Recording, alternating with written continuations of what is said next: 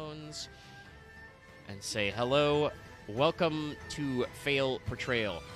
First off, right at the top, if some of you, listening with your ears, gonna say, hey gang, sorry, no Doctor Who music for this episode because I'm pretty sure the BBC will get me. Yeah, no, I searched around for if there were any royalty-free Doctor Who inspired musics. Nothing really popped. There are compilations, but if you open them up, YouTube Music has all the songs tagged, and I'm like, I don't know if they're going to send me to jail forever. YouTube jail. Honestly, it really depends. It really depends. I feel like it's kind of weird. I feel like because this isn't a Doctor Who related thing, they would probably be more likely to get you. BBC is very weird. I mean, it's mostly just, I think, the YouTube, auto blocking, so we're going to count that out. But to explain what we're doing, we've talked about this a while, and it's been about 3 months, I want to say, since, almost 4, since our last MTG episode. Yep. But I believe last time we did talk about that, Dallas said that you would like the Doctor Who one. And while it's not your birthday yet, you're off today, you're free. Yeah, my birthday is this weekend, and I was just like, it'd be a lot easier to do it this week than next week. Yeah, and it's a little close to April Fool's to do something a little wonky, so we're gonna lock it in now. I think the only Yu-Gi-Oh related thing I want to bring up is just that I'm very sad that Vesperia is not here. She's on vacation right now in Florida in the Big FL. Just because I would love to bring up a couple of things about MBT's Loopholes series. Number one, apparently the season is ending soon. This last week was the penultimate episode. But the episode is pretty crazy, even crazier than him just straight up stealing from Danny. You may or may not have seen it on Twitter, but for a little bit of backstory, this previous week, there had been some tweets going around that there was a guy trying to Kabuto King, if you've heard of that, number 21 Frozen Lady Justice. Anyway, that was another MBT psyop. He staged a massive buyout of number 21 to get here, and it's crazy. You have to watch the episode. I know I say this a lot. You have to watch Loopholes, guys. It's crazy. I can't believe that they're gonna. What are they gonna do next week? Kill someone live on camera. I mean, that could be done. No offense to Farfa and Doug, they are can be very funny guys, and certainly when it's more about deck building, they can come up with good ideas. They spend way too much time building decks in Master Duel, even though MBT talks about out of game stuff you can do, and I think Joseph Rothschild just has the uncanny mind of a literal criminal to pull off some bullshit. He has what I like to call magic player brain or at least not even magic player. That's not fair. If you play standard, you don't have this. He has weird magic player brain where he has proper I could do this brain. Shit if it's funny. He does have jank brain. He has mono blue brain. He has the jank brain where he's like, oh the plan to steal some cards. I'm gonna drive an hour and get VTuber Leah Asimov to stunlock Danny so I can steal his cards, and then Danny doesn't know until he watches it and he fucking opens his binder and it's gone.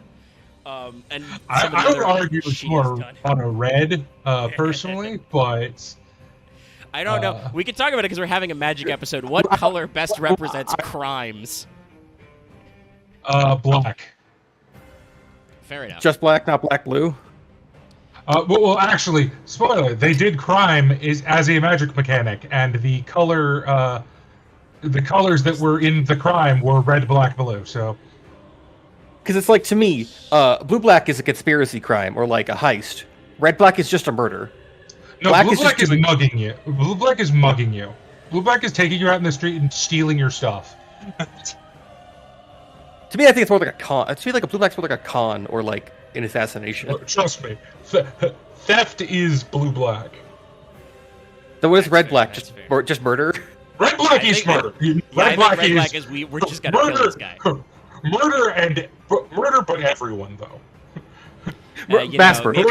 Maybe mono red is arson. It is usually. Anyway, our jokes aside, we're here to talk about Doctor Who. Like I said, sorry we can't arrange some Doctor Who theme music. We'll play the normal Master Duke list. And I'm actually kind of interested in this one because, Dallas, you've talked about it a lot. You like this set.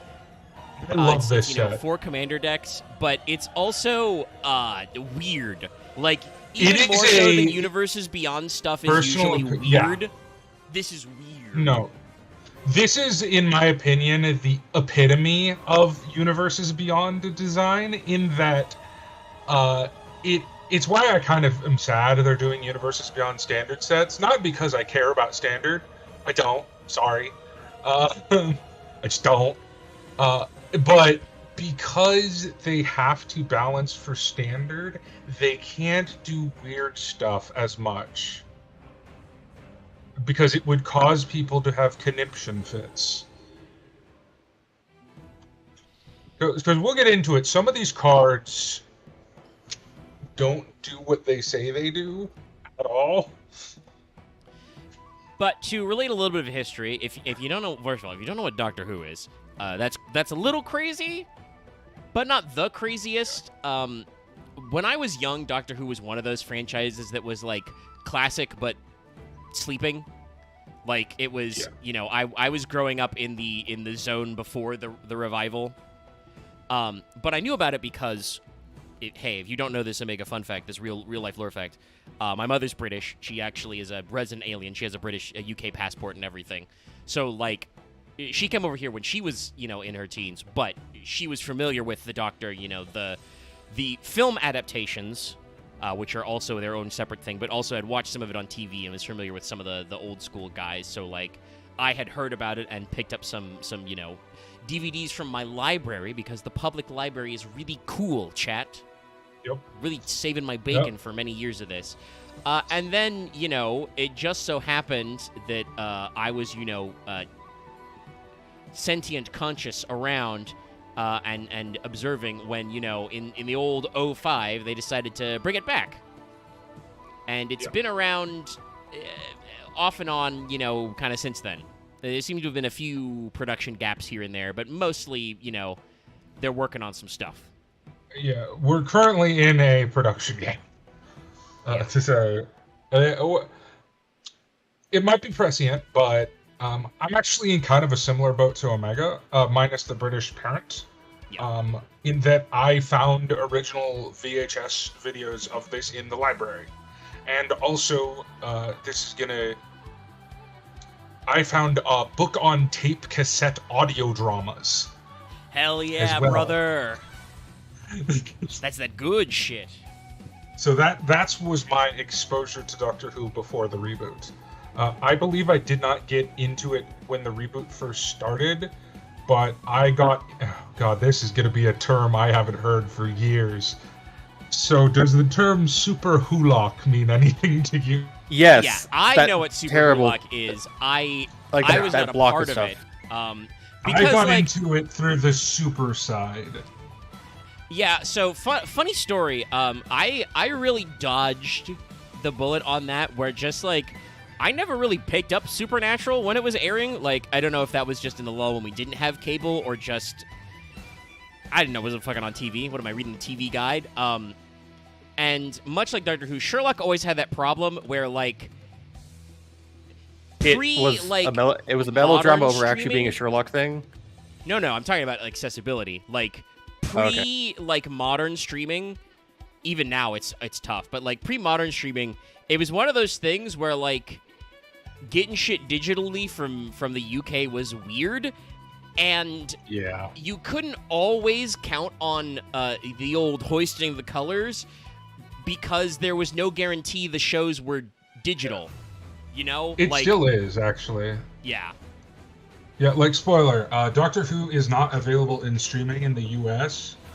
Thankfully, in my opinion, there is a better tool than the old pirate flag. That being I don't know what you would call using a VPN. But... the old illusion trick. Yeah, you can... Yeah, the old... No, I swear I'm in Malaysia. Yeah. But yeah, no, it's one of those things where like it's tough to get in, through some of that. So yeah, I never followed Sherlock. I think I tried to watch like some of the episodes, but Axe is also correct. It's much more about like weird melodrama shit than actually adapting Sherlock stories. So I found Guy Ritchie's Sherlock films with Robert Downey and Jude Law way cooler as like a current modern Sherlock adaptation. No, the Sherlock show to me, and I know a lot of people have the like opposite opinion of this. I think it's the weakest of the three, personally. Well, I mean, okay, so in Supernatural and Doctor Who, are we ever waiting for the fourth secret good episode? Oh, is it actually a bit that there's only like 3 episodes that are good? So Supernatural has a fun thing in that this is how most people view Supernatural, or most fans I feel view Supernatural. It is a 5-season show that got 8 seasons of supplementary fan fiction. That's cool. I've heard that one of like the supplementaries, one of the seasons after the first like major story arc is good, but there's a lot of just between all of it that's not. Oh, it's a. I mean, it's. I wouldn't say it's not good. It's just very wacky. What was the total seasons, Dallas? Was that 13? Am I doing the math right on what you just said? 14. 12. 14 total seasons. Okay. It's 14. Missed a number. I think that's what they say. We don't make TV like that anymore. So like, there's people say if you don't watch old school. Sorry, let me finish this thought, X. If you don't watch like old school, that kind of syndicated television, you don't understand. But there is a lot of faffing around that comes with that sort of stuff. Like you have to fill so many episodes per season and then make another season. Like it gets a little weird. Yeah. But yes, go ahead, X. I cannot recall, but I remember there being a thing where like maybe was it like season 9 or season 11 that people said was good. I can't remember. There was like one of the seasons up there, like in the final half. I like a lot of them. It is like good, but like the rest are just like okay at Honestly, best. I like the last 2 seasons of the show. I like a lot of the later seasons to me are very hit or miss. Well, the last 2 seasons, the antagonist is very clear. I don't know if this is a spoiler. Spoiler: the antagonist is God. I'm just nodding. Yeah, sure. Yeah, no. Well, to be fair, in season 5 they fight Lucifer, so.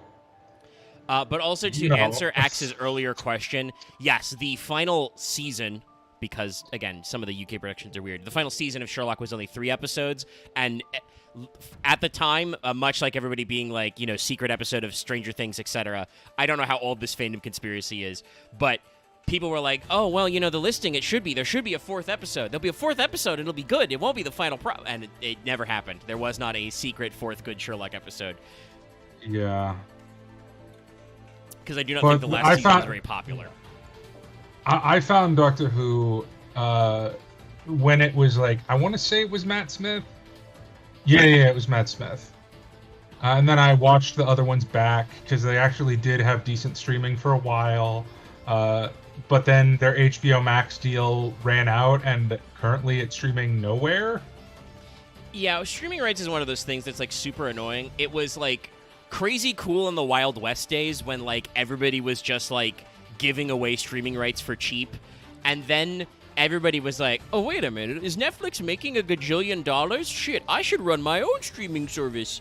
And then that's how you got the weird you could go on like ABC or NBC or whatever website like the day after it aired live and just watch TV.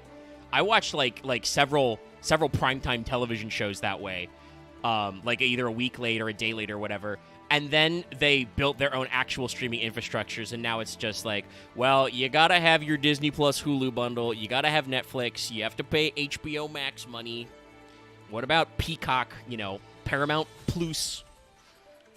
So we got re-balkanized. But yeah, no. So The Doctor. It's a classic sci-fi TV show. The original air date, the start date was 1963. So it's right up there with the classic pillars, I think, of what people call science fiction. We were having this conversation in the pregame. Doctor Who's not really that sci-fi, but there's aliens and stuff. It's just that I would say the older seasons are more sci-fi. Yeah, I think it's because they are a little more. They're a little more to what the scientific understanding at the time was. Yeah. But you also, like, I will also say this, being a time travel series, you are genuinely just as likely watching an episode of Doctor Who to get, like, random space aliens and shit, or, you know, go to Pompeii for, like, the second or third time, or just run around whatever the modern UK is in, like, a quarry. Like, I'm trying to remember, like, the big Fourth Doctor season I watched was Key to Time, where they're, like, they're tracking down, you know, the pieces of the MacGuffin. I'm pretty sure at least one of those serials was just, like, modern England. It was Stones of Blood, I think, and they were just, like, in Wales, you know? They were we'll talk about modern day, or anything involving, like, the basically the Earth Defense Force group. That we'll talk about that later, but there's some... The different, it's actually kind of fun to me because the main premise of Doctor Who is this is a time traveling alien. It's not quite on center. Well, I'm not going to get in. If anyone wants to argue with me in chat, I'm not going to get into details. So we're just going to keep it at time traveling alien. They reiterate. He is an alien. He has two hearts. They retcon how the Time Lords work at least like 4 times. Yeah, well, we can safely say that biologically he is not alien. A human. He has 2 fucking hearts and he regenerates and shit. Like, that's not how humans work. Like what Omega mentioned is because they knew they were going to have to cast new actors. After the William Hartnell, the first actor, was like, "Hey, I'm done with this," they gave him the ability to regenerate, which means he dies and then becomes a new body, and he has done this. Also, they kind of a lot of times. 14 times. A lot of they kind of turn it more, I think, into his later seasons go on. Like, also the idea is not just to explain, you know, why we got a new actor, but also regenerating means you become kind of a new guy. So like, that gives them the opportunity to kind of, like, settle in on, like, new characterization, you know, kind of, like, give a reason to explain why different actors portray the character differently. Yeah, and usually, like, it will be explained, like, this is more in the reboot. They didn't really think this much far in the classic one, especially the early classic, but generally how the Doctor acts is informed by, like, what caused the regeneration. And, like, things that he felt, oh, I screwed up by doing this. It's why the 9th Doctor, to me, is so interesting. Also, but, I am fairly certain, still never been ginger. No, as far as I know, no, he has not. That's something that when David Tennant was 10, that was one of his first questions. Okay, hold on. What is ginger mean? What does ginger mean? I mean, red hair is usually. If someone was ginger and then they weren't when they played the Doctor, how does that matter? That is a good question. I guess it matters if they were ginger when playing the Doctor. I think Capaldi might have had red hair. That would be very funny if Capaldi used to be a redhead. Yeah. It looks kind of brown when he played older photos. Okay. I only asked that because I knew his nephew has red hair. Because his nephew is a famous singer. I will also say, I'm not going to get into it too much, but I know that there are some people who are a little nettled that, you know, they decided at different points to cast a lady and an African gentleman as the Doctor, but it's like, he's an alien with magical regeneration powers, gang. I think we need to get over it. Yeah. The only problem with those seasons was that I think they just didn't give the Lady Doctor good episodes, and I don't know. That is also a completely separate issue. Yes, sometimes you can add seasons. Jodie Whittaker, unfortunately, she's a good actor. Coincides. I just don't think she was given good episodes. I think is the worst Doctor Who show writer we've ever had. There are a lot of people who did not like the 14th and 15th seasons, the latest ones. I don't necessarily agree with them. I actually quite liked the latest season with the 15th Doctor. The 13th Doctor seasons were not my favorite. God, I gotta watch Broadchurch sometime. That's so fucking funny. Sorry, I'm double checking what else Jodie Whittaker has been in, and I'm seeing another British TV show, Broadchurch, which has Tennant in it. That's so funny that she, and it seems like it ended exactly when she got cast on Doctor Who. That's hilarious. Go from hanging out with Tennant to playing Doctor Who, and they get replaced by Tennant. Mm-hmm. But there's a lot of that shit that happens when you talk about Doctor Who, gang. In order for Doctor Who, spoiler: the writer was also the show writer for Doctor Who. Yeah. But to bring it back to the magic cards, when designing the set, they were like, well, we have to have the 13 doctors at the time. So in order to do that, they made a card representing each doctor. And each of the doctors has an ability that's not printed on the card, because I believe it's printed on the other cards, called Doctor's Companion. Which means if the Doctor is is your commander, any companion may also be a partnered commander. Okay, that's another thing we should also actually mention. That's been a long running staple of the series is they have various different reasons for it. Some poor helpless British people.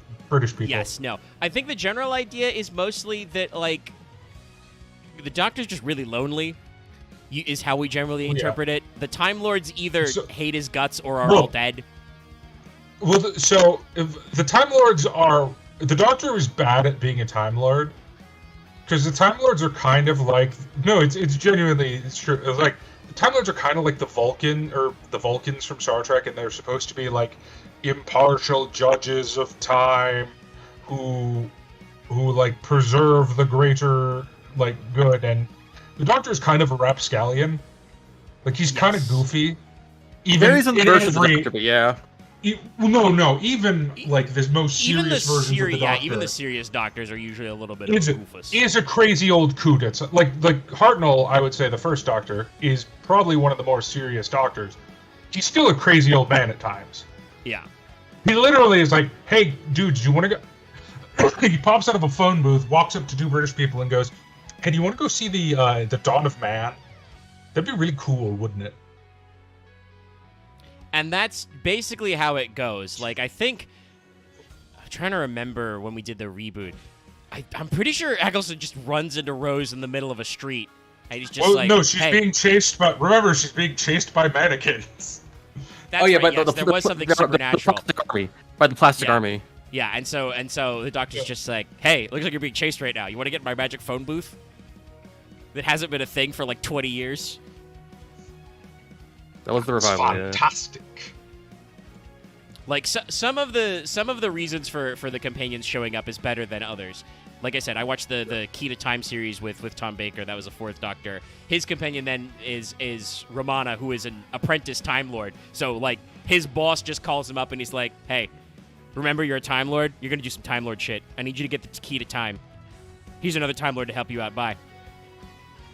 Yeah. Isn't it Romana the Second, I believe? I think it's the first time she shows up, Romana Devundalunda. So I think it's the first time she's in. They probably brought. No, I mean, her name is Romana the Second. No, if her full name is Romana Devundalunda. The doctor says. Okay. The doctor decides. Well, can I just call you Romana? Because by the time I say all of that, look out, you'll be dead. Yeah. Like I said, great gags. No. Usually, also the doctors have a particular way of dressing. Tom Baker's phrase. People always cite the scarf. That's famous. I mean, we were talking about the lengths of their tenures, right? Baker was 7 series from 1974 to 1981. He's the longest serving Doctor, I believe. Oh wait, no, it might be. No, yeah, it's Tom Baker. Okay. Yeah. He is not my favorite classic Doctor, but he's probably my second favorite. He seems like a pretty solid introductory point, if you're ever wondering. Like a pretty a pretty okay Doctor. I liked him, but you know, he also did 7 seasons. I'm sure he's not on the top of his game the whole time. We must start at the beginning. Yeah. With the first Doctor. So all of the Doctors are different colors. Also, I should say. Well, they're not all different, but all of the Doctors. They do not possess a single unified color scheme. Yes, all of the Doctors are some combination of 2 colors, none of which are black. Makes sense.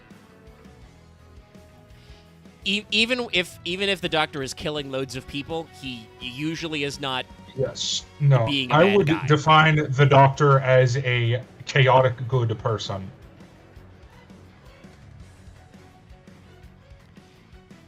But so for first Doctor, number 1, blue-white. Is Time Lord 1 creature type in this? Yep. Because there's a space. Okay, so he's Time Lord Doctor. That works. Yeah, because there's the Master and all the other Time Lords, and also all the other Doctors. I was wondering, did we make Time Lord by combining Time and Lord, or is it supposed to be one? No, Time. Yes. Chat, you'll forgive me. Like I said, I'm not a diehard to Magic. The way that's formatted is, Lord, there's just one despite space being between Time and Lord and Doctor. So, despite being a creature descriptor, Lord is not actually a creature type. Okay. Sorry, I'm a little cooked today, chat. It's super hot, and I've been trying to figure out this Aqua Olga shit. It's made me use my neurons a little. Hopefully, I can drink a lot of water and relax my brain. I'm amazed. It just turns out you just don't have the weird thing of having I have a 120 in my back pocket just in case for bullshit. Oh no, that's not I enough. don't have any 120s. I don't think I think I double checked. I don't think I have the. What I'm saying coins is for that yet. You don't. Yeah, that's what I mean though. If people are wondering, I don't have any 120s. I don't think I have the coins to 120. Unfortunately, I will say this. I was a bit Olga with.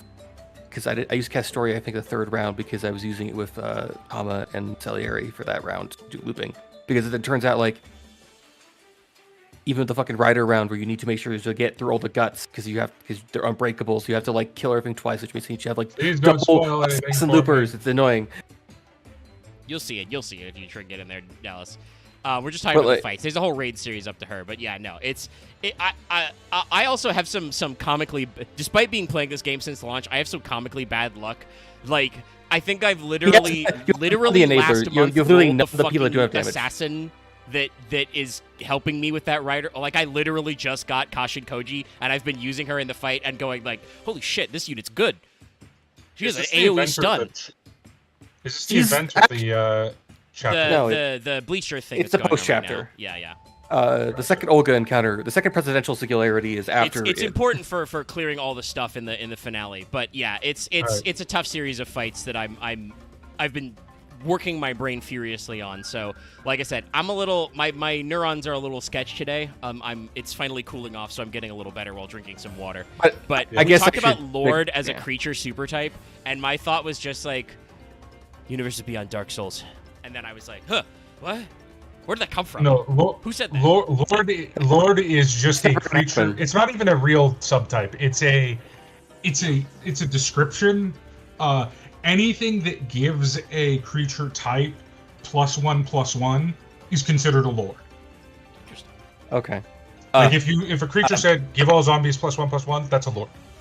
Omega, just to make this clear with you, that's never going to happen. Considering how fucking Bloodborne's never remake because they want to remake it themselves. So Miyazaki would be no, we got to make our own card game. Axe do not say that's never going to happen. There's a universe beyond The Office. I won't say it will never happen because Magic is pretty big in Magic is pretty big in Japan, and I don't know if any of you do know because some of you may not be on Twitter, but currently they did something to Twitter's algorithm so that a shitload of Americans and Japanese people are talking right now, and the cross-cultural is not insane. Honestly, I think that not to carry water for either FromSoft or Wizards of the Coast, but I think that if they could arrange it, because they after all had a very successful set with Square Enix and Final Fantasy. If they could pull off a Dark Souls or just a From Software themed Universes Beyond set, I think that would get the Magic people to kind of come back around. There's a lot of legendary characters. It's mostly legendary characters. I mean, I think there's some iconic enough mobs that you could have, like, you could have the bleed dogs as like a thing or something. It's one of those things where like people would kind of like curse. It would be a slightly better tone setter than the Teenage Mutant Ninja Turtle one, which I personally don't have too many hits against because like that set is actually fire. Okay, that set is actually fire. As someone who does not care. So I went to the pre-release. I did not know who Shredder was. I pointed at this box and went, "Who is this ninja man?" And they went, "Oh, that's Shredder, the villain." So that's how much I know about Teenage Mutant Ninja Turtles. No, this shit slaps. Okay. I'm it's glad cool. it's a good set. It's way better than Spider-Man. I think that Universes Beyond has a little bit of a tone problem because it feels like they bounce from like one thing to one thing. And I know that a Dark Souls would be kind of the like that would go back to European fantasy stuff that would get people. Sorry, I gotta stop talking about this because my brain is fucking. I don't even like Dark Souls that much, and my brain is fucking Ornstein and Smaug Duo Commander. I'm like, no, shut up. The first Doctor. Okay, you need to finish Demon Souls. God, you need to kill your demons. You need to kill the demons. The skeletons aren't real half the time. So, when the first Doctor enters the battlefield, search your library or graveyard for a card named TARDIS. Reveal it, put it into your hand. If you search your library this way, shuffle. Of course, most cards do. So, I like, by the way, that Magic still has to say you have to shuffle. Like, are there cards that search libraries that don't shuffle? Maybe. If they are, they're really Yu-Gi-Oh! old. PCST and Yu-Gi-Oh! Solve that problem where it's just a game rule that anytime you like search your deck for something, you just shuffle automatically after. I'm kind of surprised Magic doesn't shorthand that, but yes. And then the next effect have to because and the next effect is whenever you cast a spell with Cascade, put a 1/1 counter on target artifact or creature. You might be wondering why does it specify artifact? Because it's to include vehicles. Because the TARDIS is a vehicle. Yes. Which is whenever TARDIS attacks, if you control a Time Lord, the next spell you cast on this turn has Cascade, and you may Planeswalk. So Planeswalk is an alternate game mode called Planeswalk, where you play on planes that have static board effects. So if you're not playing Planeswalking, which a lot of people don't like to play because it's goofy, I like it because I'm a gremlin, but I don't usually get people to go with me. But regardless, the Cascade is an ability, it does not say this, is whenever you cast a spell with Cascade, you flip the top of your library to reveal a card with lesser mana value, and then you cast that for free. Okay. That I don't know if I presume actually I should say I presume Cascade was not necessarily unique to Doctor Who, or was it introduced? No, Cascade is an old mechanic. Cascade's a classic mechanic. That said, that is a excellent choice for this Universes Beyond, because like that is a very Doctor Who thing, is just stuff kind of happens, random runaway weird problems. Well, so to me, the Cascade or Cast from Exile, two of which are both very important themes in this, kind of represent the how portable Doctor Who is. Yeah.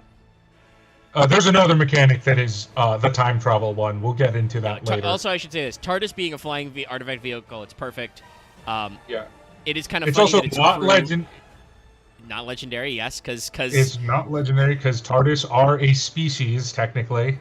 Yeah, they're a device that the Time Lords use that may or may not also be a living thing. The TARDIS definitely has a mind of its own. It's just the Doctor's TARDIS is stuck permanently as a police box. Yes, because in the first episode he breaks it. He broke his chameleon circuit or whatever it was called. Also, something like that. Not shocked at all for the power levels to be relatively low. I don't know a lot about the first Doctor in particular, but Doctor Who is not a... I don't know if it was exactly a goal when they were making it in the 60s, but it was a show that, like, classically is pretty lean on, like, the out-and-out violence. Like, it's not like Star Trek where just, like, someone will whip out the gat and try and, phaser a guy to death. Like, the Doctor can do weird stuff with his sonic screwdriver, but usually he's not, like, punching people out or anything. No, the Doctor usually, all of the Doctor cards, not a lot of them are aggressive. And the ones that are usually have a reason to be. But this is definitely much more of supposed to be a spellcaster type of deck.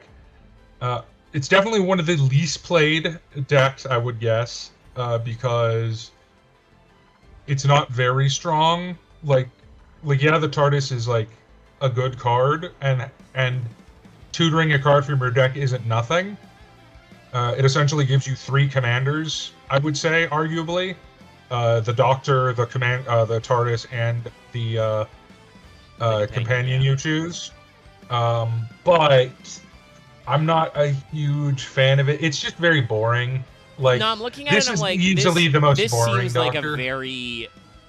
This seems like a very telegraphed thing, right? It's like, okay, so you gotta put the first Doctor into the battlefield. You get the TARDIS. You gotta play the TARDIS. Yeah. You gotta crew the TARDIS so it can attack.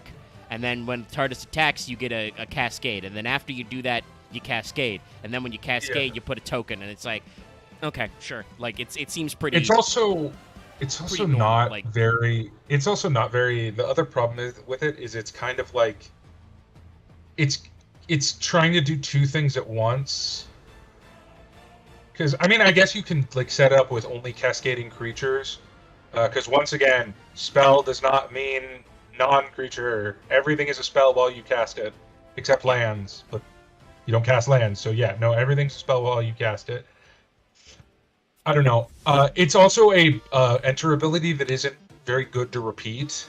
I mean, you can do very funny things with certain cards. Like, you can do very funny... Like, there's a card called Spy Kit, which is like...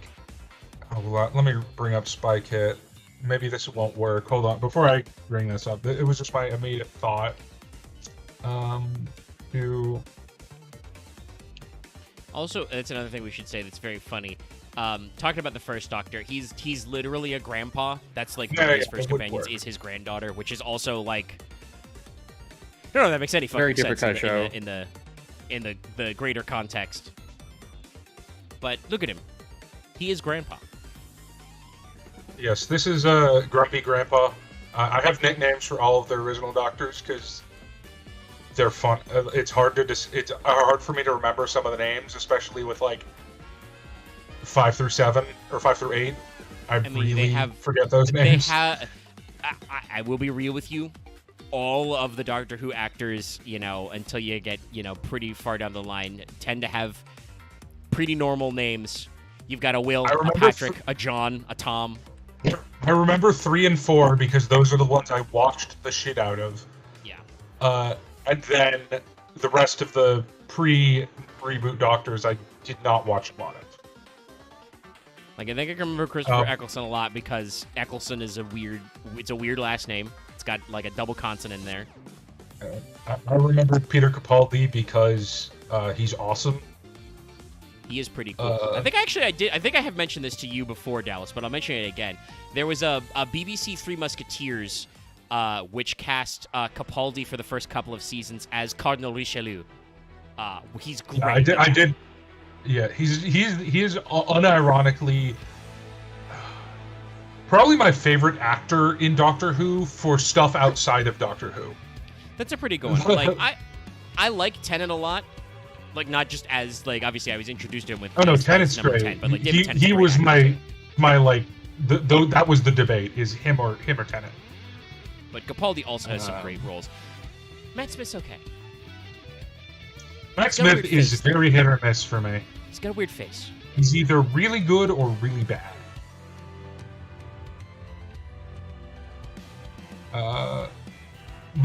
Yeah.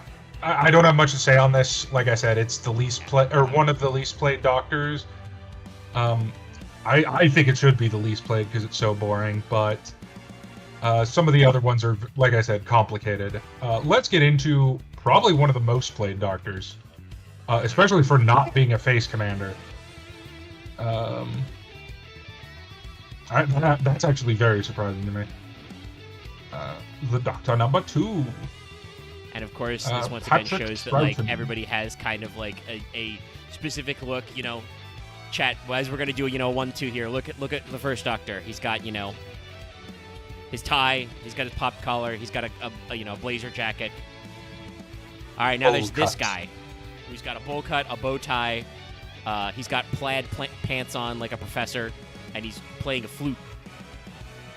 Yeah. So this one's also blue-white, which makes sense because these are two very like good guy. I feel like anytime there's white, it's like one of the good guy versions of the Doctor. Yeah. Because like while the Doctor is always lawful good, or not lawful good, that is incorrect. While he's always good, some Doctors are less good than others. Yeah.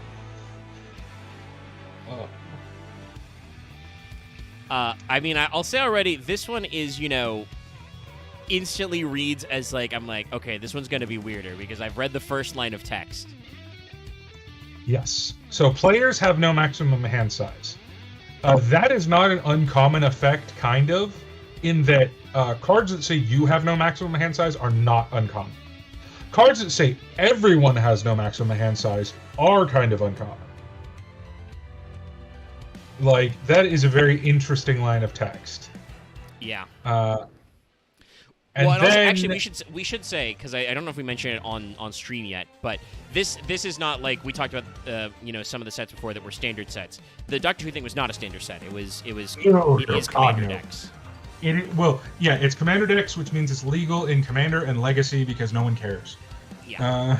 But that does also, one of the things I remember when we talked about cards that were Commander only for like the FF sets and stuff, because Commander's a multiplayer format, there is a certain amount of politicking that goes into it as well. Oh yeah, this is a this is a very interesting card to play in a multiplayer format.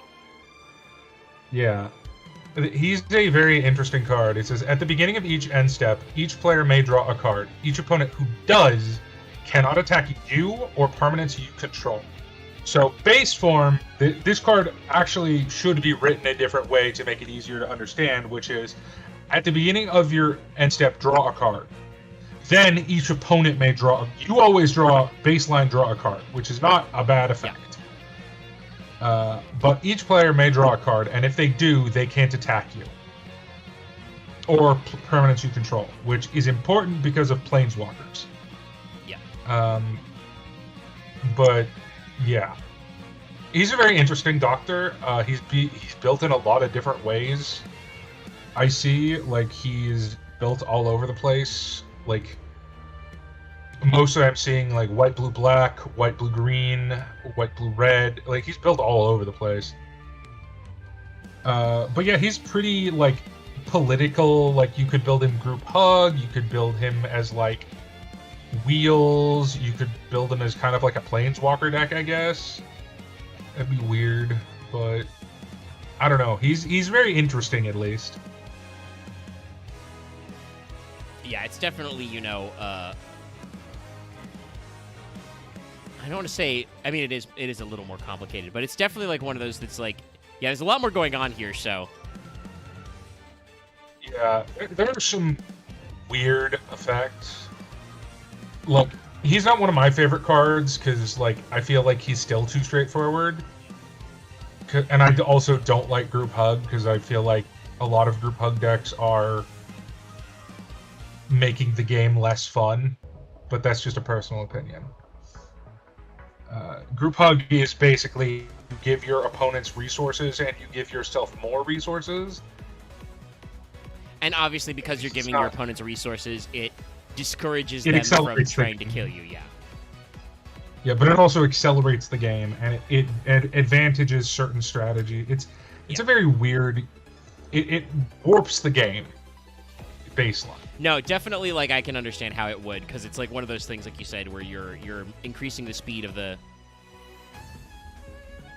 the game scale because it's like you wouldn't hit me. I'm just a little guy. Here, you can have a card. If I get 2 cards, you get a card, and we all get cards. And then of course, like for something like this, it's like, well, we have no maximum hand size, so all of us have a shitload of cards.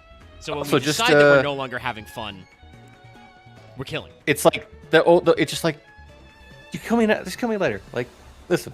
I promise I won't do anything to you. I'll just give you everyone of you. I'll give you free cards, and then you just kill the other 2 people, and then we can worry about it later. Well, and the beauty of the second doctor here is you don't even have to negotiate, right? All you have to do is convince them to take 1 card, and then they cannot attack you.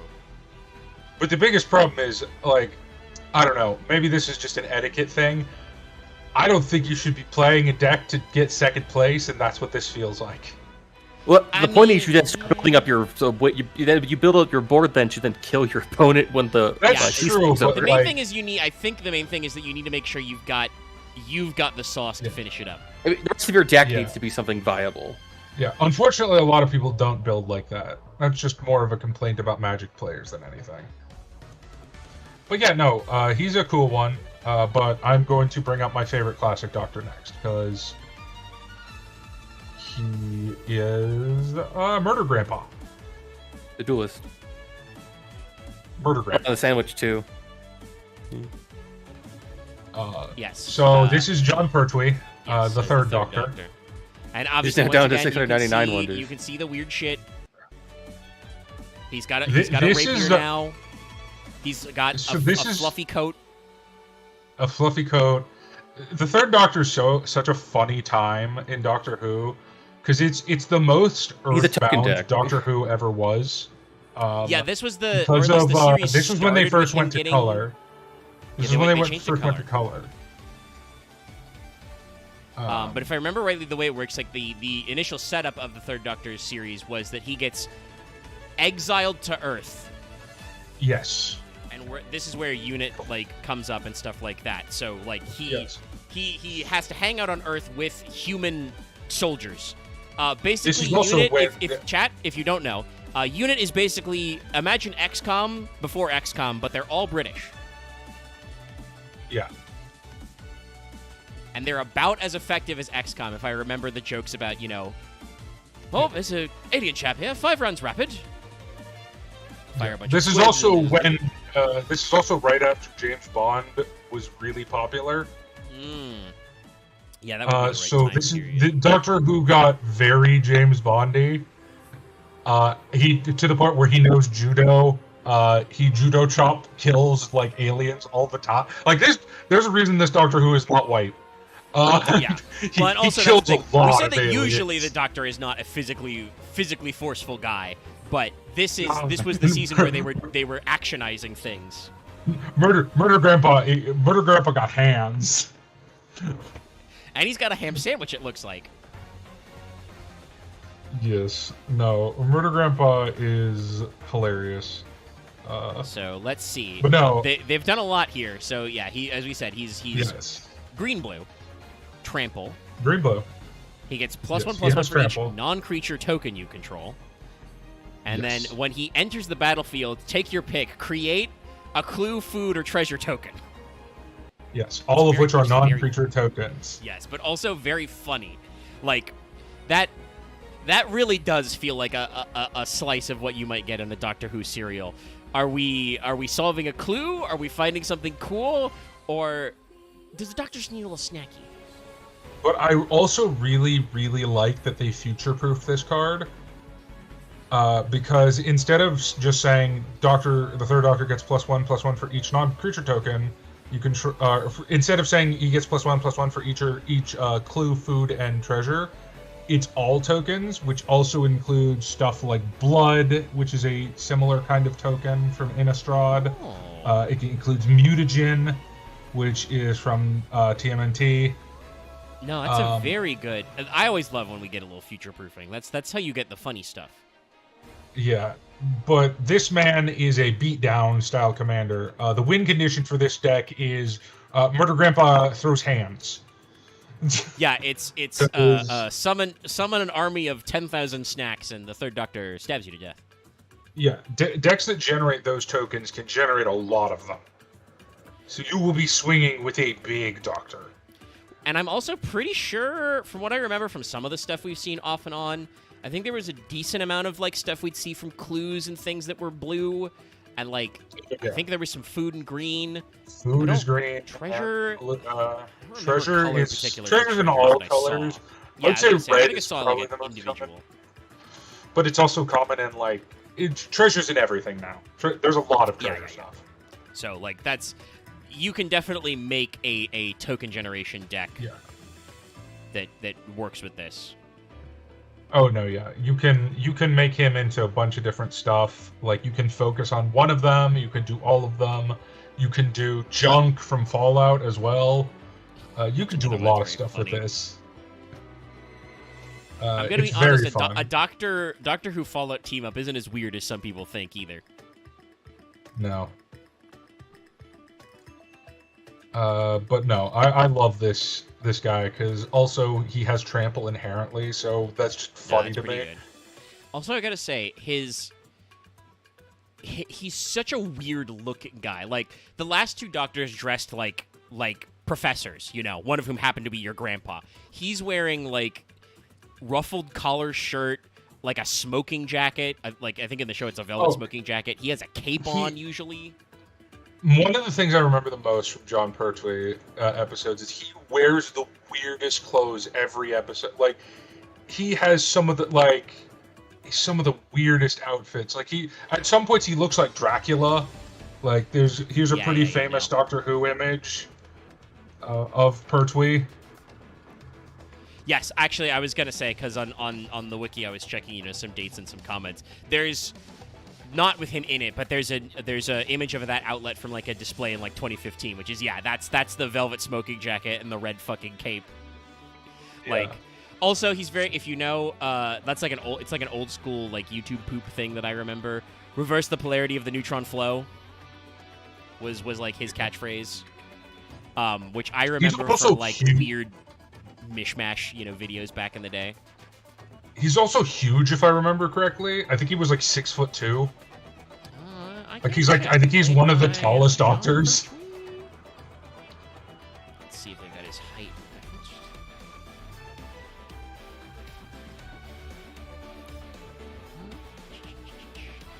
His bio doesn't have his height, but I wouldn't be surprised.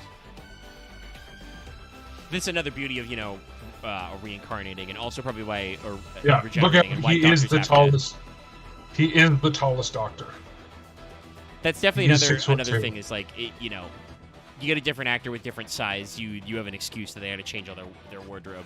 I'm pretty sure some of the Doctors have bitched about that before too. Yes.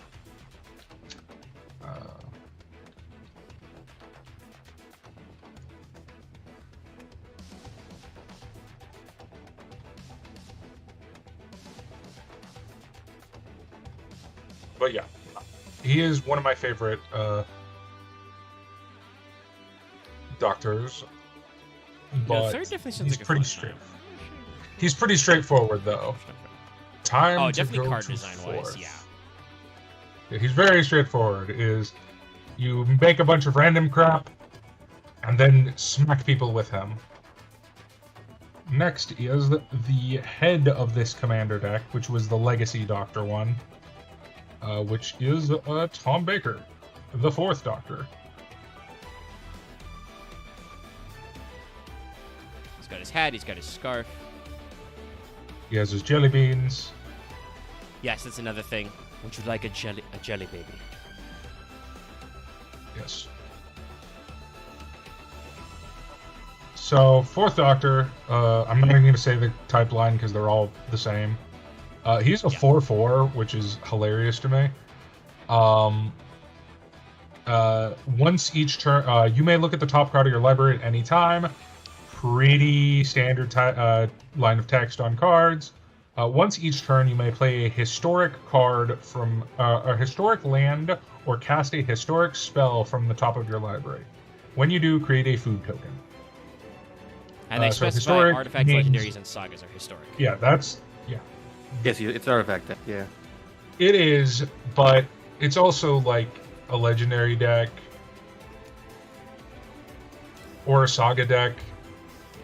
I mean, honestly, I think the funny part of this is... It just depends on what commander or what companion you use, really. It's also very funny that you get to, like, not as commanders at the same time, but 4th and 3rd wombo combo together very well. They have the same colors, and then this guy makes a food token. Like, if he was your commander and you had him on the board and you've got 3rd Doctor, you could see, oh, hey, there's the 3rd at the top of my deck. Let me play him and make a food token. Like, that's cute. I think this card is actually, that's another thing we should bring up, is even when they recast the actors, it was usually a thing, kind of like how, you know, Super Sentai and Power Rangers would do team-ups with the previous team, you know? You would get crossover episodes at anniversaries where one or more old doctors would show up and hang out because you're time traveling, which means that the Doctor can meet himself. Yeah. I actually think Doctor Who is very Super Sentai coded, like genuinely. No, actually, that's probably the right way to think of it. It's very tokusatsu, in my opinion. Like, as a fan of both, I'm like... They both have quarries. Yes, they both are, but due to limited budgetation factors, have silly costumes and take place in stone quarries many times. Yeah. Like, they have a lot of similar tropes. It's kind of funny. But the 4th Doctor is pretty cool. I wish he was a little bit better. I feel like the once each turn, it's historic land or cast a historic spell. It could be both. Yeah. And I think it wouldn't break anything, because, like... I don't know. I just feel like he's a little weak. But...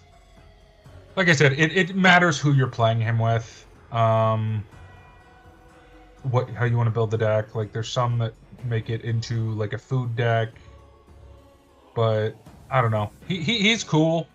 I just wish for Tom Baker, I wish they did him a little better. Yeah, this one mostly just kind of seems like, before we jump on, this kind of seems like a lot of this is mostly just around the fact that, like, it was harder to pick out, other than obviously, you know, his constant feeding of people candy, like one particular thing about him, because he had the longest run, so they're just like, I guess we'll just reference the fact that he had a really long historic run with lots of episodes you remember in it. I think it was also because he's supposed to be the commander of this deck. I should say, the decks out of the box for this set are kind of awful. Like, because they have to cram all this stuff in, they are not cohesive decks for the most part. And I feel like he was an effort to try and make a commander that would work for this deck, and it just doesn't. But the next one is the Mr. Hatman.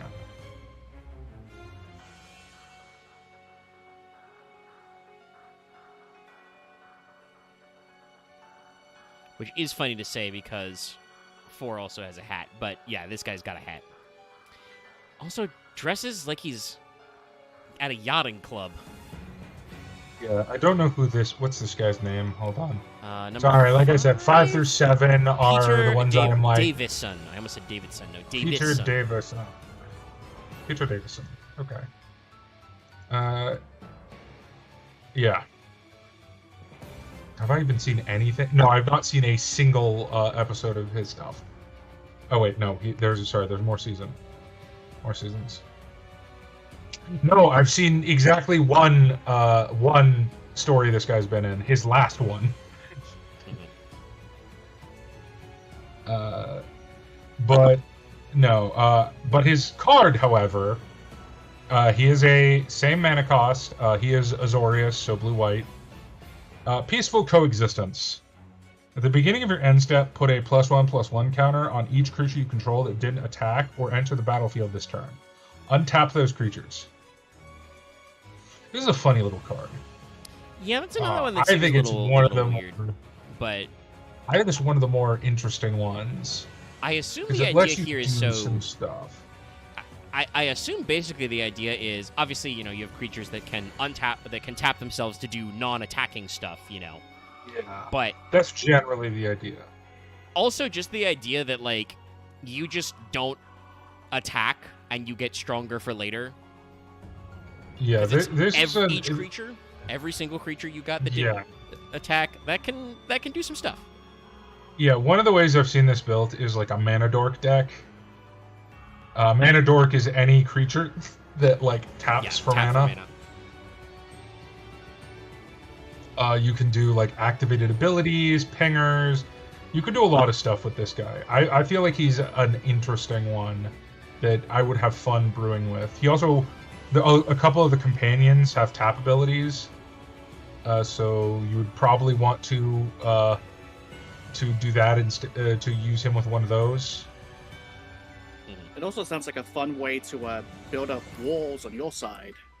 Oh yeah, this is definitely the Pillow Fort Doctor. Pillow Fort is an archetype that is, it's like what it says, is you build up a fortress and it's like, don't hit me, and you usually win by some way that doesn't involve attacking.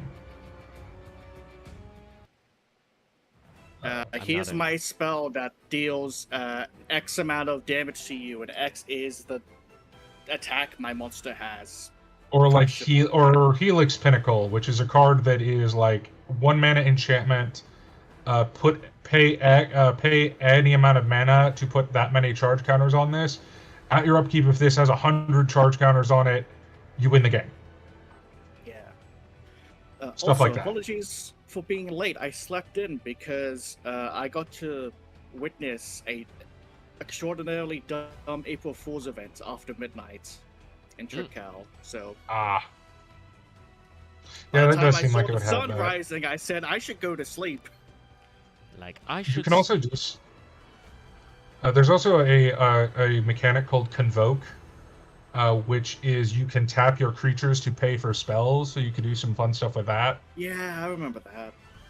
Like I said, I really like the design space for this because it's just interesting. Mm-hmm. But I can imagine people hating this guy. You would hope that a bunch of cards related to Doctor Who would be interesting and weird. Oh, we haven't even gotten to the really weird ones yet. Yeah, no, honestly, it's funny you say that, Loth, because like so far we're 5 deep. Most of the early Doctors are pretty normal. Like obviously, you might think that the third, other than obviously, I'd heard the joke about him being Murder Grandpa before. Like the third being more of an aggro style is like interesting, and the second certainly had some stuff going on, but also we talked about kind of like the sort of hugbox stuff he does. This, compared to some of the stuff we saw from some of the Commander stuff, specifically from like Final Fantasy, this isn't like that crazy. You know, all of these seem like they have pretty, like, I think I talked about this actually with Final Fantasy. I don't know enough about Magic cards to build out the rest of the deck in my head, but I can look at most of these guys and go, yeah, okay, I can kind of see what the idea is here. Yeah. I would say 5 is where they start getting a bit more, like, unique, because that is a fairly powerful, fairly unique ability that can be taken in a couple different ways. Speaking of that, the Sixth Doctor. I think this is Colin Baker, because I know people don't like him. Yes. It's bad that I look at this guy's outfit and go, yeah, he looks like a green blue. No, that's fair. He's definitely not white, that's for sure. Because if I remember correctly, he was introduced choking his companion. I swear I've seen that flavor text used somewhere else. So yeah, I guess that is a famous quote. So Sixth Doctor, he's the most expensive one we've seen so far. He's 6 mana. Time Lord's Prerogative. Whenever you cast a historic spell, copy it, except the copy is not legendary. This ability triggers once each turn. Yeah. So there's a couple of things to note about that ability. First of all, you can copy legendary spells and make them not legendary. Second of all, that does not say your turn. Mm-hmm. Yep. So, if you manage to give things flash, because all historic cards are permanents so far. I think there are some legendary series, but they're like awful. Yeah, it's they're really bad. Usually, you can find a way to cheese this. Legendary, creatures, sagas, and then artifacts. So, like the only legendary sorceries I can think of are epics, and epic is an awful spell type that its ability is cast this spell. For the rest of the game, you cannot cast spells except for this, which you cast every upkeep. Weird. Thanks, Kami. Okay, yeah, no, on my end, you cut out Dallas, so I heard a very bad one. Oh, they say thanks, Kamigawa. Yeah. I'll type it in. Much Portrayal better chat. making sense of like what you were saying. All right. But yeah, so this this is very powerful. Is yes, And I understand very why you say weird. it's expensive because you're just copying stuff. Yeah. Which obviously we have seen some other. Excuse me, sorry, yawned. We have seen some other weird copy abilities. Yeah, but copying something as not a legendary is a very powerful ability. Yep. Like copying a legendary permanent as non-legendary is very powerful.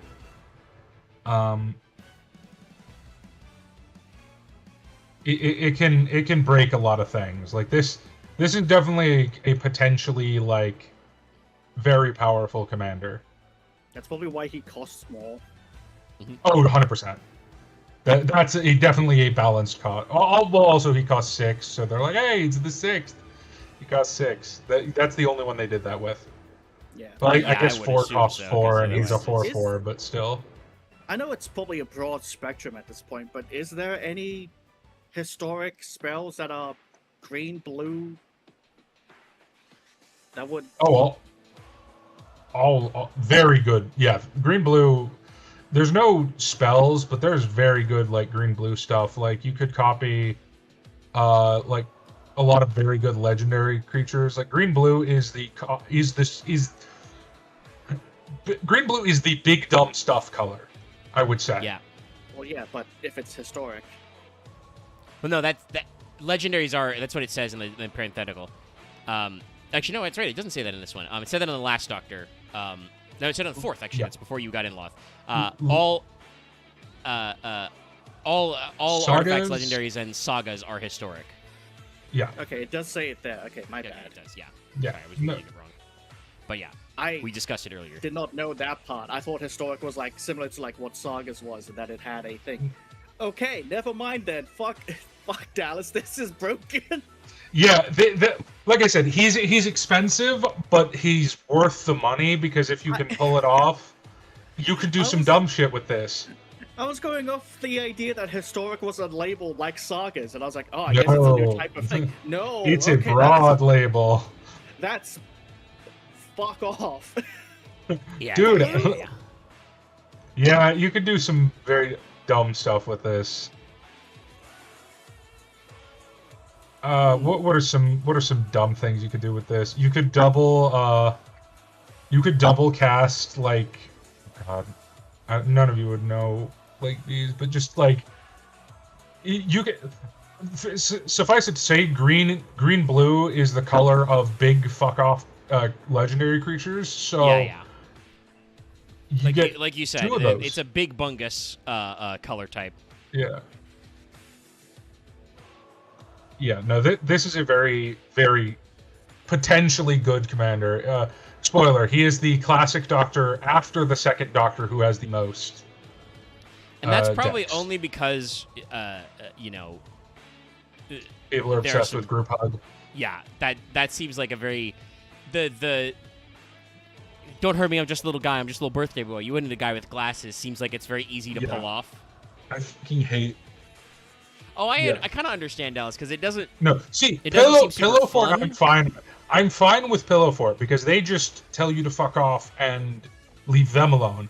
The reason I hate Group Hug is because it makes the game harder for everyone else because you're giving the strongest player resources. So it benefits specifically decks like this guy's who want to do big things.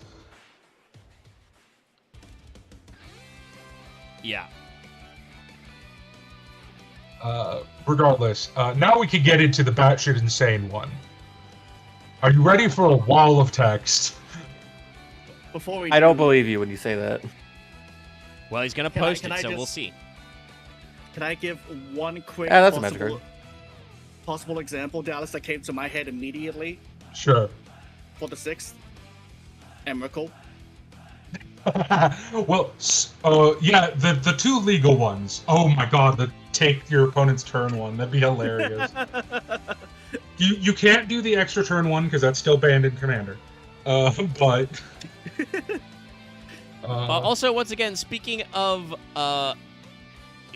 iconic guys, 7th Doctor as played by Sylvester McCoy. Once again, a hat guy, but also he's got a fucking sweater vest with question marks, like he's the Riddler. And a cane with a question mark on it. He's the umbrella, actually, but yeah, you can only see the handle in this. Oh, yeah. No, he's a weird guy. He's a weird guy. Yeah. I remember that. I remember one of the effects I've ever heard. I remember someone talking about the 7th Doctor. He had an episode where it was about, literally, it was a commentary on the series, unlike the entire franchise itself, where it basically was this intergalactic circus that basically was dying out. Only the superfans show up to it still. Yeah, so the 7th Doctor has very interesting episodes. I've actually watched most of his episodes. There aren't a lot of them, and also this was at a time when the show was dying. Yeah, I mean, it's a very spoiler, interesting this time. is when the show dies. This is a very interesting time for, like, a lot of that sort of, like, classic sci-fi fandom, because McCoy was on from 1987 to 89. I feel like the late 80s were like a very oddball time for lots of classic franchises. Like Star Wars obviously wrapped up and George Lucas was doing other shit, until the late 90s. Star Trek was kind of like bouncing around, and I think even when did TNG start? Was that late 80s, I think? Like, this was, like, in the some of the 80s was in, like, the motion picture years, which as they went on, the Star Trek movies were not as good, Yeah. Like, so there was a lot of stuff going on, I think, with, like, classic franchises, that, like, nowadays you think of as just kind of, like, tent poles, but, like, no, you can absolutely burn an audience out, especially if you've been going since the 60s or 70s, and... Well, also, the 6th Doctor was very controversial. I don't really know much about the 5th Doctor, but I don't know how he was received. I can only assume that number 5 had a rough time because he has to come after 4, but I think he's got 3 and 4 were the height of Doctor Who's popularity in the classic era. Also, I think is evidenced by the number of episodes. Like I think we talked about this. William Hartnell was only 4 series, 4 seasons, but they were much longer back then. So he's got like 134 episodes under his belt. Whereas John Pertwee has 5 series, but only 128 episodes, But still, like, we had 128, Baker had 172, like, they had really big ones. And then it's like, Davison was 69, Colin Baker, 31, Sylvester McCoy, 42, like, episodes. Like, the production seasons are getting shorter and fewer numbers of episodes, probably as, like, the money winds down. Yeah. But this card is insane. Because just when the 7th Doctor attacks, choose a card in your hand. Defending player guesses whether that card's mana value is greater than or less than the number of artifacts you control. If they guess wrong, you may cast it for free. If they guess right, investigate. So create a clue. Hey, guess what I got in my hat? It's not the giant. It's not a death god. I know it's a gun.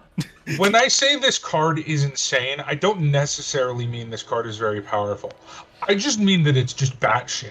No, this is this is one of those things that's like, this is a classic thing in like Yu-Gi-Oh! Where like, this is like the equivalent of like reversal quiz OTK type shit, right? It's like, okay, if I get this to fire correctly, you're fucked. I'm gonna kill you. But also, I'm literally asking you to guess what's in my hand, and depending on... Magic handles searching differently than Yu-Gi-Oh! But I do know you do have some searching, and, like, obviously you'll have, other kinds of recurring effects of guessing, what's going on.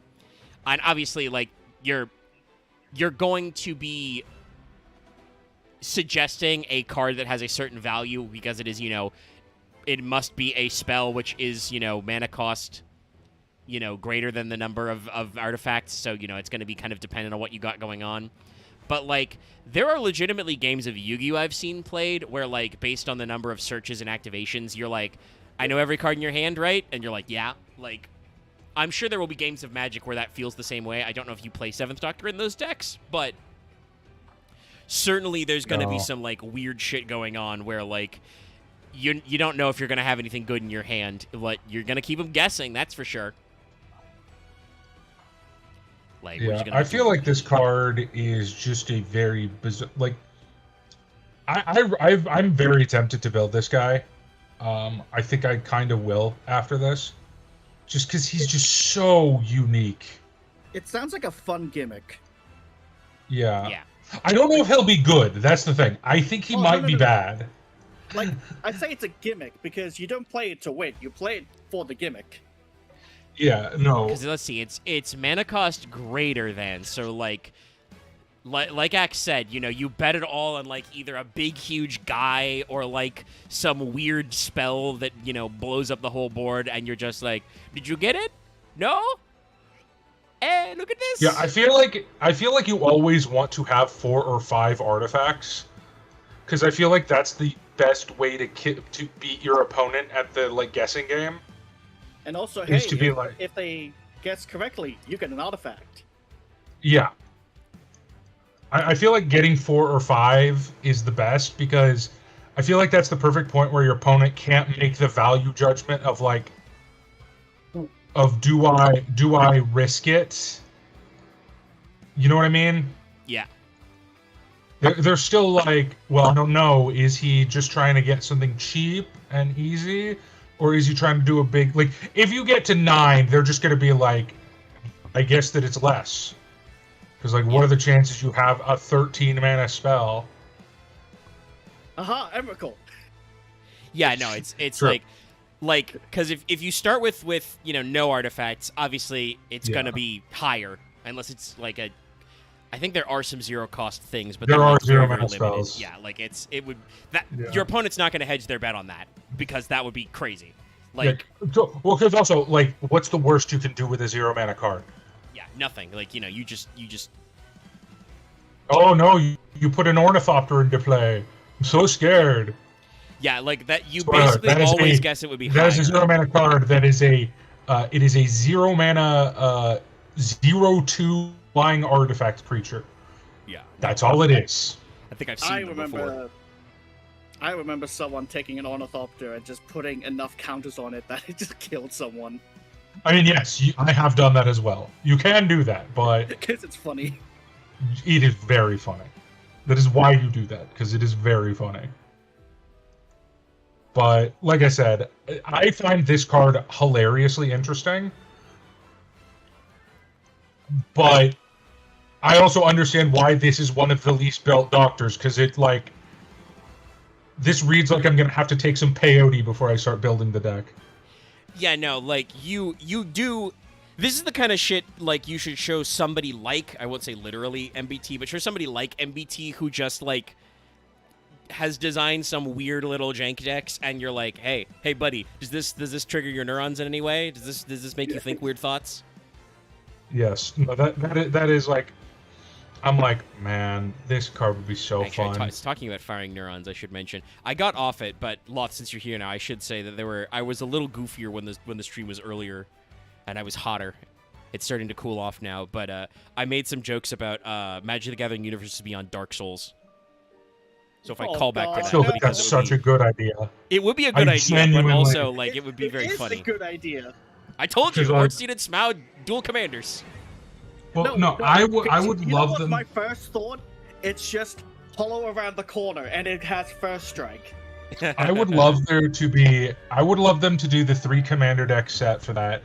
I would love for one to be a Souls deck, one to be a Bloodborne deck, one to be a Sekiro deck, and one to be an Elden Ring deck. Oh god, that would be really good. It's true, you did say 3 set, but I get what you mean. Yeah, because like. And my brain is immediately racking for which commander would it be where you could just basically joke that it's the same guy in each game. I'm just like... I mean, that's the funny thing is that every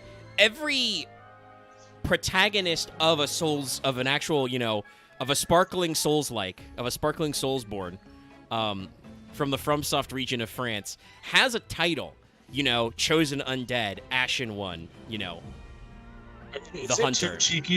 Is it too cheeky to say that the face commander for the Souls deck should be Soul of Cinder? Is that too cheeky? No, I think that would work out. Very fitting. He is kind of the amalgamation of all the famous bosses. Yeah. I'm sorry, I'm misgendering the fucking Soul of Cinder. They are. Yeah. But I think that you could obviously do a shitload with the classic guys, because I'm just imagining possible other decks you could do with hey, Gravelord Nito, all the fucking skeleton shit that's in Souls games. You could have undead reborning decks. I have a card design in my head. Skeleton? Yes, Wheel Skeleton. When this creature enters, deal target creature 3 damage or tap it and put a stun counter on it. Oh my God, that's exactly what it should do. Absolutely have some Fucking weird annoying shit. Wheel Skeletons. No, I mean that's another whole thing that's a whole other thing you could make memes about. Just do Bed of Chaos, but it's doesn't have any power. It just has an effect where because of the ground falling out, it taps a bunch of creatures. Because it's a fucking platforming boss and other dumb shit. Next is the least popular doctor to make decks about, and also probably the least known doctor. Yes. The 8th Doctor. Is it bad to say that he looks like he would, this card art looks like a normal Magic the Gathering weird priest guy? No, it's not entirely bad. So, if y'all don't know, I personally think, obviously with some stuff, it's hard to do. I think they did a really good job of translating Doctor Who into Magic the Gathering style art. Yes. But if you really look closely at the cards, they did a good job. Oh, so that affects. If you don't know, we should talk about the real life circumstances here. So we talked about with 7, right? That's when the show ended in the 80s. So the 8th Doctor was introduced. The 8th one, mostly movies, or no? One movie. It's 2 movies. So there was. Oh right, it is one movie. I keep forgetting. It's technically one. It's one movie that was on 2 DVDs in my library. Yeah. So it was a made-for-TV movie, so they might have broken it up. But the show ended in the late 80s. It was dormant for a few years, and they tried a relaunch in 1996 with the film version, because that was what is called a backdoor pilot. It was not marketed as a pilot to a TV series, but it was clearly intended to be a pilot. But in 1996, it did not take off, so he has, a very limited appearance in a TV movie. He's actually done quite a lot of stuff with British audios. If you don't know, if you didn't know, British people are, in this one aspect, just better than Americans because they love doing audio dramas. Yeah, I want to say I don't know who they got it from first, but if you've ever heard about anime audio drama CDs, British stuff also loves audio dramas. Britain was first. Britain was way first. I have some old audio dramas from the 40s. Well, the classic radio is very close to audio drama technology as is, so it makes sense. But yeah, no. So I feel like British. Yeah. It is one of those things where it's if our audience, the people at home, are not familiar with the concept of audio dramas in that sense, it's like anime and other Japanese media drama CDs, but in English. And Doctor Who actually has quite a lot of audio dramas. And has a decent number of novels and stuff. And I believe you are right, Dallas, that 8th was very popular for those. I presume just because of being around more modernly in the 90s, where the hey, if you don't know this about cassette tapes, gang, eventually the magnetism holding them together goes bad. Goes bad, man. Yeah. Shit, sorry, I was about to say that the thing that comes to my mind when I think of audio dramas, funnily enough, is that weird side quest from fucking Fallout 3, where, you would hear on Galaxy News Radio about some guy's adventures. Oh yeah, no, that's basically is. Yeah, it's a radio program, but yeah. Yeah. No, And then it's you can find him. What's that? Yeah. What's the line I always remember because the read is so good from the ghoul? It's like, oh, lady, ain't nothing faster than the eagle claw. Good lord, you've ripped out her heart. Oh god. Okay. What the fuck? You don't remember? Actually, I don't know if you've ever played Fallout 3. But no, that's one of the audio like bits in Fallout 3. Like it's against the Paradise Springs like slaver gang, and like there's a femme fatale, and just our dashing protagonist, he has a ghoul manservant, who also blows up guys with a Sadie Shan's shuffle. But no, it's canon at least to the radio drama that he just caught Kali Ma's a lady, like just rips out her heart with his ghoul karate. And also, if you know, Shady Sands Shuffle is the canonical name for reverse pickpocketing a live grenade into somebody's pocket.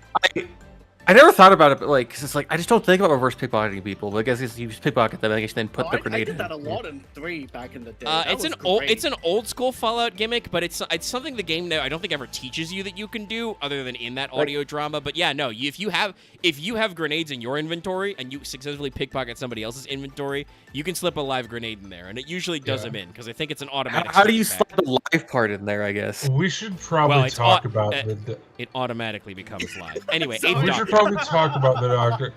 Well, no, I feel bad about it. I didn't want to get to it because I kind of feel bad because like okay, he's bad. Like this is the first one I will just straight up saying this card is bad. Well, he costs 6 for a 4/4. Yeah. Mill 3. You mill 3?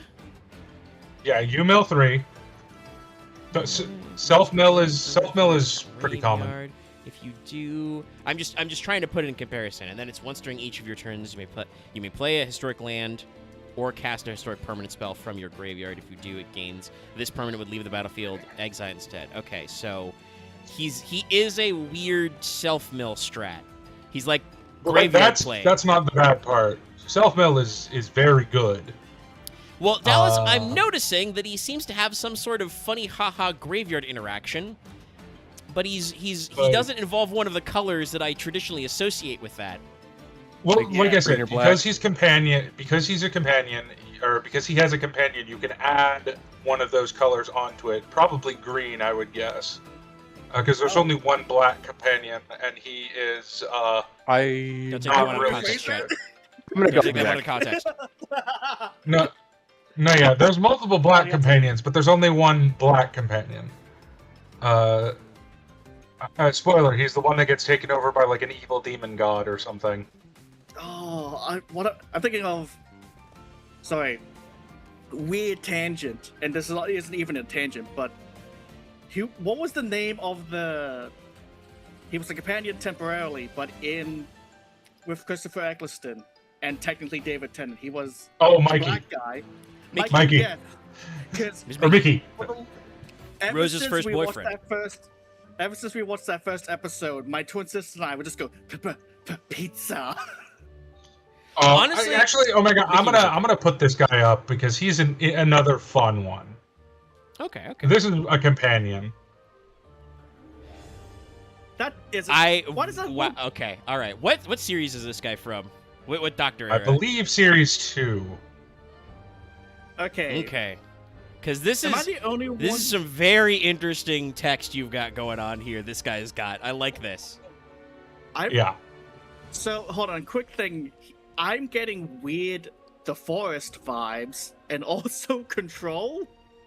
Oh no, yeah, Control is not. Control is not a bad shout. This looks like a modern like. I don't even know what genre you call stuff like Backrooms and SCP, not necessarily analog horror, but like one of those like weird urban fantasy horror settings. Yeah, like he's wearing a business suit and then he's got like a weird shadow man behind him. And it's like, yes, yeah. And I just see legendary creature, rogue, deal with the black guard, and I'm like, okay, all right, you've got my interest. Yeah. Oh, that's a fun effect. When he enters the battlefield, you may have an opponent gain control of him. If you do, it is goaded for as long as they control. Now, goaded is an ability that target creature must attack every turn if able. Yeah. And it cannot attack you. It has to attack someone else. Oh, it has to attack Yes. So if it's down to a 1v1, it's useless.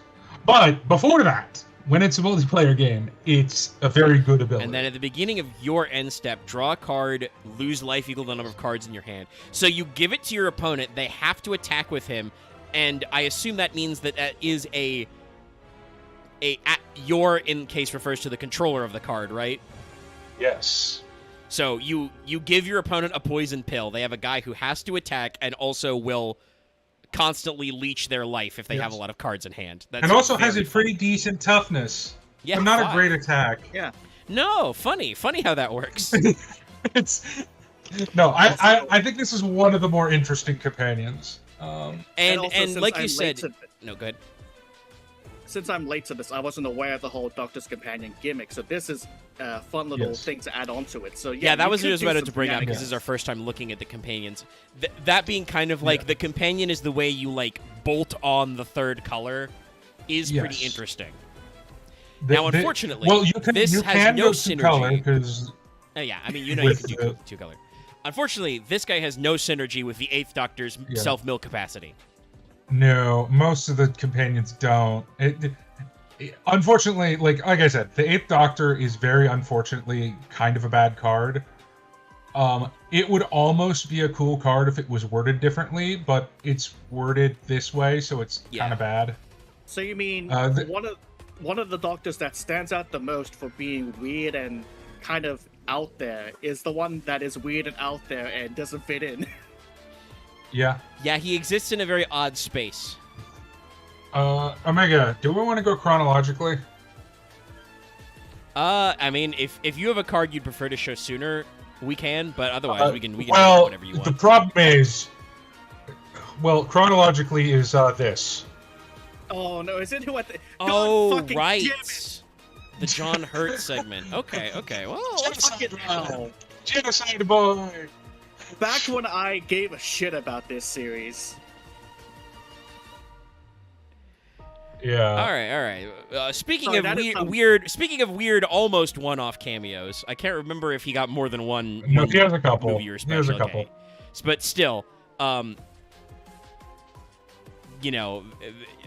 very odd special episodes. But yeah, John Hurt was the War Doctor because fuck you, we don't need numbers.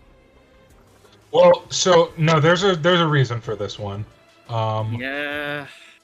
So please explain. Oh God, I'm gonna try, man. It's do your best. So basically, there's a war that happens between the two series. Yes, the time war. Essentially. Well, technically it happens before either series begins, but that's. I'm gonna go chronologically. Timey-wimey. Yes. Well, specifically, that war is locked outside of time. Things cannot come in or go out from it, except they do all the time, but that's not important. They're not supposed to be able to come in or go out of it. So in order for the Doctor to go into it, he had to generate into a special Doctor variant. That's even worse than what I remember of this guy. Oh my or something. God. I can't fucking remember. All I remember technically is that, quote unquote, going by numbers, this is the 9th. Yes, this is the 9th, technically. But he is also not the 9th because he is not the Doctor. No, yeah. So, yes, he is... I like to think of him as the literal manifestation of the Doctor's PTSD from being in a war for 100 years.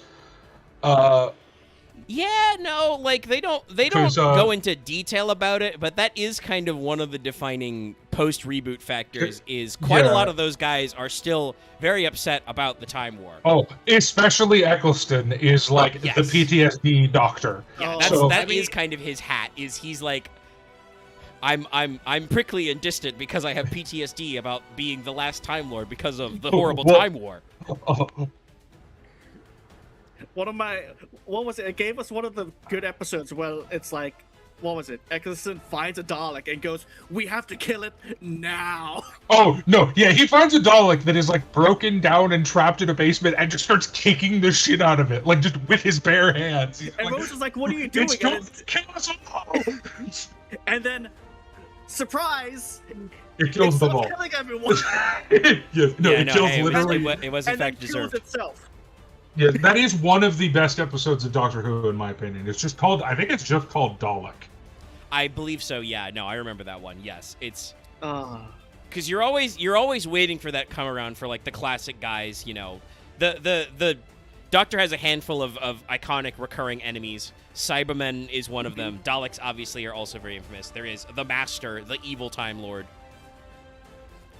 But yeah, no, like that's the PTSD is such an Eccleston thing. So I noticed that this is going to require me to explain a lot of Yes, fun fact: the only two, because there are two, the only two non-numbered Doctors are the only two that do not have blue in them, which I find fun. It's the War Doctor and the Fugitive Doctor. We'll get to them. Okay. They're later. But this is going to require like two old mechanics. Because whenever one or more permanents phases out, or whenever one or more permanents are put into exile from anywhere, you might ask, how is phasing out different than exile?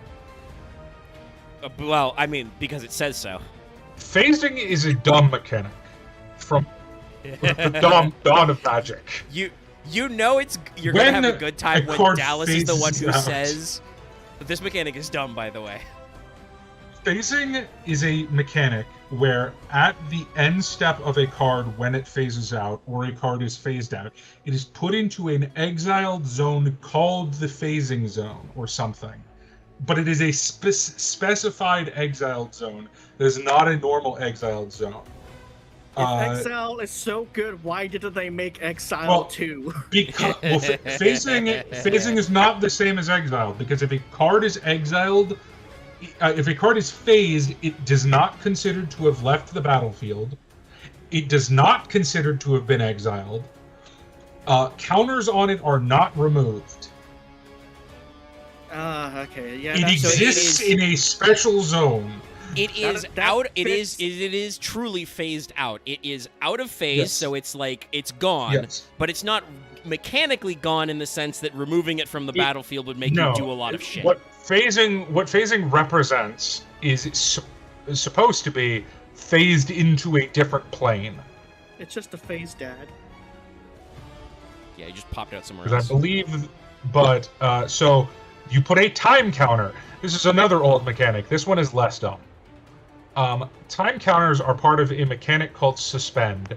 Spoiler, Doctor Who incorporated time counters into a lot of their cards. I wonder why. No shit. Whenever one... so time counters are, at the beginning of your upkeep, remove a time counter from this permanent. If it's suspended, when all time counters are removed, cast it. And usually that lets you cheat stuff into play. But this guy doesn't actually involve any of that. Because whenever the War Doctor attacks, it deals damage equal to the number of time counters on it to any target. If a creature is dealt damage this way would die, exile it. Which, hey, would give him more counters. Yeah. But, what if you just made this guy have, like, a bunch of counters and then just killed people? Yeah, because it says any target, so, like, obviously you can exile creatures that way, and that's very funny. But it's the thing of, like, hey, what if the War Doctor got a gajillion time counters in the Time War, and he just said, hey, Jimmy, the player. Omae wa mou shinderu. Yeah, this is one of the stronger Doctors. Actually, no. I'm sorry. I'm making the wrong reference. My King Crimson has erased your time. Basically. This is one of the stronger Doctors, I would argue. Yes. No, I can see, like, you just play every card that makes a time counter, and then the War Doctor just says, you're dead. Bang. And he gets stronger from it. Yeah. There's also another... okay, you got left? Nah, it's just, I'm not having PTSD, I'm just getting angry looking at this guy. Like, it's a good card. I'm just reminded of that fucking special that I was so hyped for. I was like, oh, mystery, what's happening? And it's so nothing. It's so... It is one of the most anti-climax specials they've done. And they snubbed Eccleston. Yeah. The whole I Eccleston don't know stuff if he is... didn't want to come back or not, but it was weird. Eccleston famously had a blow-up with the producer at the time. Yes, I believe he is still on the record. Like, I think he recently said in an interview, because, hey, we mentioned it a little, but David Tennant came back to be 14. Because that's how bad they needed to put butts in seats. But people have asked Eccleston if he'd ever come back, and he's basically like, I would only come back if there was he didn't phrase it this way, but it basically, if there was a new showrunner or producer of Doctor Who was a young woman who grew up on Doctor Who episodes and wanted me back. Like let's get some ladies in here to run this show. Which I think also pretty firmly boxes out that he's also that excludes the people who currently make this show. I don't want to hear from them. Yeah. Who, funny enough, the people who are currently the showrunners were the people who were the showrunners back when he was the Doctor who he had problems with. Yeah, no, we kind of. I honestly don't know his. I don't know his opinion on Stephen Moffat, genuinely. Quick question: how many Doctors are in this set? Like, how far does it go? It only goes to 13. Okay, so there are 15 Doctors. We don't have to talk about the really awful ones. Well, really, I 13 is in this. We'll get there. I know she has some 13 bad is not. Oh wait, she's 13. Oh, never mind. Yeah. They actually made cards for. They actually made cards for 15 and 14 and 15, but they were a secret lair afterwards. Oh right, yeah, that's right. Yeah, because they brought David Tennant back for 14. I said he's 14. For, like, 2 episodes. Oh, yeah. 13, I do think is the weak. 13, I do think is the weakest Doctor outside of the classic era. Like, I can't speak to all of those because I haven't seen every episode of Doctor Who because I don't have infinite time.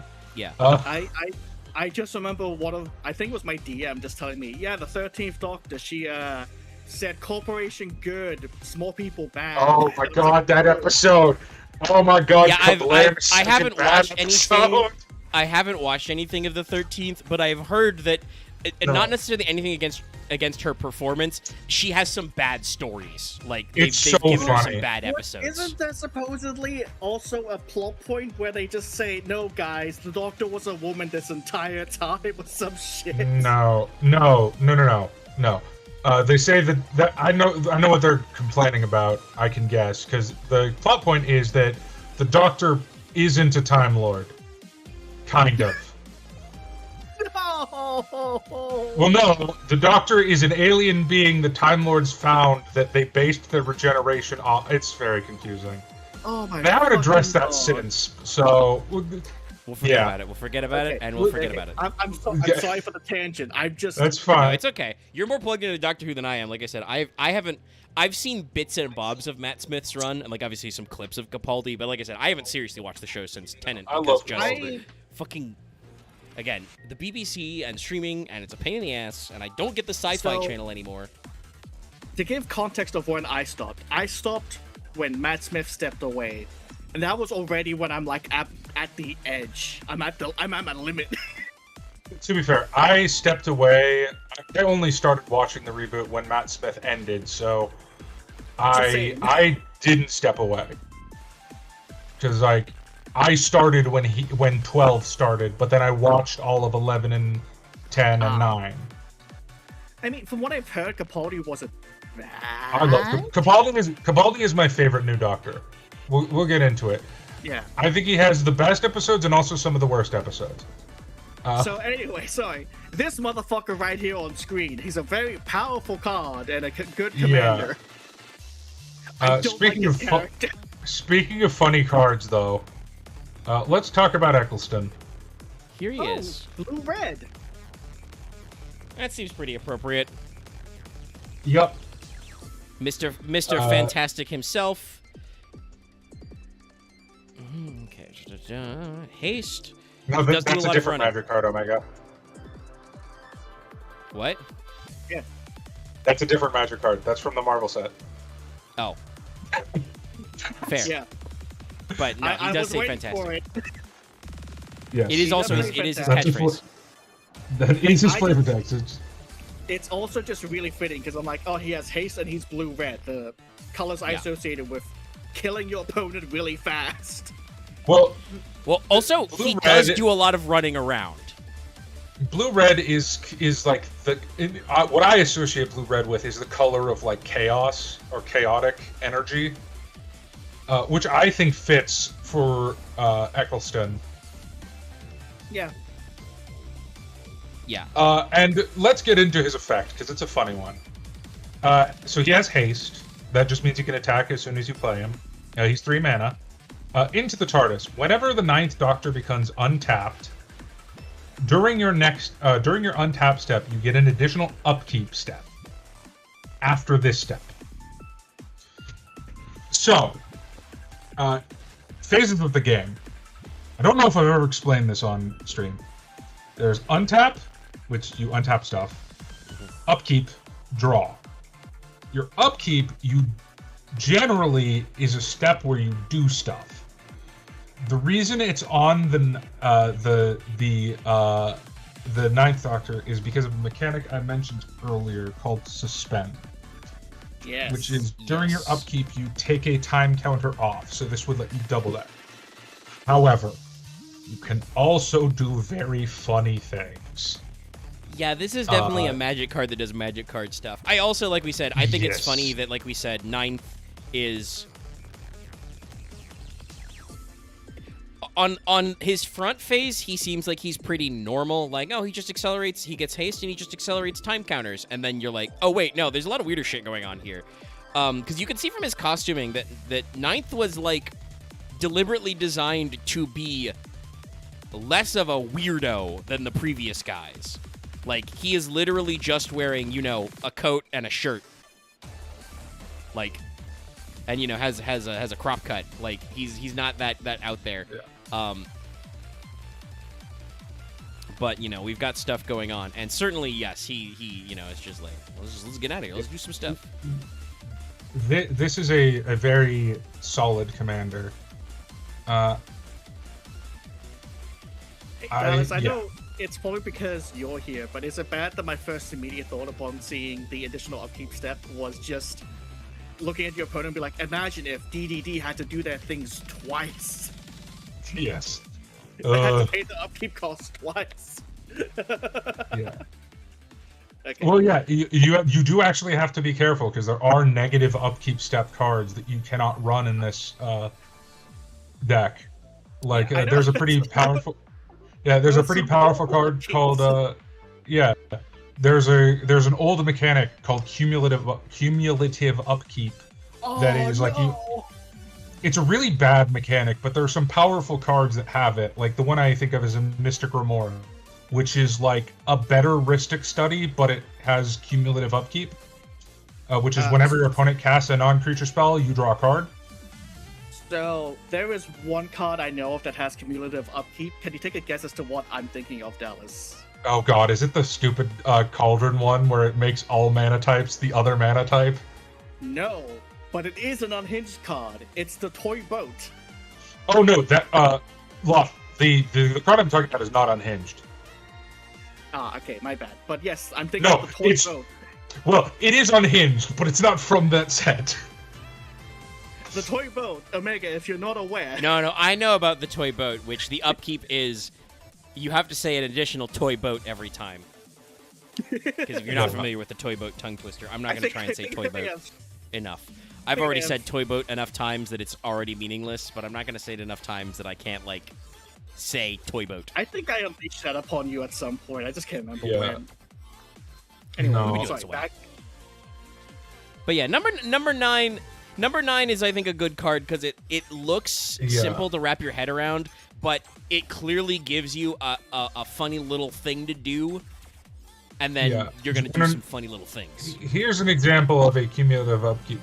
Sorry, no, it shouldn't be cumulative upkeep. But there's just a bunch of cards that go with him. Like, there's a lot of cards in Magic that just do on your upkeep do X. One of my favorites to play with him. It's not necessarily good because it can really backfire on you.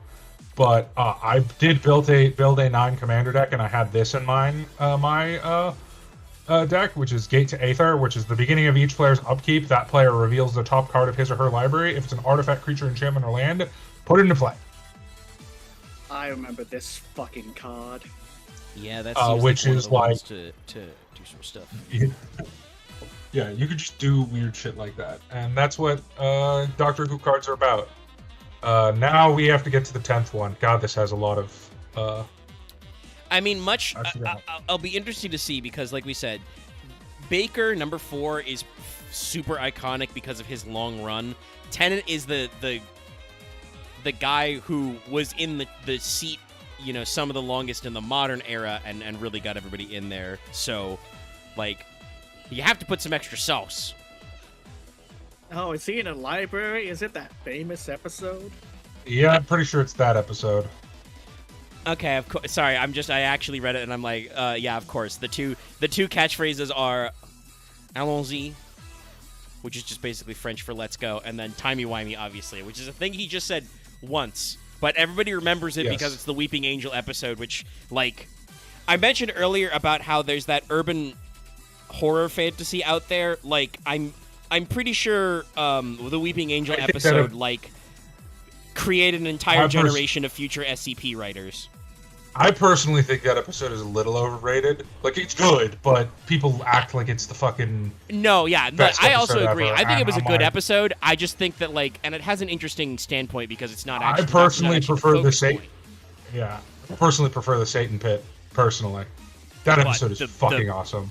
The Weeping Angel thing, though, is like that's the main thing. Is just that was a formative episode for lots of people who would go on to write online indie horror and make indie horror video games. Yeah. Like that was to the point where activated some people's neurons. To the point where people see, oh, it's something that moves. When I don't look at it, it's a Weeping Angel. That's the first immediate thought.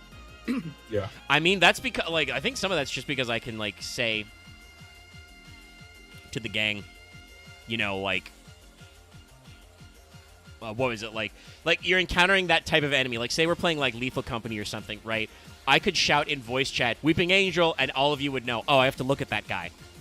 I want to give a special shout out to another companion, and I think this is an appropriate time to do this because I believe she was his companion. Yeah. Rose? Okay. It is not Rose. Rose is kind of boring. Sorry, Rose. Oh, that's a shame. You're kind of boring. I don't really like that. She's another. She has to do with time counter stuff. No, it's my favorite companion of Tennant's personally. She's Donna Noble. I'm like, it's probably gonna be Donna. No offense to Martha, but no, I'm like, it's Dallas. It's gonna Funny be Donna. enough, I actually have Martha. I have Martha built as a deck, as a companion. I mean, but also, like, Donna is my favorite acting companion. How did I psychically sense Donna would be red?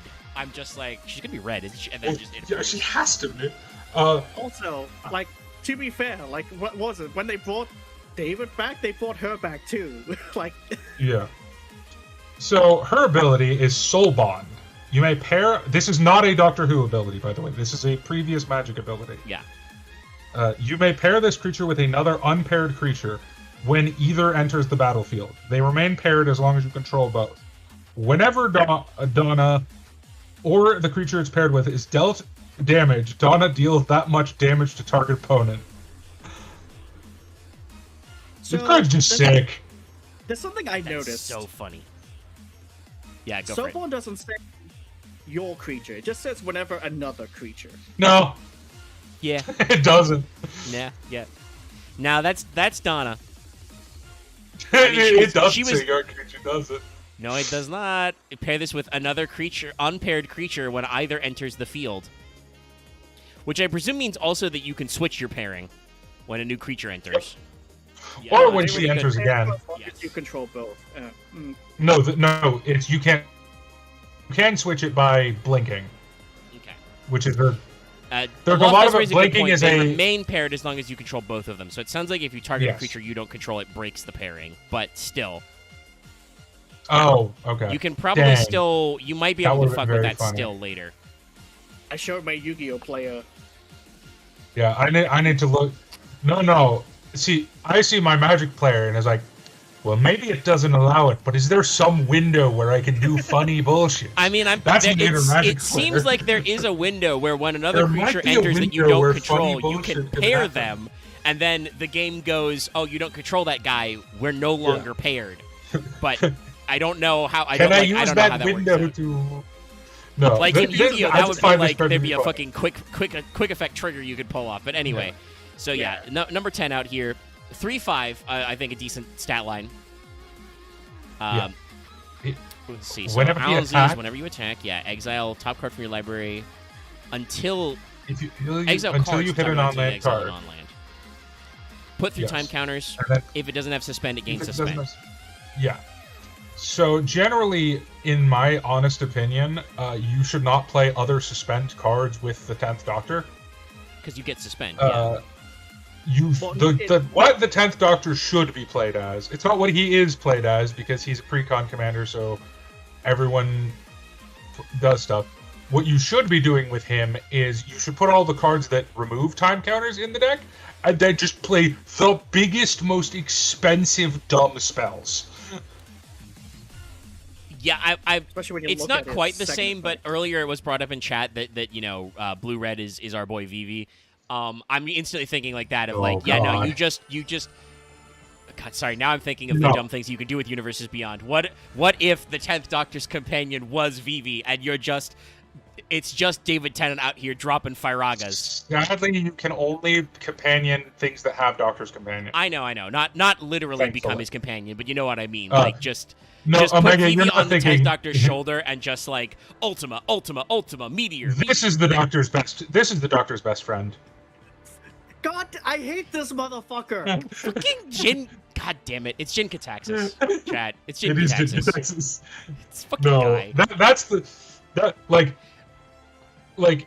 Like I said, I don't want to make fun of too many people who build the deck, because I can't say much, because a lot of the deck builds that are listed are just updated precons, so I'm not gonna harp on stuff. Look, but there are certain things in Magic that are absolutes. Body odor and Jin Kataxis.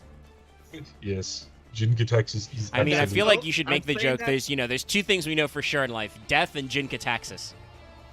Well, that's fair. That's Omega. That's what I was referencing. I was just saying body odor because I know. It's just I feel like I will say this. I personally think Magic players are better about body odor than Yu-Gi-Oh players. I'll say that.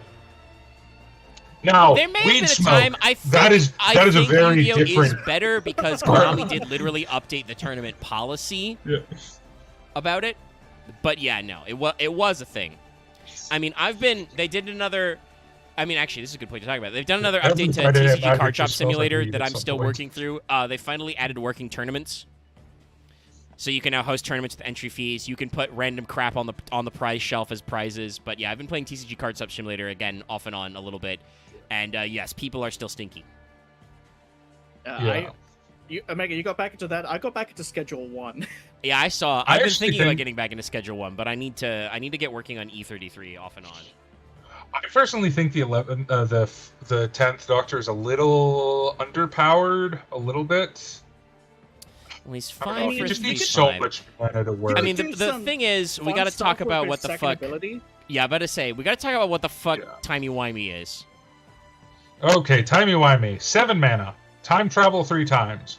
So time travel is a mechanic they invented for Doctor Who, which is each suspend card you own and each permanent you control with a time counter on it, you may add or remove a time counter. Then do it 2 more times because it says 3 times. Yeah. So it's 7 mana, which seems very expensive, but you get to. Is that it's every suspended card? Yeah. So. Yes, each everything suspended card you can either add or your remove a counter. This reminds me of some of the dumb shit we talked about with summoner decks in the FF sets of like playing with saga tokens or saga counters. Yes. So, like, I've got a dumb question. It's got some weird shit. You don't have to say like the specific person, but is there a companion that is white? Yeah, there's a bunch. Rose, Tegan, Javanka. from memory, you can have only one commander, but you can still have legendary creatures in your deck. So you just play the 10th Doctor, run the War Doctor as a normal creature, and just time travel him. Well, the War Doctor was in the 10th Doctor's deck, because this is from the 10 through 12 deck. 13 got her own deck, because she was the newest Doctor, so it was weird. Yeah, that one feels like that was probably Sorry. It was no, that's not true. I messed up. I messed up because colors overlap. Because spoiler, it was 9, 10, and 11 were one deck, and then 12 and 13 were one deck. Because 12 and 13 are red, blue, green, and 9, 10, 11 are red, blue, white. That's better. That still kind of feels like what I was gonna say is like that feels like something the BBC set out as like their.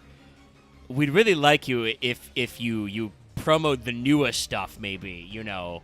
I don't think it's that bad because it's two decks for the classic for the current series, the reboot series. Yeah. One deck for the classic series, and then one deck for the villains. That still works out pretty good, yeah.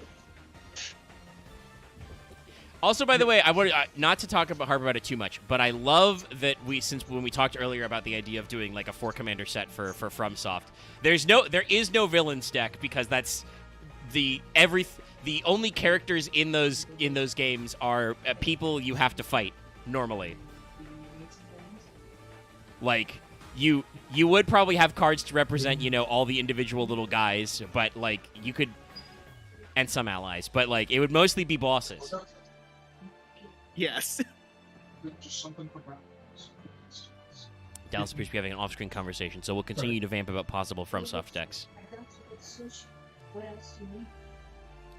For Bloodborne, you would have to give the Chosen Hunter, what is it? Lifelink, I think, is you gain the damage they deal back as life, because, you know, Bloodborne, regenerating health. Thank you. Yep. And of course, with our good old boy German, he's got to have haste. Yeah. So here's who I'm going to pitch as the face commander for Bloodborne. Okay. Tell me if I'm out of line. Maria. Oh, I mean, that's got the star power. That would really work. She's, like, very famous. That's just the aura. Yes, no, like, that works as a good one. It's either be her or our boy Ludwig. Also, to me, Bloodborne is 100% an equipment deck. Just all the random, like, weapon. Like, even more so to me than Soulsborne's, the weapons are so important in Bloodborne. I mean, I feel like the way Bloodborne would work is actually it would be some sort of transforming deck as both creatures and weapons transform in that game. So you'd have trick weapons to equip, and then you'd have guys like, you know, like Father Gascon, you know, he starts normal and then he gets freaky. Shit like that. Yeah. That's a good one. Like, it'd be a day-night deck from Innistrad. I mean, if that's where you're gonna steal mechanics, like, you already talked about blood tokens, like, you have to do some of that shit.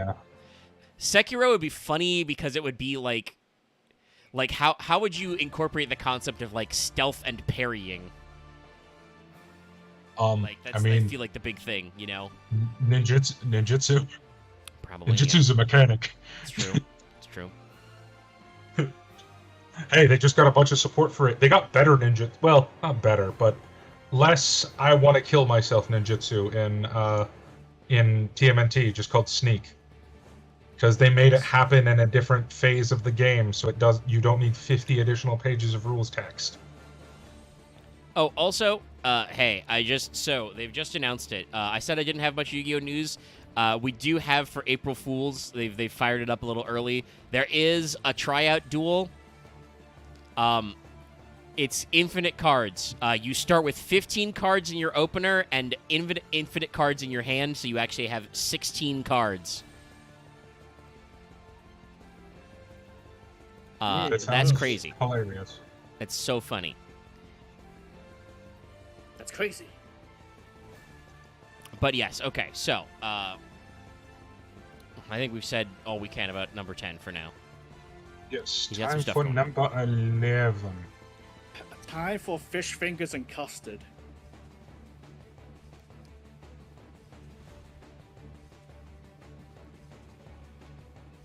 Is that the fucking Cube episode? I think so. Because I swear that's fucking Rory down there at the bottom left. Yeah, I'm pretty sure it's the inhaled Pandorica episode. Also, I forgot to talk about David Tennant's look as the 10th. He's also pretty normal, but he does have a big old coat. Yeah. I think the costuming concept. I want to talk about for this because it's 11 really is funny. Mostly the suspenders, but yeah, go for it. I need to talk about this because it's really funny. Here is he. Oh, yeah. We got Pond as well, yeah. Speaking of which, there is a giant cube.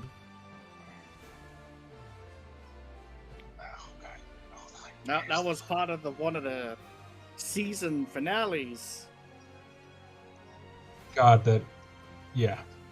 The cube you could never escape from, which he ended up escaping from eventually. Yeah, it's my boy! So this is very funny, and I'll talk about it in a second, but let me see if I can. Let's start with the 11th Doctor himself, because I actually think the 11th is better than the 10th in terms of a card, personally. Well, I read him very little, but I can immediately see at least one. His extra effect that costs mana is definitely easier to wrap your brain around than timey-wimey stuff. Well, so whenever the 11th Doctor deals combat damage to a player, they may exile a card in your hand, or you may exile a card from your hand with a number of time counters equal to its mana value. If it doesn't have Suspend, it gains Suspend. And then target creature with power 3 or less cannot be blocked this turn. Yeah, so what does... I'm sorry. He lets you suspend cards in your hand, so cards you already know, whereas 10th is you suspend shit from the top of your deck. Yeah. Like, 10 has a more powerful effect because it makes it 3 suspend counters, but I would say 11th has a lot more build variety and a lot more, like... Because you can ignore the I am talking completely. You can build this entirely out of creatures with power 3 or less that do cool shit when they hit your opponent. Yeah, I was about to say, that seems like I read the second effect first, and I was instantly like, oh, I can see that you would build a deck of little guys about little chip damage funny ha-has. Like, get a little pinch in and like steal a card, get a little pinch in, generate a treasure token, get a little pinch in, draw some cards, you know. Or you can build him as like a similar way to the 11th Doctor. Like I said, overall, like I said, I don't know who's better. They're both pretty good, I think. But I like his variety more. I like his he's less pre-built, in my opinion. Because like I feel like with the 10th Doctor, the best thing you can be doing is playing big dumb spells for cheap. Yes. Whereas with this guy, I feel like there's a little more. Well, it's time counters equal to its mana cost. So you, assuming you're not manipulating the number of counters, you want smaller value. Or so that you get there are sooner. also cards. There also are cards. There's a lot less of them that do stuff while they're suspended. That would also be another good one, yes. Once again, there's a some lot interaction less of with those. suspension. But yeah, also, when this you see... lets you do it strategically. Go for it, Loth. And also just, considering his second effect and looking at immediately Amy Pond's effect as well, like that. Yeah. So I want to talk about Amy Pond because she's a hilarious card. She has double partner. Yeah, Yes. I noticed. She has Doctor's Companion, which all Doctor's Companions do. She also has Partner with Rory Williams, because that's her husband. And then it's whenever Amy Pond deals combat damage to a player, choose a suspended card you own and then remove that many time counters from it. And Which, of course, because obviously with screen- 11, you set up so that, yeah. And so how this works is you can't have all three of them as a partnered pair. That's not how that works. That would be very funny, but you can't do that. But what partner does is when she enters, in addition to they can both be commander usually. When she enters, you get to search Rory from your deck. Mm-hmm. Yeah. And then Rory is whenever you cast a spell anywhere other than exile it with 3 time counters on it. It gains a spend, then investigate. Which is hilarious because he was his famous the bit this is referencing is he was made to wait somewhere for 2,000 years. He had to look after a box for 2,000 years. Yes. He was also a robot at the time. Yeah. Yes. If but I he also correctly, has first strike lifelink, which is very fun. He's a plastic or wax Cyberman? Something like that. Oh, so this is like as he appears to be attacking another Cobweb Cyberman in this image. This is Cyberman on Cyberman crime. Yes. Something like that. This is after he was quote-unquote erased from existence, by the way. Yes. It's Doctor Who. You get erased from existence. Who cares? Also, he's the Doctor's father-in-law. Yes.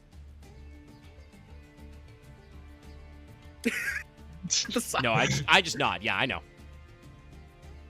Okay. Okay, speaking of that, I think I do want to reference her because she is a batshit card. Oh, that lets you do batshit thing. Oh yeah, River's a hell of a card. River's a card I tried out in CDH. Good. Yeah, this is definitely, like I said, I don't think I saw like a lot of full stuff from the Matt Smith era, but I do remember that the supporting cast was like very strong in those seasons. Yeah, and heck, what was it? That episode that I was referenced, that was it the 10th Doctor's card reference, is when River's song first appears, so they set it up in advance. Well, I mean, meet in reverse, like it's right there. River Song, Human Time Lord Rogue. Which is not okay. It's so She's not a Time Lord, but she is. It's so confusing. Wait, what creature type is Donna? Oh, I guess that's for when she was still a human. Spoiler: she becomes a Time Lord as well. Because at some point, apparently bumping uglies on the TARDIS means that your baby is part Time Lord. Yes. Yeah.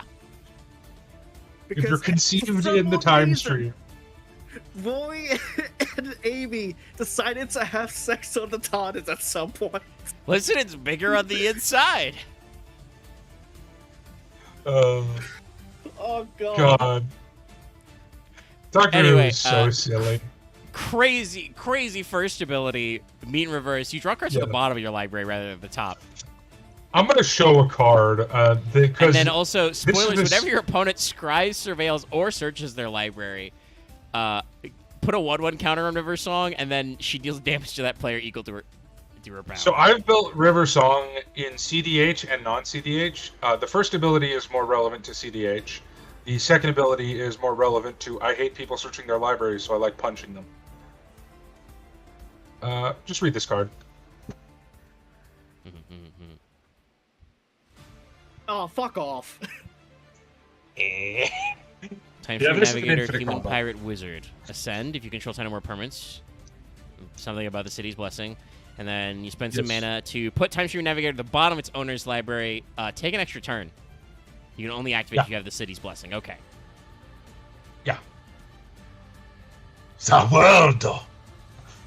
And also because it's not a legendary creature, it's just a creature, you can run more than one of it in a deck. And also, fun fact, this is an actual infinite. This is the only actual infinite turn combo. Because all other infinite turn combos technically only last at least only 100 cards, only 100 turns, because you draw yourself out eventually. This is the only one that is actually infinite turns.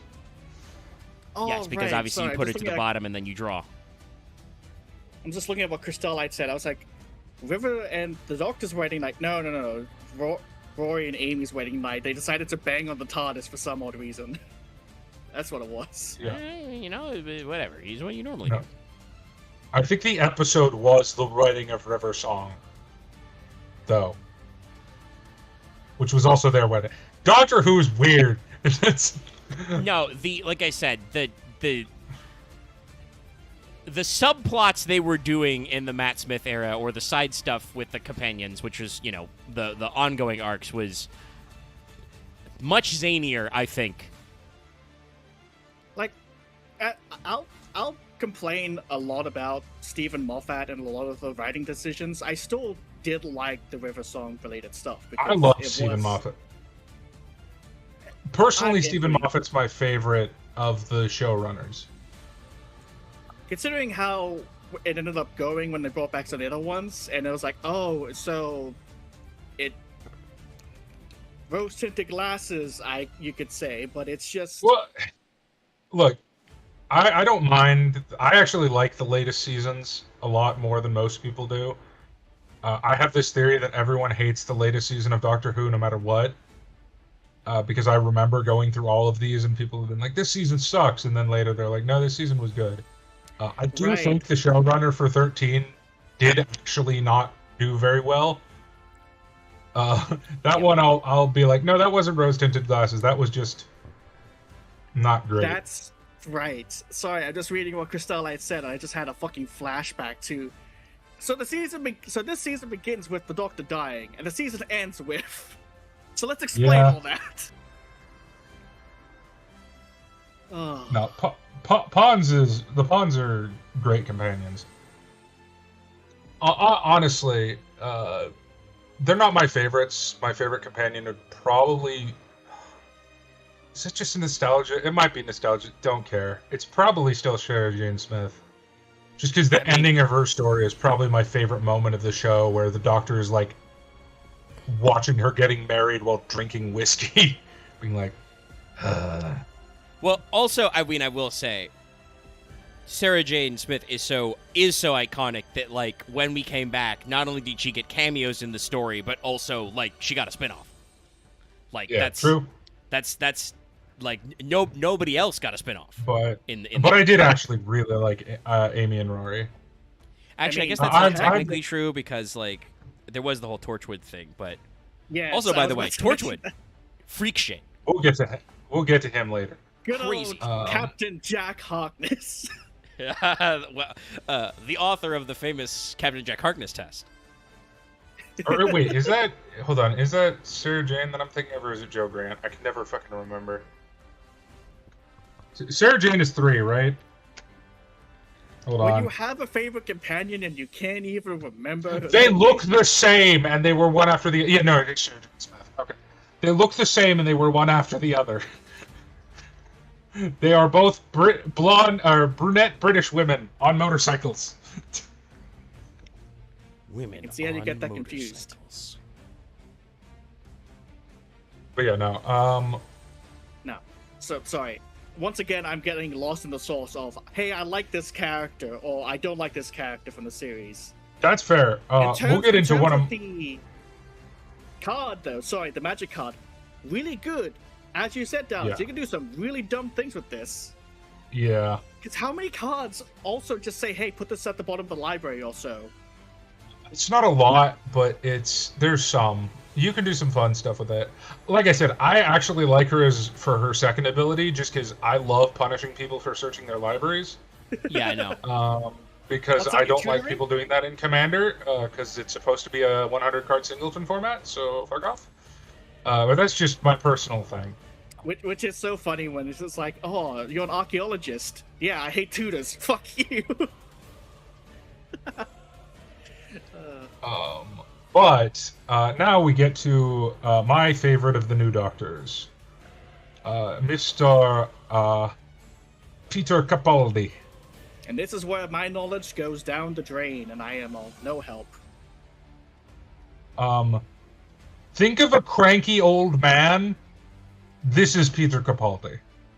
Well, I can't remember when it was, but YouTube did have this weird push where they kept recommending me, like, quote-unquote epic moments of the 12th Doctor. And for some odd reason, it wanted to really show me the special where Capaldi and River Song met up again, and I'm just like, okay. No, my favorite moment of him is when he's guarding the Master while she is unconscious, and a bunch of people try and kill him, and he goes, "Look up the doctor. Under cause of death." And then his fucking computer malfunctions because there's too many. Yeah. Yep. Yeah, and that's right. Yeah, when they had the mistress. Missy. I remember that being a theme. We'll get to her. What that's right. He was. Sorry, I just saw what Crystalline said. He was a character in 10th when they were doing the Pompeii episode. Yes. No, he's in the Pompeii episode. He is. He's the guy who wrote about Pompeii in historical reality. Oh, it's what's his name? I think he's Pliny, right? Hold on. Let me look one this of the up. famous accounts is Pliny the Younger. I think he. Hold on. I'm gonna look this up because. Who, by the way, not to say that Pliny the Younger was young, but his uncle Pliny the Elder went to Pompeii and died. I just remember he might be playing. I don't remember the Pompeii episode that well. It's been a long time. I just remember that. No, it's moral quandary of should we tell these people about this? It's like, well, why? Lucius Kildicus. So, I also just want to ask Daz, because you might be able to explain it. What's happening here on the card art? What, he's playing an electric guitar? I'm assuming it's in reference to a thing that happened in an episode, is why I'm asking. Oh, a couple episodes, yeah. He had a thing for music, because there was, like, some weird shit with, like, music villains. I think this one is when the Beethoven episode is when he he talks about like Beethoven's and symphonies. He's also standing on a tank. I'll be right. Yeah, I can see that.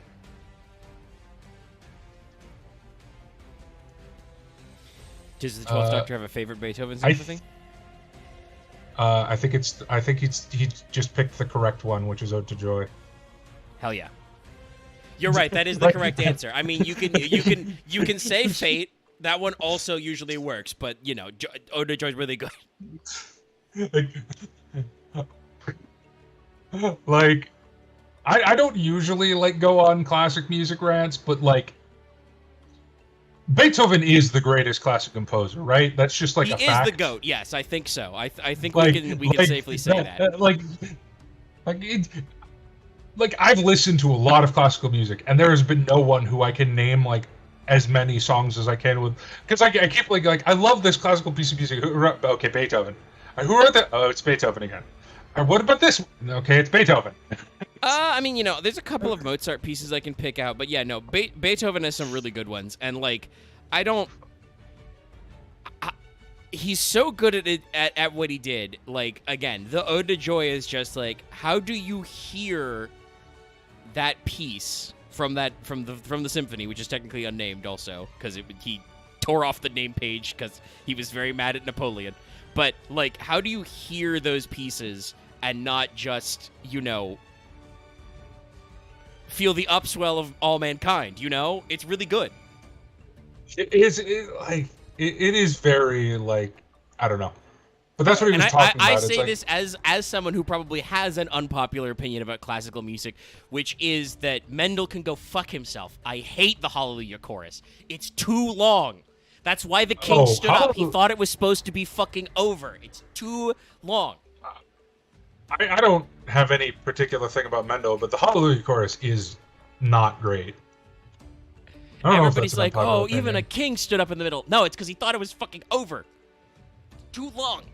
Sorry, that's just a thing of like, everybody always puts him up with the greats, and I'm just like, this is just about the dumb shit with the Hallelujah chorus.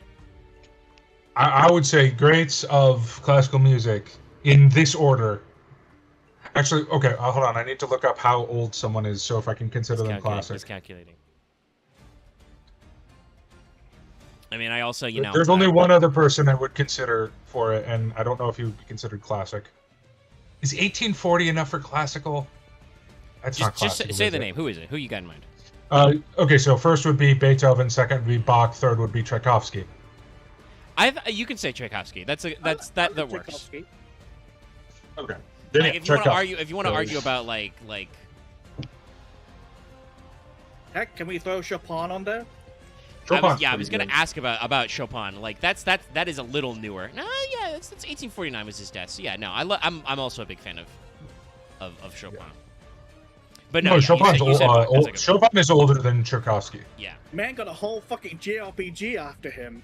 No, my one that I definitely can't consider classic, but is in the classical style, and I like more than Tchaikovsky and Bach actually is oh god, what the f is his name? Why do all these people have to have like foreign names that are fucking? They have foreign names and they are also very specific. Do you know the name of the music piece? Symphony Number 10 in E minor from the New World.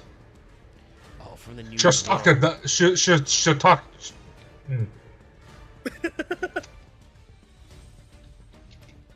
Dallas, just pronounce it like a Chinese name. You might get it. No, that will be.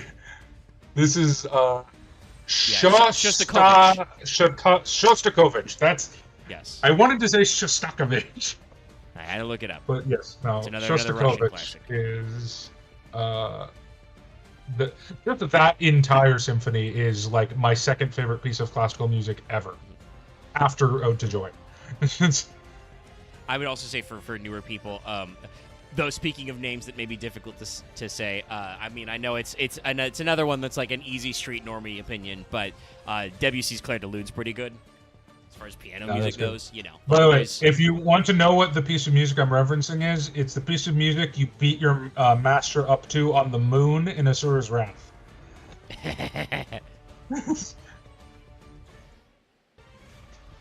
Also, it's really funny that the 12th Doctor's gimmick or thing for his card is demonstrate when he's playing what looks like an electric guitar. Yeah. He also is the most lectury Doctor, I would argue. I mean, he's going all back the Doctor's to wearing... lecture. Also, I want to say his costume is assuming this is, you know, a decent chunk of his iconic look, is pretty good because he's like it's up top, it's just t-shirt, jacket, but he's back to Professor pants, but also it looks like he's wearing, you know, punk rock boots. No, he is definitely cool grandpa. Yeah. Where like Doctor Number 1, teacher Professor Grandpa. This guy, like cool grandpa. Like Dallas as well with what you said about him being the most lectury. That was one of the things I remember being recommended to me. Where he's like, you guys don't understand that you're starting a war. Oh, the Zygon inversion. I think this episode several times just to make this work. It's like, what? My personal favorite quote from that is, "I've killed more people than you will ever know, and all I can tell you is it's not worth it." Something along those lines. I'm very bad at remembering exact quotes, but no. So Doctor Who, the 12th Doctor. The first spell you cast from anywhere other than your hand each turn has Demonstrate. When you cast a spell, you may copy it. If you do, choose an opponent to also copy it. A copy of a permanent spell becomes a token. Whenever you copy a spell, put a +1/+1 counter on the 12th Doctor. So that second ability is cool. It's nice. But the first ability... Yeah, no, the is the +1/+1 counter thing seems like it's just like a little extra. It's something to give you a little not quite payoff, but like give you a reason to get into the gimmick. But the main thing is just like, you know, Demonstrate just lets you copy that guy. I guess I'll just do her because she is the most interesting of the companions for this. Spell, you may copy it. If you do, choose an opponent to also copy it, and a copy permanent becomes a token. Oh no! This bitch! I haven't even tabbed over. I'm gonna see.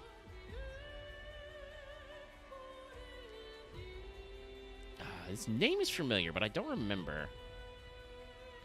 I am definitely a little weirded out by her being 6 any color. Well, so if Oswald is your commander, choose a color before the game. Claire Oswald is the chosen color. Okay, so you can just become any color. Got it. Yeah. She has Doctor's Companion, because she's a companion. She has Fortitude out the ass, too. Well, she has 6 mana. It's true, I guess, but If still. you have 6 mana, if you have 6 mana, you have to have some stats. True. Like, Also, from memory, she dies a lot, but she keeps fucking coming back. well, That's her gimmick. well, they explain that later. You didn't get to the part where they explained that. Also, by the way, I do want to say, not that I expect either of you are, like, anywhere in the Mahoyo collab, but it's very funny we're doing the Doctor Who episode in the middle of the Mahoyo collab, because that is Aoko Awazaki's special power. The 5th magic is fucking with time, including the ability to dodge being dead. Omega, I'm so far behind. I'm only on section 3 still of id. Well, Fair play. Fair dinkum. to be fair, she is kind of the same as Captain. Captain Jack? Yeah, she's kind of similar to him, except more depressing. But the real meat here, though, is if a triggered ability of a Doctor you control triggers, you get another trigger. Yep. I only chose her because she's not my favorite of 12's companions, but she's the only one. Unfortunately, they kind of did 12's companions a bit dirty. Like, his other companions that I like more are kind of, like, awful. In terms of the show or as cards? No, as cards. In the show, they're great. Like, Bill is my favorite companion for 12, and I think she's an amazing companion, but her card is bad. It's very bad. Spoiler, she's the least used companion. But Dallas, you said if I didn't get to that episode, I think I remember it, but wasn't it a Matt Smith episode where it's like Clara has become part of the time stream and is therefore linked to the Doctor's life and will always show up? No. So spoiler, the Doctor meets her and causes her death before he meets her. So the reason she can't die is because she has to die after the Doctor drops her off. She's already died in time, so she has to meet that death. So she can't die before that because she has to die then. Time's weird, gang. It's very confusing.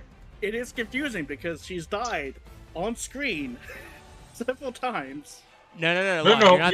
You're not thinking fourth dimensionally, okay? Her future death is locked in at a future time frame where she's not at yet. Therefore, it would cause a time paradox because the Doctor is responsible if she dies before he did make her die later.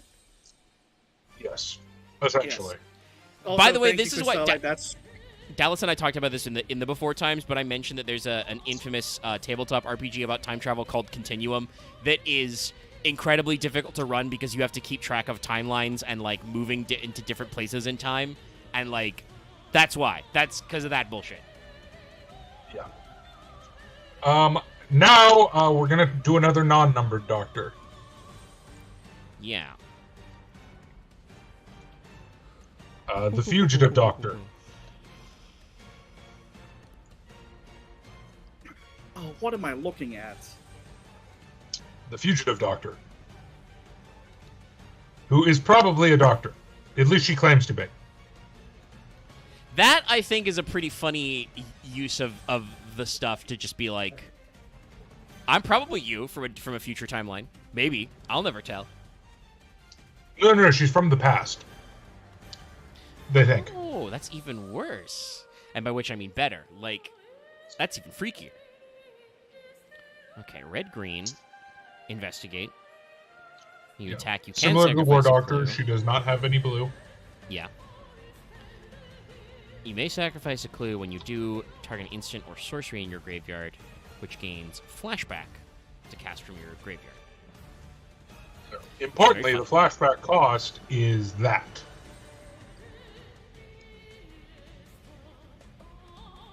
Yeah. Yeah. No, I actually think she's very strong. I'm very surprised she's so low on Dex Made because I think she's stronger than a lot of the Doctor's period. Because that's a really powerful ability to give any instant or sorcery flashback for 4 mana. Yeah, no, it's a. If I remember from our, because obviously flashbacks were a huge factor in Generally, the FF series in Final Fantasy. Yeah. Generally, flashback is more expensive.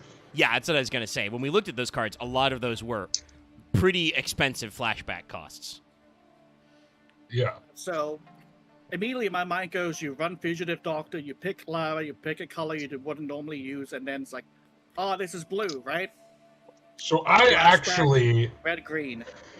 I actually prefer like I mentioned, I think I mentioned this earlier, because the Fugitive Doctor spoiler is the only Doctor Who deck I've actually built. I actually prefer another companion, who I'm going to just show with the Fugitive Doctor, because I think it works better. Yeah. Hey, there's Martha. She is blue. Yep, Martha Jones. Blue's a good one. She is a doctor. Yeah. But I like that they give her cleric because they can't call her a doctor for this, but like she's a medical professional, Chad, is what I mean. Yes. Oh, sorry, I'm just once again looking over Crystal. I'd say more things. I'm just like, oh, right. Fucking Clara. Okay, so Martha, woman who walked the earth, when she enters the battlefield, investigate to create a token. And when you sacrifice a clue, Martha and up to one other target creature can't be blocked, and she is a companion. That does work a lot better. Yeah. Sorry, I just had... Yeah, please don't listen to me, BBC, but I was just like, what if the Fugitive Doctor is actually future Martha as a time traveler? No, don't do that. Okay, that'd be a cool story if she was a future companion, but the only problem is that is very problematic. No, it probably is, yes. It's just one of those things that, like, that is probably just an incidental synergy. It's just funny that, for the reason why you brought up Martha Jones in this specific time period, that Martha synergizes very well with Fugitive Doctor. It's extra funny because they aren't even in the same deck. No, especially yes, but they go together well. Especially given BBC's track record with Doctor Who, it would not be received very well. No. True. Real. Oh, that's cute. Look, Doctor Who is great about being wildly bad at handling things when they try to go out of their way to do them. Yeah, I mean, I feel like... how should I say this? There were some points in the early, like, 9 and 10 run, like characters like Jack Harkness, that are, like, pretty forward-thinking for the mid-2000s, but it seems like when they go out of their way to be sensitive, I don't know, it kind of feels like there's a lot of, white British guys running the show, so... Yeah, it's very funny. That's the biggest criticism I have about 13's run, is there's a lot of what I like to call faux progressivism in it, of like, we're trying to be like forward thinking and diverse, and then we make an episode about how evil corporations are good, actually.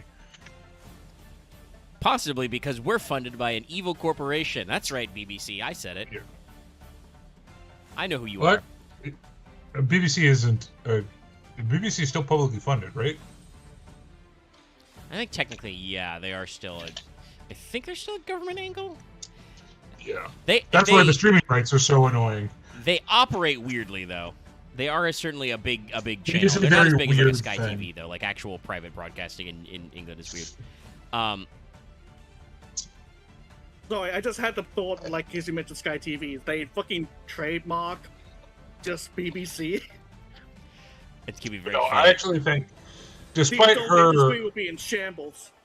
her misgivings as a character that some people have, I actually think the Fugitive Doctor is one of the stronger Doctors because of how much you can mana cheat in potentially red, blue, green, which is like good. Yeah, it seems like we Also, get there's a lot- a little silly. Yeah, you could there's a card that discounts every flashback cost by 2 generic mana, so you can do some dumb stuff. That's great. Well, because I said, normally that's a very old card, and normally flashback costs. Yeah, here it is. Well, yeah, we talked about it. Flashback's normally very expensive, so two colorless is not gonna break anything. But also, I said earlier, but I should say it out loud. Like, Kushai brought it up. Martha ends up marrying Mickey. I'm like, that's great. I don't remember if I saw that myself, but that's just a great little detail. Yeah. Yeah, I would say the only hard part about this deck is setting up your graveyard is difficult, but once you do that, yay. You can get pretty fun with it. And now the final Doctor that we're going to talk about, because 14 and 15 are kind of. I guess we could talk about 15. 14 is just so. It's the Doctor. It's the one they made 15 specifically so you could make a Doctor deck.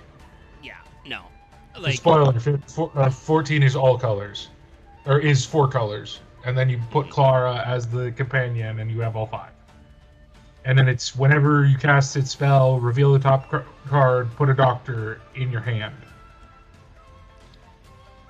I mean, it makes sense because they brought Tenet back to V14 around, I think, an anniversary milestone. So it was a weird throwback thing anyway. I remember when it first happened, everybody was like, "This is a blatant attempt to put butts in seats," basically. Well, you heard what they technically did at the end of 15's run, right? Or did you not hear about it? No, actually, I don't remember. I know that for technically out of show reasons, 15's actor there was a lot of problems with filming, and so he left. He got another gig and he went home. Yeah. So the ending cliffhanger they did is they showed who the Doctor regenerated into,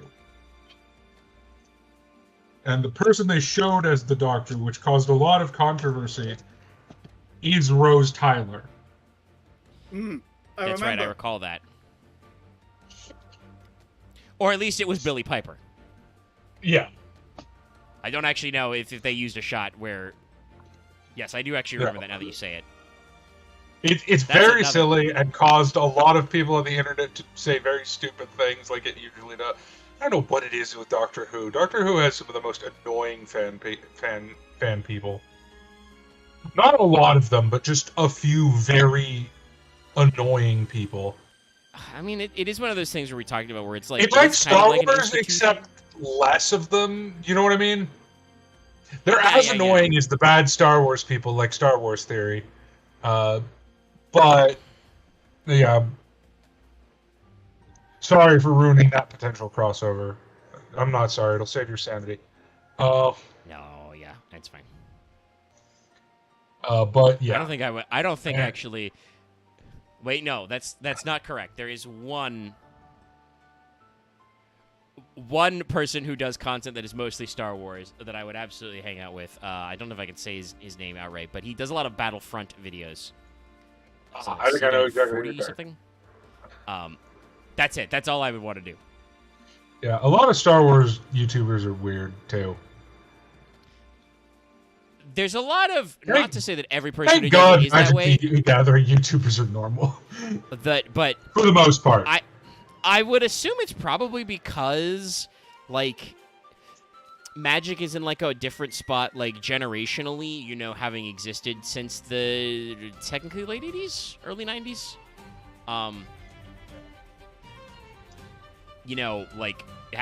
Coming from that period, and then that's kind of the age range where you have several big things from you're a kid, and then you keep up now, and who knows, maybe the slightly different involvement culture with wizards and ties to stuff like Magic and D&D, which you can be a chud about D&D, but I feel like it gets harder and harder every year with just the way tabletop people is. Yeah. It gets harder to be a conservative old grog about stuff. Whereas Star Wars is a much bigger cultural touchstone, but went through like the weird ebb and flow of like prequels are out, well, they suck, and then it's like, no, I unironically joined the prequels, and like I will never forgive prequel apologia. I cannot. I'll say this. Conscience it. Yes, I agree. The prequel apologia is like, it's weird. We watch those as like some of our first things for movie night on this channel as we watch Star Wars. We started with the original trilogy and moved to the prequels. The prequels are not probably as bad as you remember them, but you can definitely, when watching them, go, I don't know, Attack of the Clones is so fucking bad. Parts of it, the problem is parts of Attack of the Clones is bad. Like, parts of it are cool. Like, parts of it I think hold up. Like Obi-Wan fucking around doing detective stuff is like pretty good. But like, I would say 60% of it is so bad. A lot of the conversations that Anakin and Padme have are like weird and try hard. Even the conversations that Obi-Wan and Anakin have in that movie. That's another one that like, yeah, some of those also feel like a little. Can't write dialogue. Yeah, it's true. And I don't think he can. I don't think he can direct dialogue either, because like Christensen feels very wooden in that movie, which like he's supposed to be like an awkward 19-year-old, but like it still reads weird to the audience. But, you know, other parts of it are neat. Phantom Menace is another one that's weird where, like, overall I think the movie's a little tighter than Attack of the Clones, but it has a serious problem, which is just every single time there could just be an empty beat. George Lucas has, like, Jar Jar or somebody else do, like, a physical comedy gag, and I'm just like, okay, you like Jar Jar wasn't that bad, but you just keep going back to the well. I feel like the thing with Phantom Menace versus Attack of the Clones is I like the I want to punch that man. Sorry, Chris Starlight brought up a quote that makes me want to strangle someone. But what I have. My biggest problem with Attack of the Clones is even the action set pieces, for the most part, I don't like. Like, you mentioned the detective stuff. That part's cool.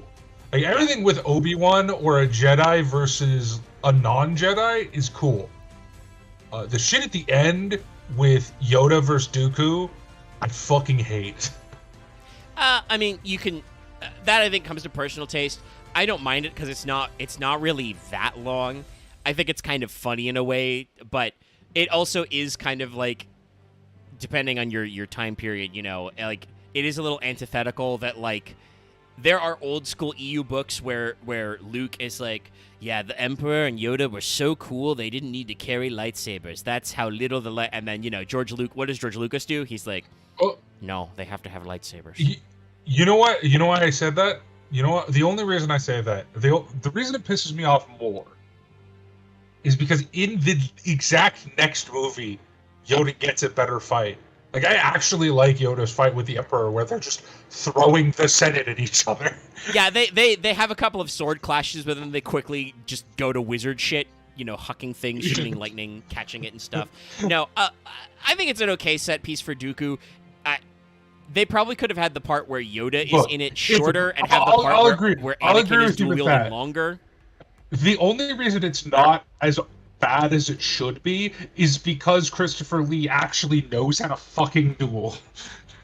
Yeah, and he influenced, you know, because he did have a stunt double to do some of it, but he influenced that a lot. And, like, Revenge of the Sith is, like, okay. Like, it's cheeseball in some parts, and, like, the face turn, obviously, for Anakin feels a little weird just in the context of one single movie, but we also all knew where the movie was going, so, like, what did you Revenge fucking want? Revenge of the Sith is carried by, in my opinion, an underrated acting performance by Ian McDiarmid. Who yes, underrated by the general public. No, Lucky and I talked about this watching it. McDiarmid is killing it in that movie. No, not from a Jedi. Like, God, he's hamming it up so much. So dumb. The fucking looks he makes on his face when they're like going down in the ship, and he's just thinking to himself like, "Man, my evil plan really depends on if Anakin can land this shit or not. This sucks." But like, I'll say this, like, also Revenge of the Sith has two things going for it, right? Like, every Star Wars movie has, well, most Star Wars. Actually, wait, shit, is that? Yeah, no, that might actually be a problem with Force Awakens. I didn't think about it, but in my mind, every Star Wars movie starts with an action opener, right? You got to start. For Force Awakens. Yeah, like there's a little bit of shooting, but like, oh god, I've forgotten Poe. He gets captured like super fast. Like he doesn't hardly do anything. Like it's not a proper action set piece. It's all like set up in mystery and then just a tiny bit of shooting. And then obviously like he escapes, but that's after some plot beats. But like every Star Wars movie starts with an action opener and ends with a big action set piece. And for Revenge of the Sith, those two are pretty goated. The battle over Coruscant is sick as hell, and then as weird as some of the choreo is in the duel of the Battle of the Heroes, that's also really sick. When they fucking like beam clash with their push and shit. Or just some of the generally Revenge of the Sith. As much as I do hate Attack of the Clones, like I think I've gone on record saying it's my least favorite movie that isn't actually offensive. Yeah. Like, obviously, like, yes, no, I hate Birth of a Nation and, like, whatever the fuck that Nazi movie is called again. There's a lot of them. The big one. Triumph of the Will. Yeah, but obviously, those are the worst movies. But, like, apart from those, it's my least favorite movie. This is the other person I should bring up. We should talk about. Yeah. Let's talk about 13. I have no real, and I'll grab this companion as well. I have no real feelings other than that I have heard a lot that like we said, not that she is a bad doctor necessarily or a bad actress, but they gave her some bad episodes to work with. She has some very good episodes. I actually really like some of her stories, but she also has some real shitters. Like, I kind of view her in a similar way to Seven. Really. In that, like, and that's only because I've seen all of Seven. Seven has some extremely high highs and some extremely low lows. And that's kind of how I view her. But a lot of people hate her because she's a woman. And I'm just going to say that. I came back at a good time. What I miss? We talked about Star Wars for like 10 minutes, but now we're actually trying to discuss what's going on with number 13.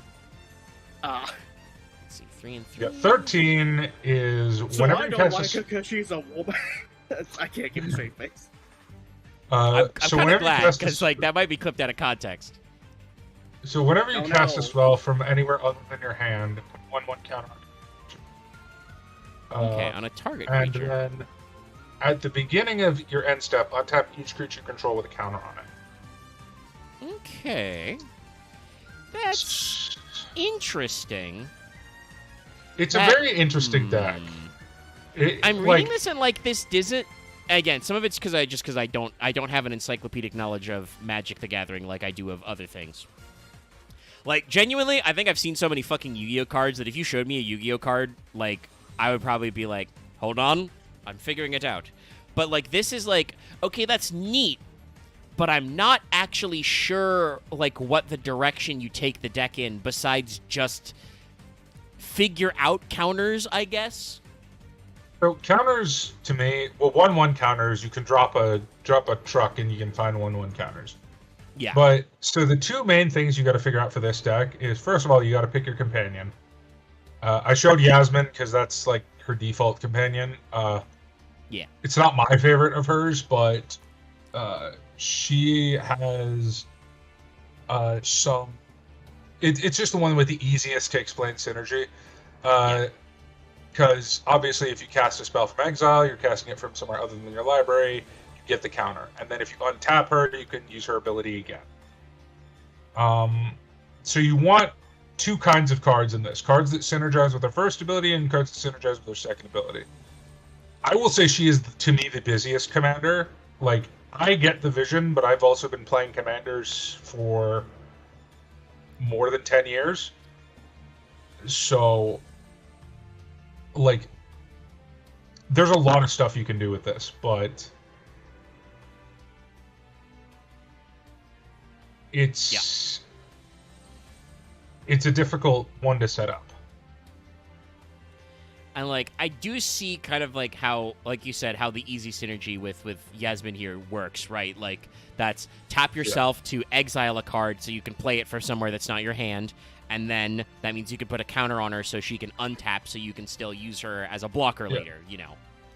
There's also cards that exist, there's plenty of them, that are like bigger mana dorks. Like they're mana dorks that tap, but then they tap for the amount of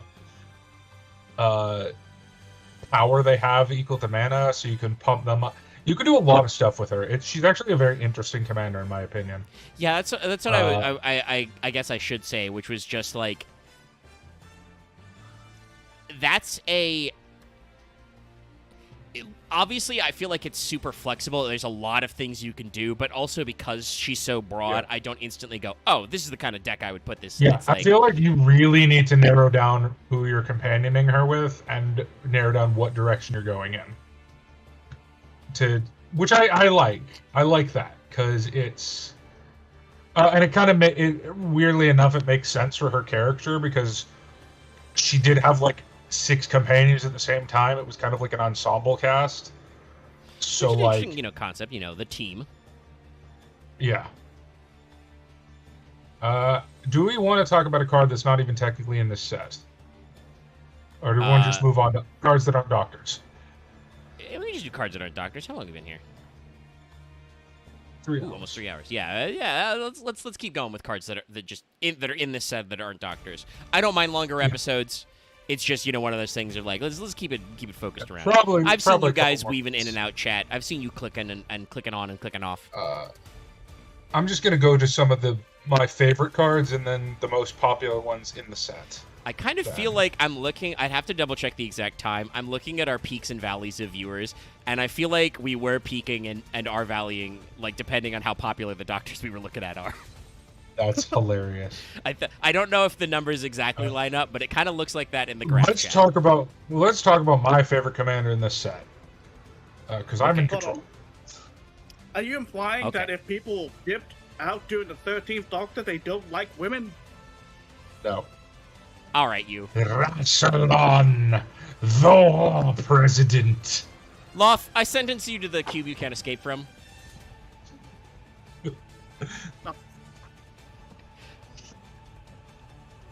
Also, hold on, wait a second. Isn't this guy played by the person from fucking Hot Fuzz? Yes.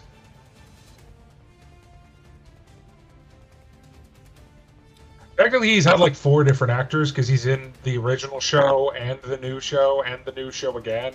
Yeah. He is a Time Lord. He is the leader of the Time Lords, the president. That he goes insane and evil. This is from the villain deck. Yeah, obviously. Well, a lot of the cards we'll be looking for are looking at our villains because. We're only going to show a few more legendary creatures. I think we're legendaried out, but I wanted to show this guy off because I think he's cool. See, Time Lord. So his abilities are upkeep, lose 2, exile top card of your library. You may play it as long as it remains exiled. Okay. And then each non-creature spell you cast from exile has Conspire. As you cast that spell, you may tap. Oh, hey, this is what you were talking about earlier. There's ways to tap creatures as opposed to pay your mana cost. You may tap up to 2 untapped creatures you share your control. When you do, copy it and choose new targets for that copy. Yeah. So he's a really interesting deck in that you want to play a lot of cards that generate token creatures on cast of spell. So you end up creating like kind of like a little token army to double your spell. It's a very interesting deck. Yeah. I shared a quick picture of him, of what I'm thinking of in Fail Portrayal, and I can only picture this guy with a mustache and a fucking piece of a cathedral miniature going through his chin. That's fair. But no, Also, I gotta go. Okay. Fair enough. See you later, bud. Only got a couple more. All right, Loth I think this will be the last legendary. I think the last couple of legendaries. We'll just do this and then the Two-Face commanders for the villain deck. Okay. The Beast, Deathless Prince. When you cast this spell, by the way, this is just Satan, I think. Yeah, I think I remember. Yes, like they didn't want to say it was the Great Satan on Doctor Who, but like I remember that this guy was the Satan. Yeah. When you cast the spell, gain control of target creature until end of turn. Untap it, it gains menace and haste till end of turn. The beast enters the battlefield tapped with 6 stun counters on it. Whenever a creature deals combat damage to its owner, untap the beast and draw a card. Yeah. Sorry, hello, I'm back. Hi. The number to call for work to book shifts is currently busy. Surprise, surprise. Of course. They should have a bigger phone bank for that. Anyway, look, it's Great Satan. Oh, hey. Also, big, yes. Big Satan. I was double checking it. Loth is correct. That is Timothy Dalton as both Rassillion and the guy from Hot Fuzz. But also, if you didn't know, that's Timothy Dalton. So he was also James Bond. Yeah. To be fair, he was only James Bond for like one movie, right? Yeah, I think it was just Time to Kill or License to Kill. Time to Kill is a different one. But yes, he was James Bond. He was the one that was Living 2. Daylights, he yeah. was the one that was 2. Yeah, so there's one James Bond that was 1 and one that was 2. He was also Flash Gordon. But yeah, so it's just funny to see him popping in on rolls. But yeah, that's him. I mean, we had goddamn... Fuck, I forgot his name, but the blonde-haired guy from Hot Fuzz. He showed up in a few episodes of Doctor Who. Oh, we'll get to him soon. We'll get to him soon. What I was going to say was that I will say that that is the thing about British TV is like the pool of actors in Britain is small enough that usually if you see them one place and you're on long enough, you're gonna see them another place. Like there's a lot of these guys who like were in Harry Potter. Maybe Tennant was in Harry Potter movies. There's a lot of guys you're gonna see them in Doctor Who. There was a bunch of classic British actors who were all up in Game of Thrones. No, not everybody, obviously, because they cheated. Can't remember where it was. There was a fucking Christmas special where David Tennant showed up as one of the ghosts of Christmas past or present or future. It was weird. Well, to be fair, the blonde guy from Hot Fuzz was also in Star Wars. To bring it around. Yes. Yes, he was. I'm sad I can't remember his name. Did the Brigadier kill Satan? Unkar Plutt. No. I mean... you mean Simon Pegg? Thank you. Yeah, I'm about to say, actually, that was the thing I was going to say, was like, we keep calling him the blind guy. We're talking about Simon Pegg, right? Yes. Because he's also, he's a much bigger name actor. He's been in lots of stuff, but it is one of the things where, like, you get, when you are a British actor, you get tucked into lots of little things, too. Also, he isn't the character... Go. Go ahead. Damn it. Sometimes actor names escape me. That's fair. It's just like agreed. those things where I wanted to double check. Lazenby, that's the one who was only in 1. Okay. Yes. But no, sorry, I forgot. Simon Pegg is not the next character we're gonna look at. It's just a dude who looks like Simon Pegg, and I always mix up with Simon Pegg. Yes, the first guy they got to play the mask. No, technically Oh not the no, first never guy. mind. No, different character. Sorry, wrong guy. Simon Pegg was not Davros. Are you fucking No, he's kidding not me? Davros. He's not Davros, but no, that's not who I was thinking of either. Sorry, I have a couple loaded up. I'll just post all the rest of the legends if I you played have. multiple characters, I do know Simon Pegg played a fucking... No, that's definitely not the Master. Sorry, not Simon Pegg. Holy shit. That's who I thought it was. I'm very No, bad that's with what I was gonna faces. say. The technically it's not the first guy back because he was an old guy and then he regenerated. But like one of the guys they got back to play the Master is a guy who is not Simon Pegg but does look like him a little bit. And this is him in the special where he got weird electric powers. Also, where he got to be everybody. That was also weird.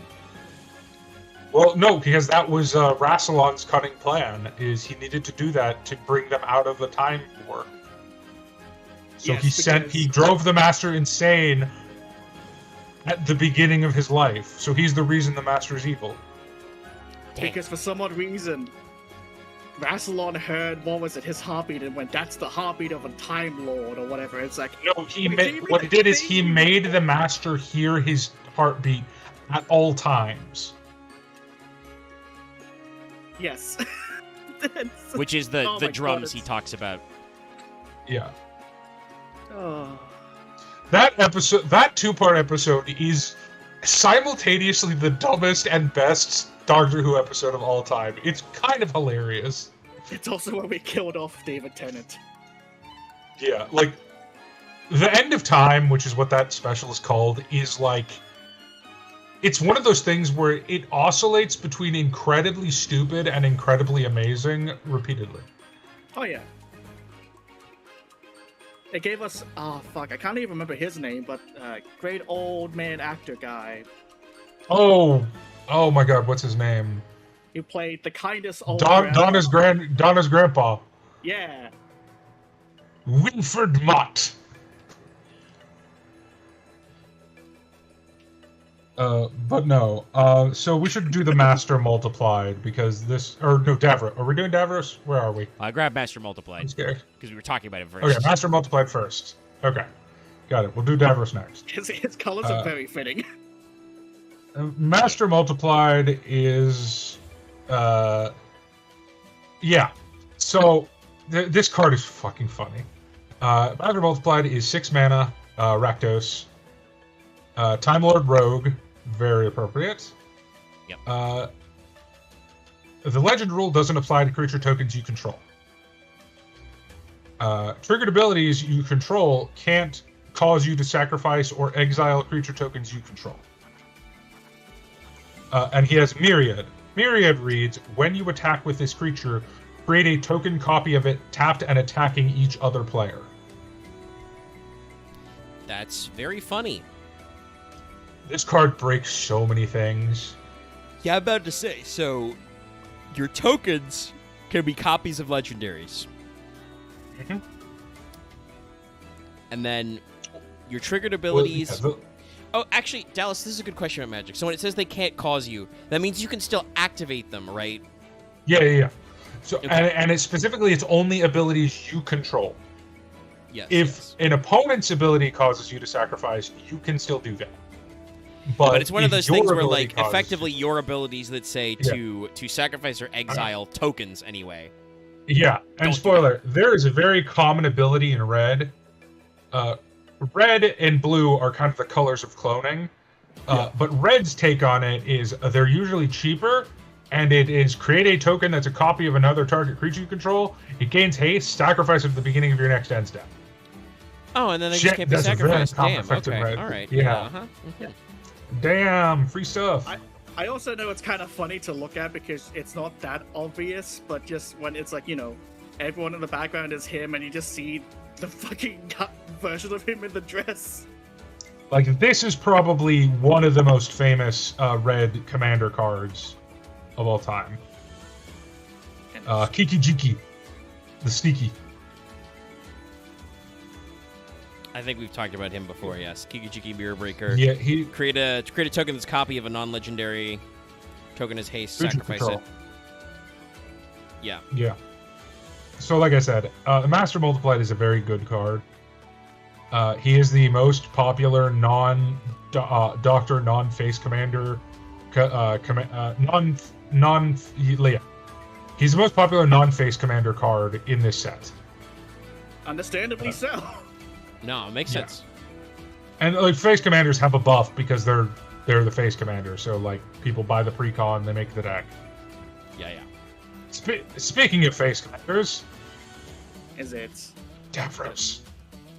Yes, okay. I shall grab it, Davros. Sorry, we're Yes, the fucking doctors- multi-track drifting. As much as the as much as people would think, like, oh, the evil Time Lord is obviously the main villain. No, the Master's like he's a popular villain. He's a recurring guy, but like the Doctor's greatest villain is Davros and the Daleks. Yeah, that is like even. Yeah.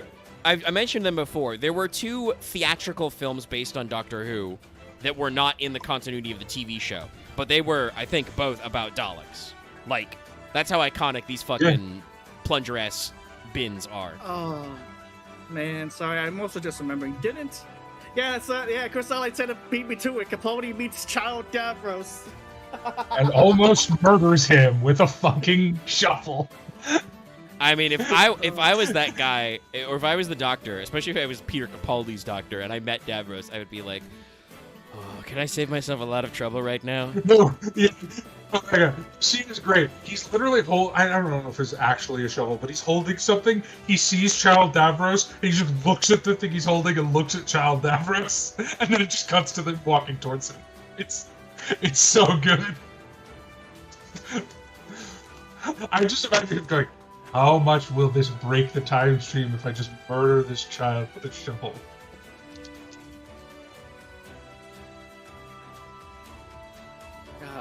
But no, Davros is the most, like, the Daleks are the iconic part, but Davros is their creator, and despite dying like 50 times, he's also fairly reoccurring. Time travel like, shit. Funny enough, I don't mind if a villain comes back after a death, but when, like, I don't know, I have hang-ups about Clara, but that's me. I'm fine with heroes coming back, but once again, I read comic books. Like, yeah, of course I'm okay with it. God, what was it? There was some. Actually, no. I think it was. Spoilers, I guess, for current Marvel stuff going on. Maybe if you're worried, but I think they finally killed Paul. They killed Paul. That. Yeah, they killed him. And some people are like, no, he's dead forever. And, like, everybody else is like, no, this is comics. I don't mean shit. There is one person who has stayed dead for all time in Marvel, and that is Uncle Ben. Yes. Oh, no, and Captain Marvel. He has also stayed dead. That one. Yes, that guy. Yes. No, Marvel. Yeah, I should say Marvel Captain Marvel, yes, okay. Which is the original Captain Marvel, who died of AIDS, I'm pretty sure. Like, they didn't even do, like, a weird timeline thing similar to Batman, where Uncle Ben got bit by the spider. No, they just went, nah, dead. Always dead. I mean, I think they've cloned Uncle Ben before. Yeah, they've cloned him. He's been alive in Elseworlds where he was still alive. Like, there's that one where we see him and Aunt May in, like, a weird swinger thing. That was a really weird comic. What is it with... What is it with Marvel and wanting to make Aunt May hot? Is it because okay. we keep pushing Peter back down to like high school? I'm gonna say this, and you can call this the DC fanboy in me. Marvel is way, way weirder with DC when it comes to writing women. It's just something I've noticed. They're really weird about women in Marvel. I think it depends on the writer, but yeah. I don't know. Regardless, Davros is not a. I don't think he's anything anymore. No, I don't. I would be more mad if Davros had a gender. He's a mess. He's basically in this scene. He's literally a corpse strapped. Spoilers. The way he clones the Daleks, because they're all dead. The way he clones the Daleks is he rips off parts of his own body to make them. So he opens his like little suit jacket thing, and you just see like a mangled like skeleton with little bits of meat on it. Considering how many Daleks you see, you're just like, okay, so how much you got left? His head, basically. Yeah. Also, just seeing him pointing lightning fingers at people, all I can think of is somehow he returns.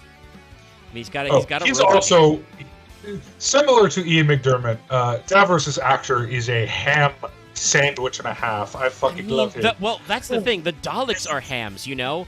Exterminate! Exterminate! Oh, no. The best part of Davros' episode in the new season is when he just completely loses it, and you exactly see where the Daleks got their like yelling from. He just goes, "I name you the Destroyer of Worlds." Yeah, no. So Davros is a 3-color. He's a 3-color artifact creature, alien scientist. That's correct. Yeah. Menace. Yeah. That's also correct. I'm about to say that's obviously that's a keyword that does stuff, but also just putting menace at the top of the text. It means you cannot be blocked by only one creature. You have to be blocked by 2 creatures. But also, again, it's just they don't put that reminder text in there. They choose just to keep it as menace, and I'm like, yeah, that's about right. At the beginning of your end step, create a 3/3 black Dalek artifact creature token with menace if your opponent lost 3 or more life this turn. Then each opponent who lost 3 or more life faces a villainous choice. You draw a card, or they discard a card. Dallas, did they have to say faces a villainous choice, or are they just goated like that?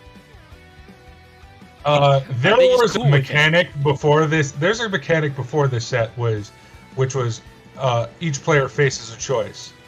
They did, in fact, choose to rename it to Villainous Choice. Oh, thank God. Okay, I was like, is Villainous Choice like a keyword kind of situation? No, they weren't in that way. That's even better. It's not even really a keyword thing. There are cards that are like each player chooses something.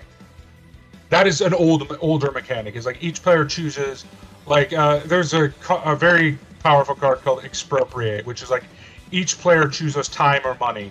For every money vote, they have to give you a permanent. For every time vote, you take an extra turn. That's a very powerful card.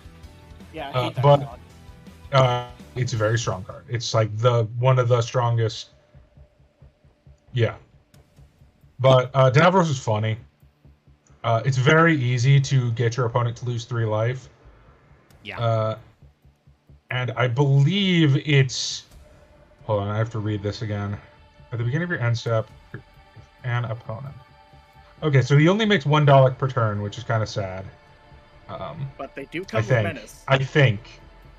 I'm pretty sure it's only 1 per turn. If an opponent create a, yes. So it's just, if any opponent lost 3, you create 1 token. But each opponent who lost 3 or more can then choose either to give you a card or discard a card. Yeah, if you can get it to where you're doing... Oh, go ahead, look. It's also specifically at the beginning of your end step when this triggers as well. Yeah. Which, that actually matters. But if you can keep up the 3 damage to each opponent every turn, it's actually he's a pretty decent commander.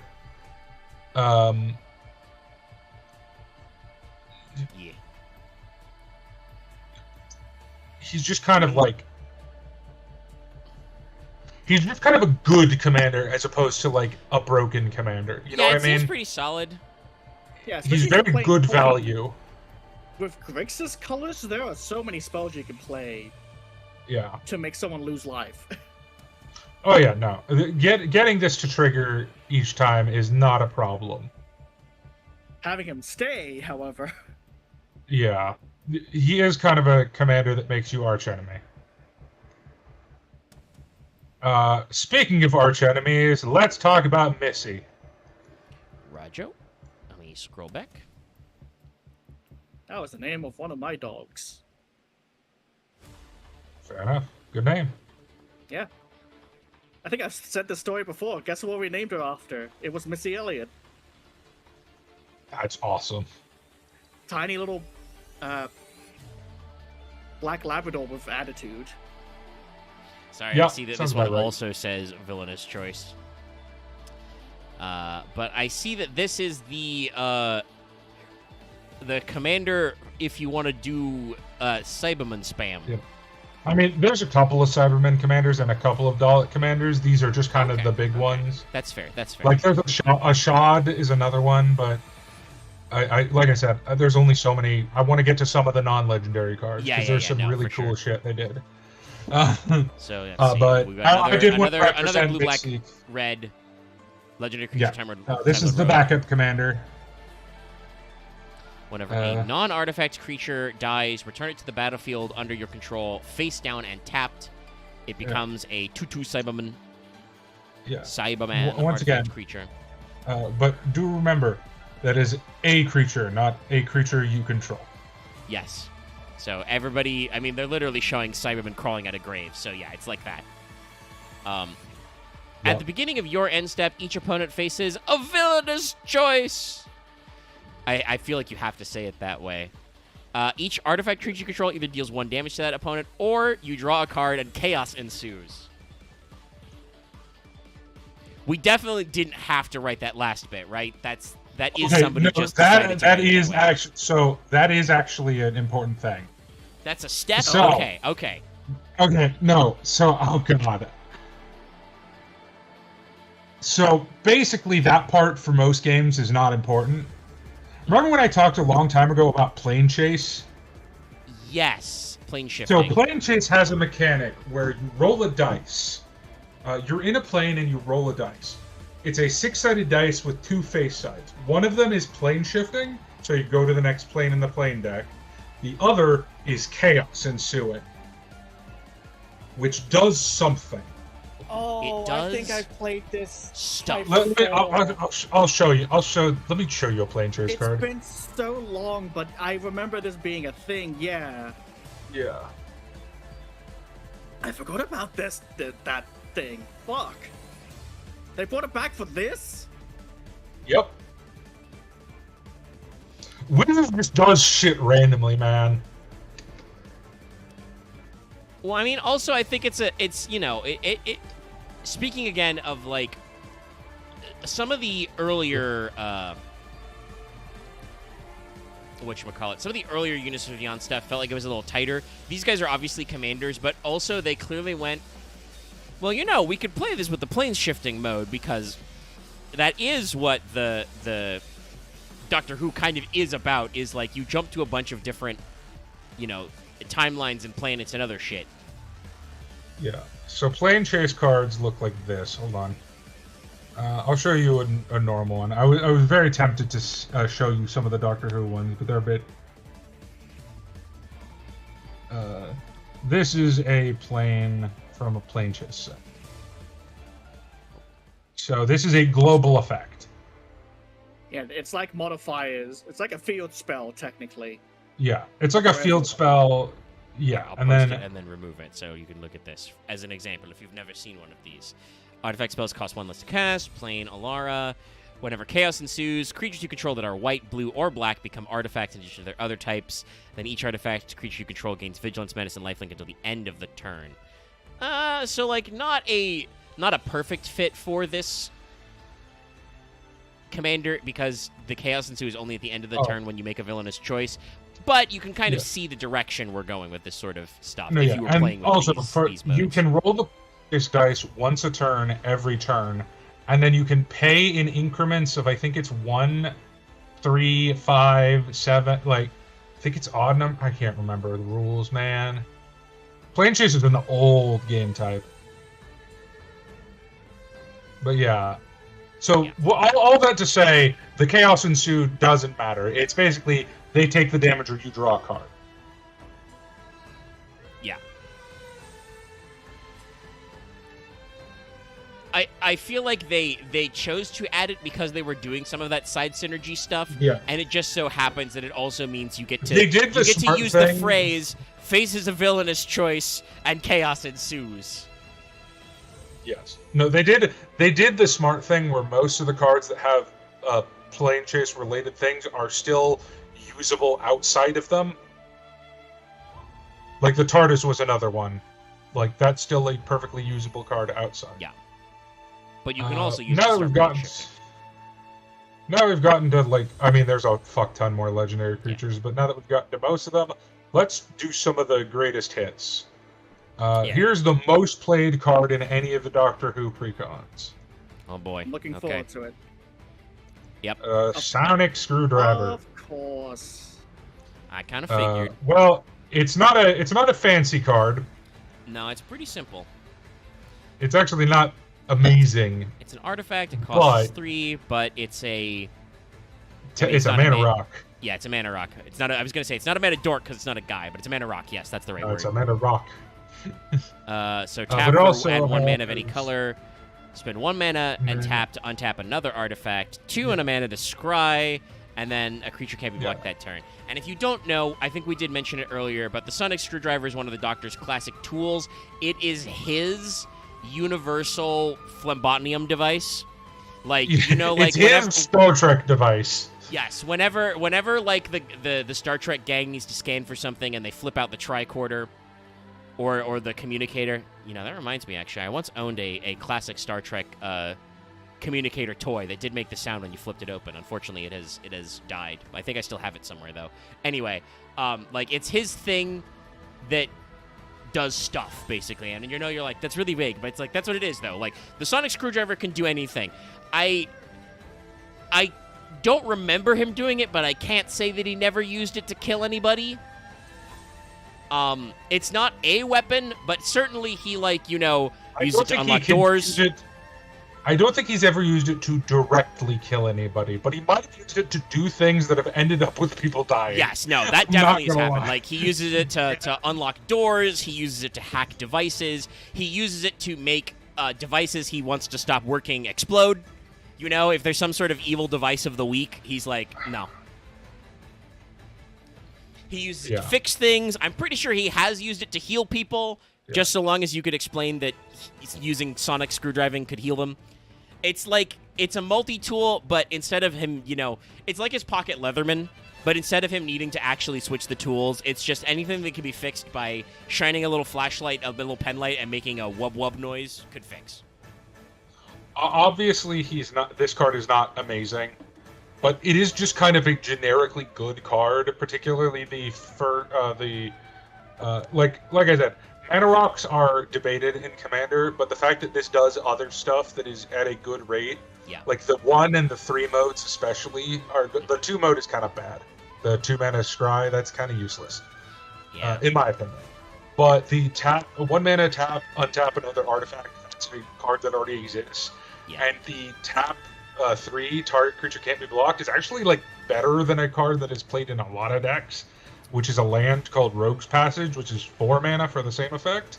That's pretty solid, yeah. This is just a generically good card. It's a generically good card, and I think it fits being the Sonic Screwdriver well. Like, I said all that stuff to be like, hey, this is a Swiss Army knife card. It's an artifact that does a lot of different things, most of which are good.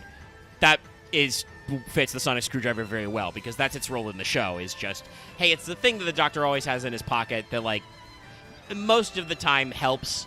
I'm pretty sure occasionally it has done something bad when he has Sonic Screwdrivered it, but, you know, most of the time it's helpful. More often than not, it is, oh, you did it, solution, that's it. Congratulations. What do I want to do? Some of these are funny. Oh, let's get some Cyberman representation. With Cyberman Squadron.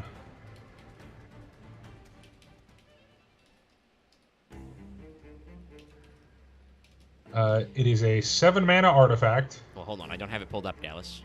Oh, sorry. My bad. To let people know, if I'm out of step, it's no longer because I'm tired, it's because we've been here long enough that I'm, like, having multiple conversations. I'm, like, talking about Rain shit with the people in Rain who are not in this call. So if you ever want to look at Secret Tabletop and see where we're going, you know. But that means that I'm occasionally doing stuff. So now it's on screen. Yes. No, this one is... Why does that look so much like a fucking Marvel, like, comic panel? I mean, it might be a comic panel or a comic cover. X mentioned this way earlier, but there are also some Doctor Who comics as well. Yeah, I mean, to be fair, the Cybermen just look comic booky to me. Like, even in the show, they look comic booky. Regardless, this is a 7-mana artifact creature, not legendary. Non-legendary artifact creatures you control have Myriad. This, which is whenever a creature with mirrored attacks for each opponent other than the defending player, create a token that's a copy of the creature tapped and attacking. Exile him at the end of combat. This card does wacky shit. Very wacky shit. Yeah, no, definitely. Like, giving other things Myriad is insane. Because, to reference, when you create a creature token, that token enters. So if you copy anything that has an enters effect, that enters effect triggers twice. Yeah, instantly. Okay, because you myriad it. Yeah. No. And if you're playing this in an artifact creature deck, this is an insane finisher. This card is insanely powerful. I should say. What's another fun? Oh, this card's it's a 7, so it better be hilariously fun. This is a saga. By the way, all of the sagas are named after episodes. Makes sense.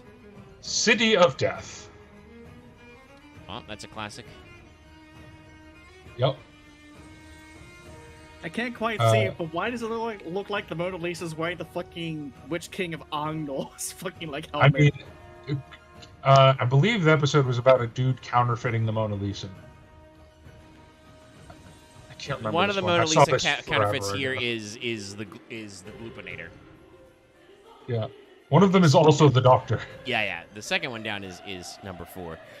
So let's see. Okay. On 1, create a treasure token. And then 2, 3, 4, 5, and 6, which I assume is how many parts City of Death was. Yep. I assume. Create a token that's a copy of a target non-saga token you control. So just, you start by creating a treasure token, and it makes more tokens. Yes. Copies more tokens. Generally, this is a card that you do not copy the treasure token with, you copy other shit with. You copy a much more fun token. Yes. Okay. I want to leave my favorite wacky card for last. That'll be last because that card is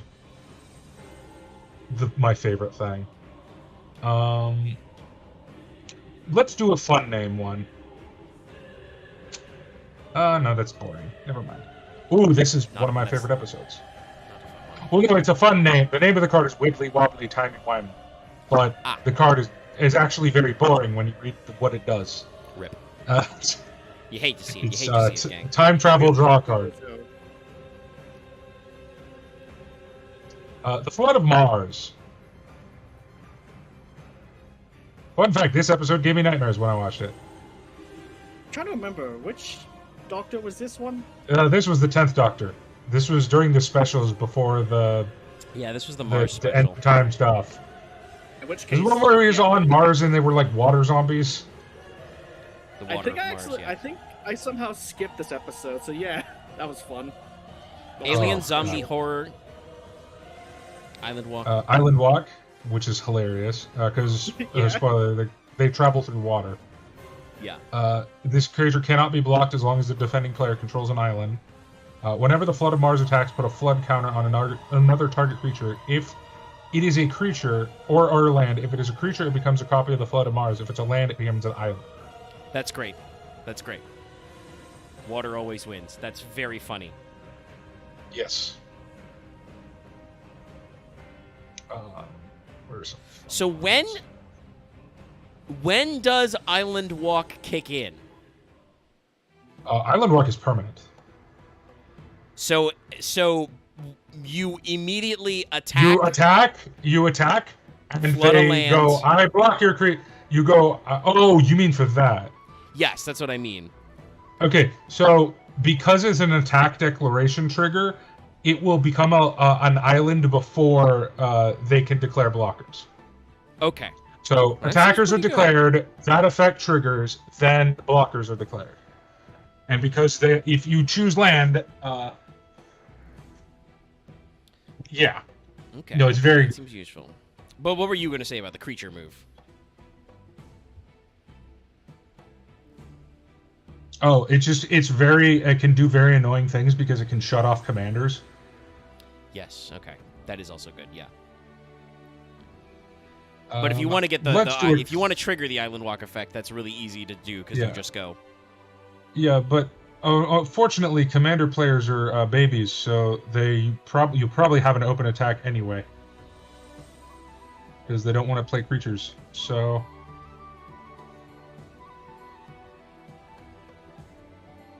Here's a fun one, a classic one too. They don't have any legendary permanents because I don't think there's a single named one of them in the entire show, so it wouldn't make any sense, but they definitely got a card. The Pink Angel. They had to get a card. I just talked about, right, like how the Weeping Angels are like created entire genres of shit. Weeping Angel, Alien Angel. Flash, which means you can cast this at any time you cast an instant. So anytime your opponent looks away. You're running a green, blue, black deck? Flash, first strike, vigilance. Tokens of this. Whenever your opponent casts a creature spell, Weeping Angel isn't a creature until the end of the turn, so it's just an artifact. If Weeping Angel would deal combat damage to a creature, prevent that damage, and the creature owner shuffles it into their library. That's perfect. Did you remember? Yeah, no. Remember, and it has first strike, so it does it first. Yes. And it's on fucking Flash, first strike. Vigilance is you don't tap after combat, right? It does not tap. Yeah, it does not tap during combat. That's so fucking fun. This guy's so like you're not likely to kill this your card opponent with this thing. This thing is so fucking funny. You know what this is? Well, what this reminds me of? This is the kind of Karibo that you just go, fuck off. Yes. No. This is a very Karibo coded card. Well, this is a classic one. We can't not it's pretty cheap show too, this. 3. Exterminate. I mean, yes, your opponent just... Sorry, Chat's saying that the Weeping Angel's removal bait. I mean, yes, like, your opponent will just blow it up eventually because it's only got 2 toughness. No. But still it is so also, funny. I think it is also removal. I don't count this as a creature when I'm building decks. I count this as a removal spell because when they're attacking, whatever they're attacking with goes to the bottom of their library. Ah, hey. Exterminate goes really well with boy Davros, which makes sense. Also, this is, if you've ever wondered, this is what happens if the Dalek shoots you with the lead pipe. Yeah. You fucking die. Daleks are actually absolutely terrifying. They essentially have, like, infinite Avada Kedavra. Like, they hit you with this beam and, like, nothing survives. Like, literally one guy survived them once. And that's because he's a weird, immortal jackass. Jack? So let's see. Yes, Jack. Exterminate 2. So quick thing. Hey, Omega, do you know what plays in my head when I see this image? What? You ever watched Home Alone 2? Yes. Actually, I think it's the first Home Alone. It's the Mandalore clip of what's this, Marv getting shocked. Ah! Ah! It is Home Alone 2. It is 2, okay. I wasn't sure. But yeah, it's the Mandalore clip that he uses a lot. Yes. Yeah. It gets turned into a fucking skeleton. No, it's great. Yes, also true. All right, but okay, so costs 3 mana, one which must be black. Replicate. Tap an untapped Dalek you control.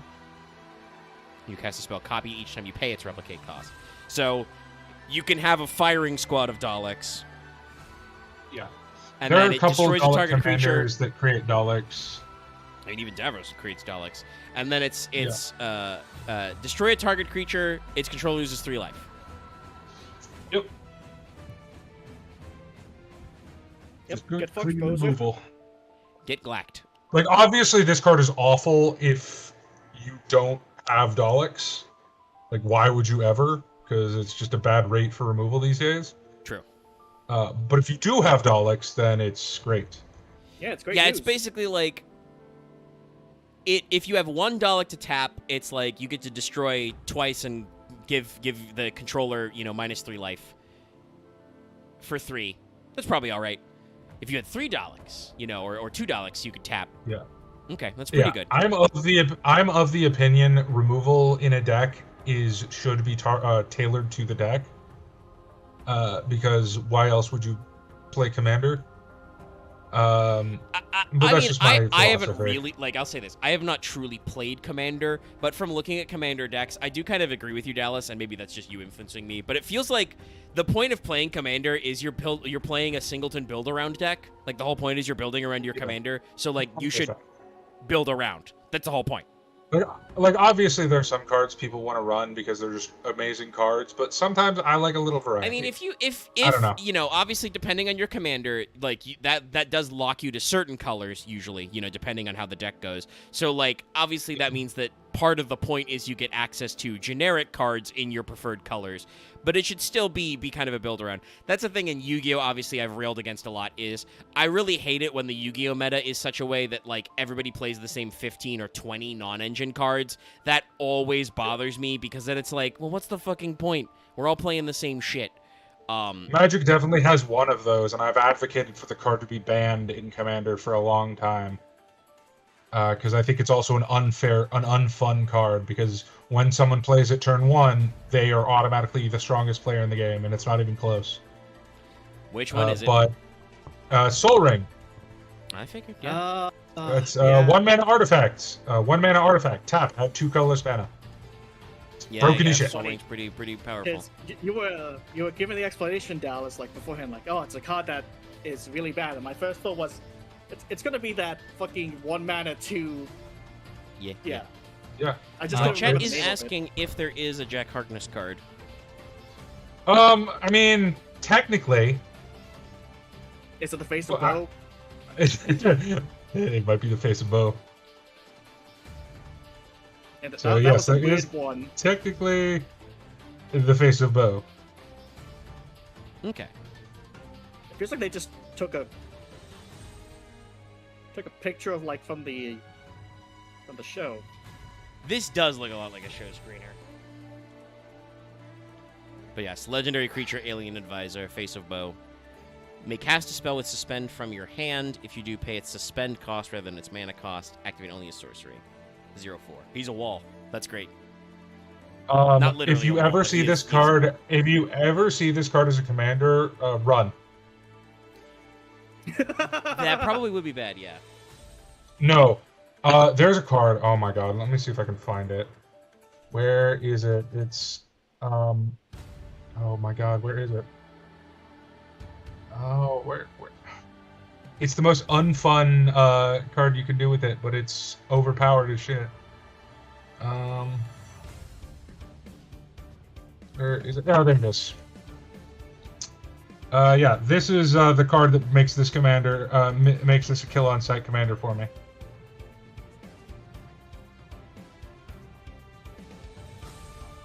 Oh.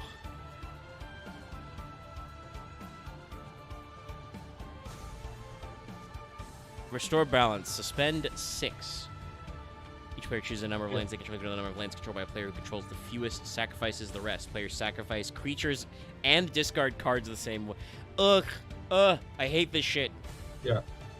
Honestly, the lands part to me is fine, because if you have like 30 lands while everyone else has 5, I'm okay with you getting fucked. Yeah, the mana curve should not be so bad, but then it's also reset creature balance. It's the creatures and the hands that is like, it's just like, for 1 mana, that's insanely and this powerful. This does not say that, like, minimums. So, like, if somebody controls no creatures, yup. like, you go to. Well, obviously, if you're playing with face of, if you're playing with face of Bo, it's you have to 1 control at least, what? yes. But still, like, okay, so that means it can be 1, and then also, like, hand can be. If it's like you can play it as the last card in your hand with face of Bo and just be like, yeah. But yeah, there's a bunch of cards that. There are cards like this in Yu-Gi-Oh! Sorry, I just look at this card and just go, okay, so this is exactly the kind of card that they forgot about when they were designing the Face of Bo's effect, and then someone went, hey, wait a second. I could do something stupid. No. So they did this thing with this is from Time Spiral, I believe, where they retrained essentially like some of the most powerful cards in Magic's history to be on these long suspend Like there's balance, restore balance, which is balance, ancestral visions, which is ancestral recall. Yeah. Inevitable betrayal, which is bribery. Like chat is talking about this a little, yeah. But like the fact that then Face of Bow is just like you can just cast it from your hand by paying its suspend cost versus actually just suspending it. Because I would assume with the no mana cost listed at all, you have to suspend it. Yeah. Oh, also, yeah. The one that is 2 mana and is this effect anyway is banned in Commander. Well, yeah. No, I like that. Normal balance is power banned. Cards. Well, Wheel of Fortune is not banned in Commander. It's just so expensive that you're not going to play it. I think it's $1,000 something. It's also not that good. It's everyone discards hand, draw 7. And it's been 45 minutes since I called work, and they haven't called me back yet. All right, I just got like 2 or 3 more, I think. I just want to share a few of the other fun ones that I play a lot in decks because I kind of love these cards. Yeah, just feed me some funnies. This one is hilarious. Displaced Dinosaurs.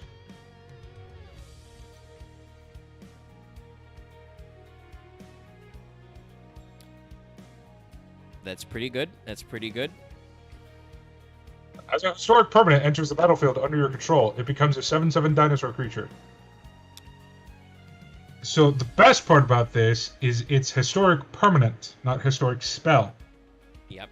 Which means clues, treasure, food are all dinosaurs.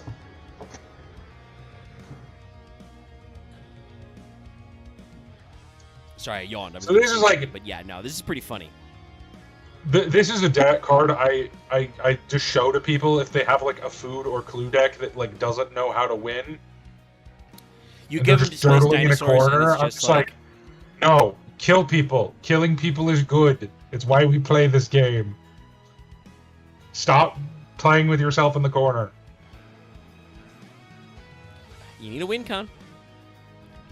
And then we'll just beat a big-ass guy. God, Magic players are so much worse than Yu-Gi-Oh players at that. Holy shit. Well, I mean, I think it is because, like, Yu-Gi-Oh...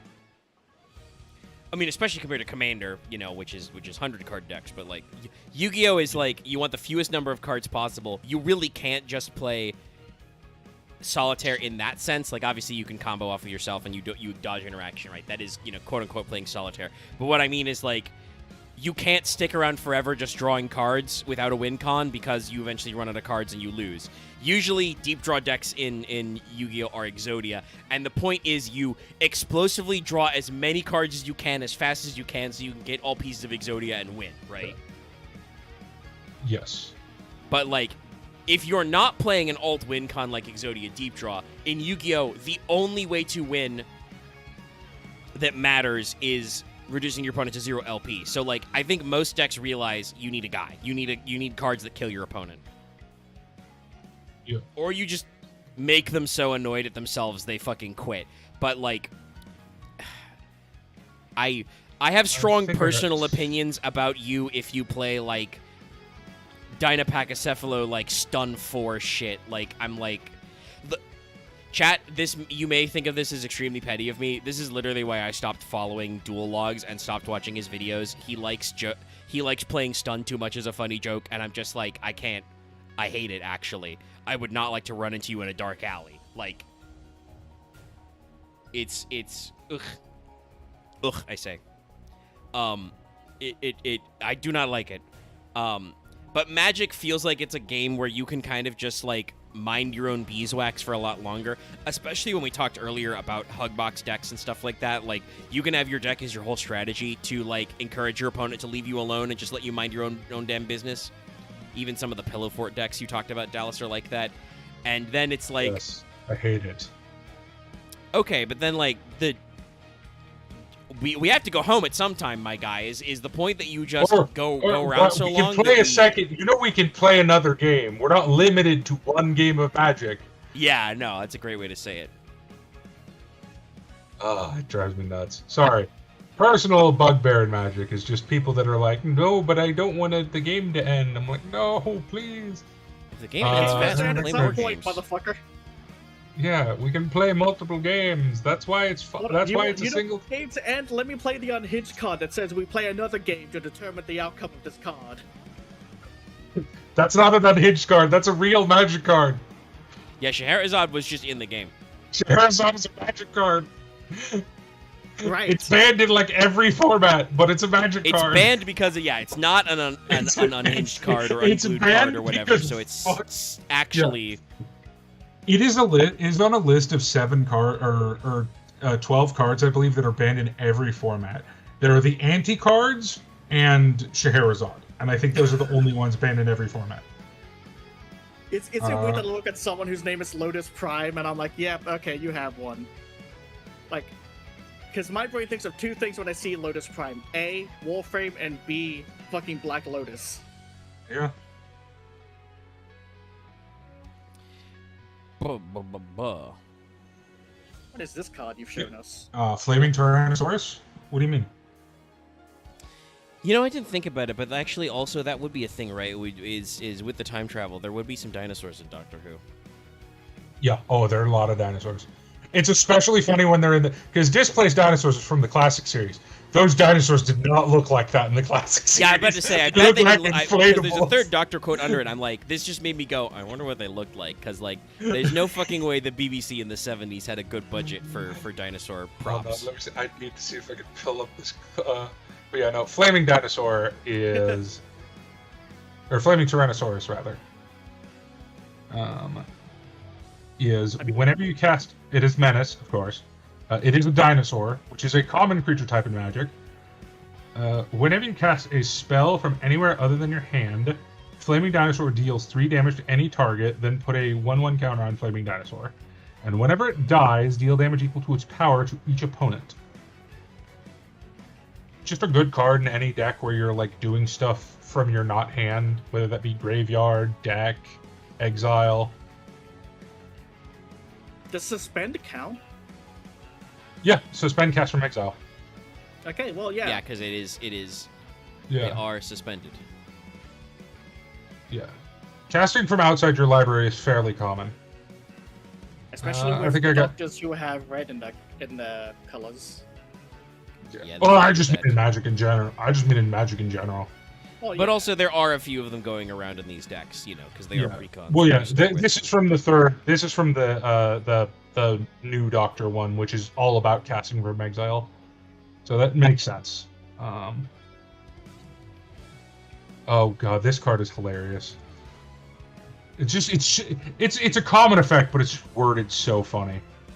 Oh boy. Choose Oh, hunted by the family. these fuckers. I remember Yes, those these guys. assholes. Yes, one of They the got one what of the they better deserved. episodes of Doctor Who. Family of Blood, I believe, is what it's called. Yep. So choose up to 4 target creatures you don't control. For each of them, that creature's controller faces a villainous choice. That creature becomes a 1/1 white human creature and loses all abilities. Or you create a token copy of it. So you clone it, or it becomes nothing.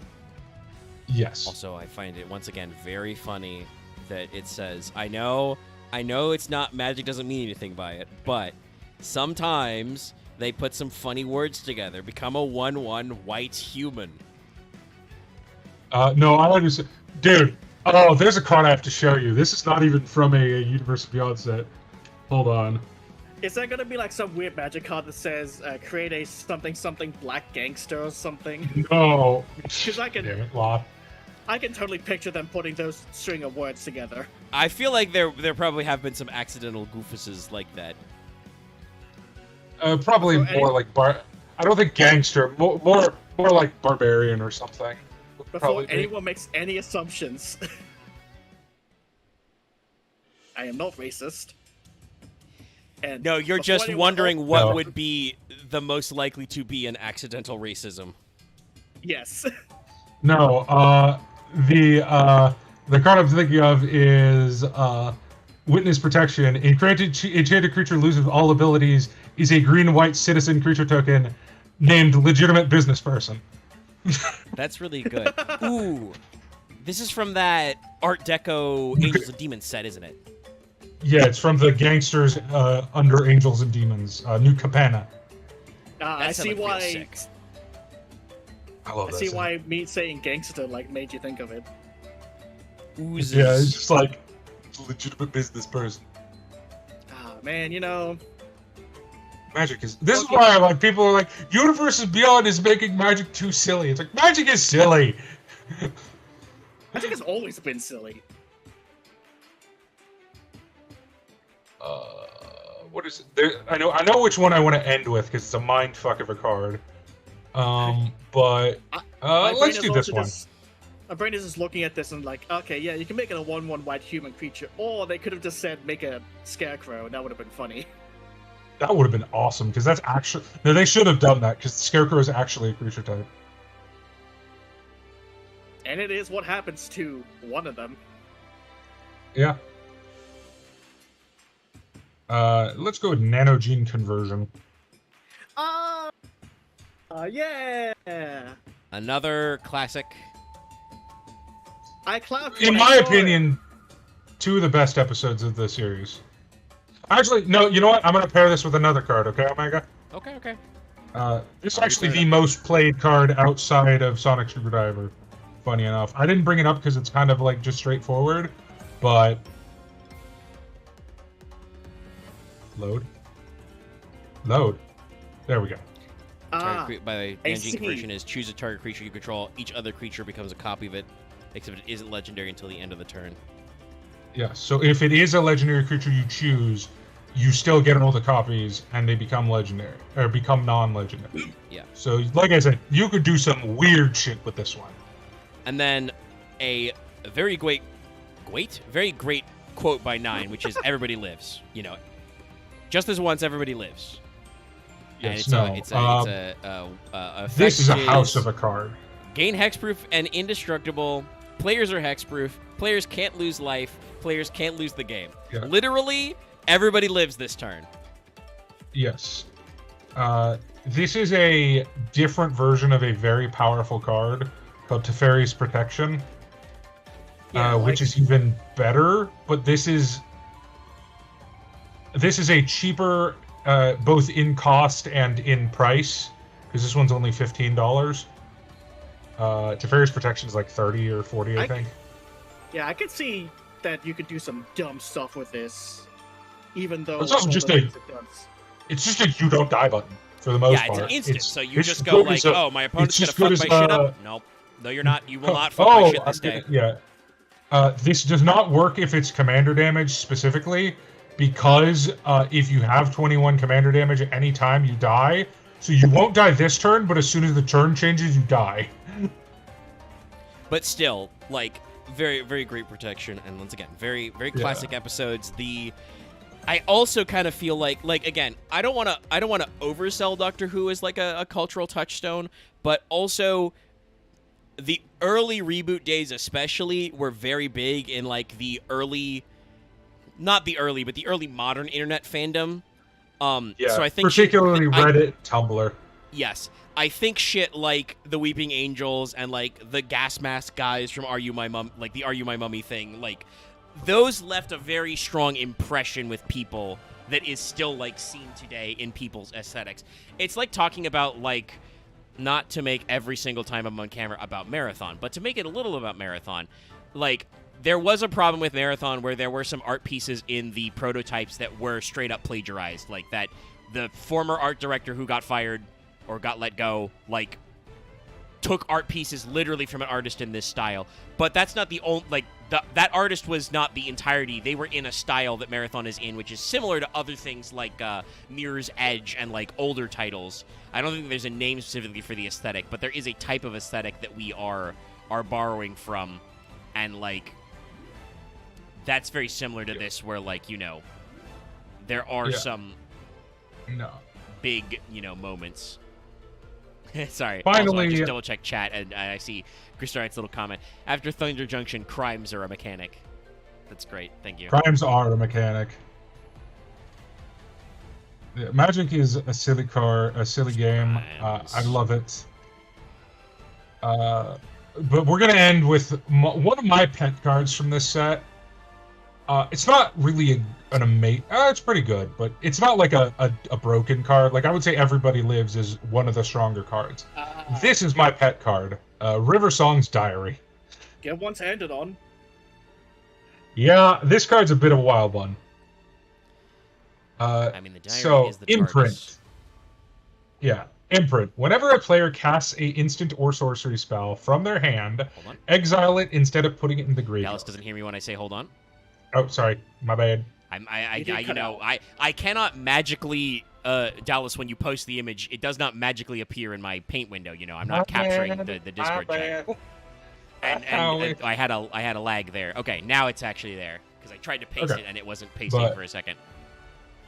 Yeah, to end this is whenever a player casts an instant or sorcery spell from their hand, exile it instead of putting it into a graveyard as it resolves. So they get the spell, but it goes under the diary. At the beginning of your upkeep, if there are 4 or more cards exiled with River Song's Diary,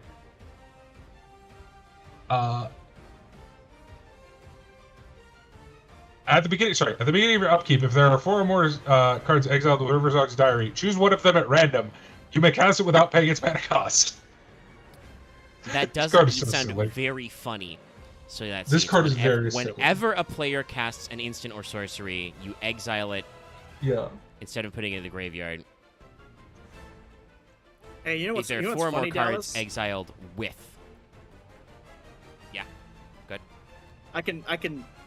Pretty sure I can almost tell which episode this fucking shot is from, because even though it didn't happen as a shot, I'm pretty sure this is the fucking 1950s diner they go to after they kill Matt Smith and go, oh hey, wait, Matt Smith's alive over there.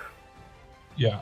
No, Lotus Prime is correct. This goes so good in any spell-heavy deck, just because it's kind of a set it and forget it card, because you can just put it and as long as you don't need stuff in your graveyard. Yeah. Because once you cast it from the diary, it goes to the graveyard. Okay. But you just keep getting free value effects. And especially if you have any kind of commander that cares about casting from exile, it's very good. Yeah. Like I said, I really like this card. One, because it's wacky. Like, I usually need to roll a d6 to see what I cast, or sometimes a d12. But also, it's just kind of good value. Like, I never feel like for commander, for me, I don't need the strongest deck. I need a deck with cards where I play them and I never regret playing them. And I never regret playing this card because it's dumb and silly. And I don't think in too harsh a way. Like, yes, some very specific decks will get hosed by this, but I feel like the decks that get hosed by this are like very, very specific. Like, I am casting sorceries from my graveyard, but I also want to have cast them already. Yeah. So like, it's a very, this will fuck over a very, very niche deck once in a while, but very rarely. And still definitely has a lot of funny things you can do. Like, also, I mean, you don't bank on it, obviously, because, you know, your opponent has a brain, ideally, and can think about it. But still, like, there are gonna be, it says whenever a player, you know, casts an instant or sorcery spell. So there are going to be some times when your opponent can't avoid giving you spells. They're just going to be like, shit, okay, I'm going to cast this, but that means they're going to put it in the diary later.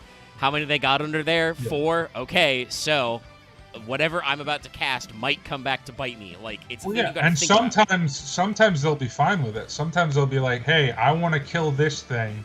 I'll cast this to potentially give it to you so you can kill their other thing. Yeah. Like I said, I like this card because it's a... The problem with a lot of Chaos cards in Magic is they're actually stun cards with a different hat. Yeah. Because they stall the game out. This is a Chaos card that actually progresses the game.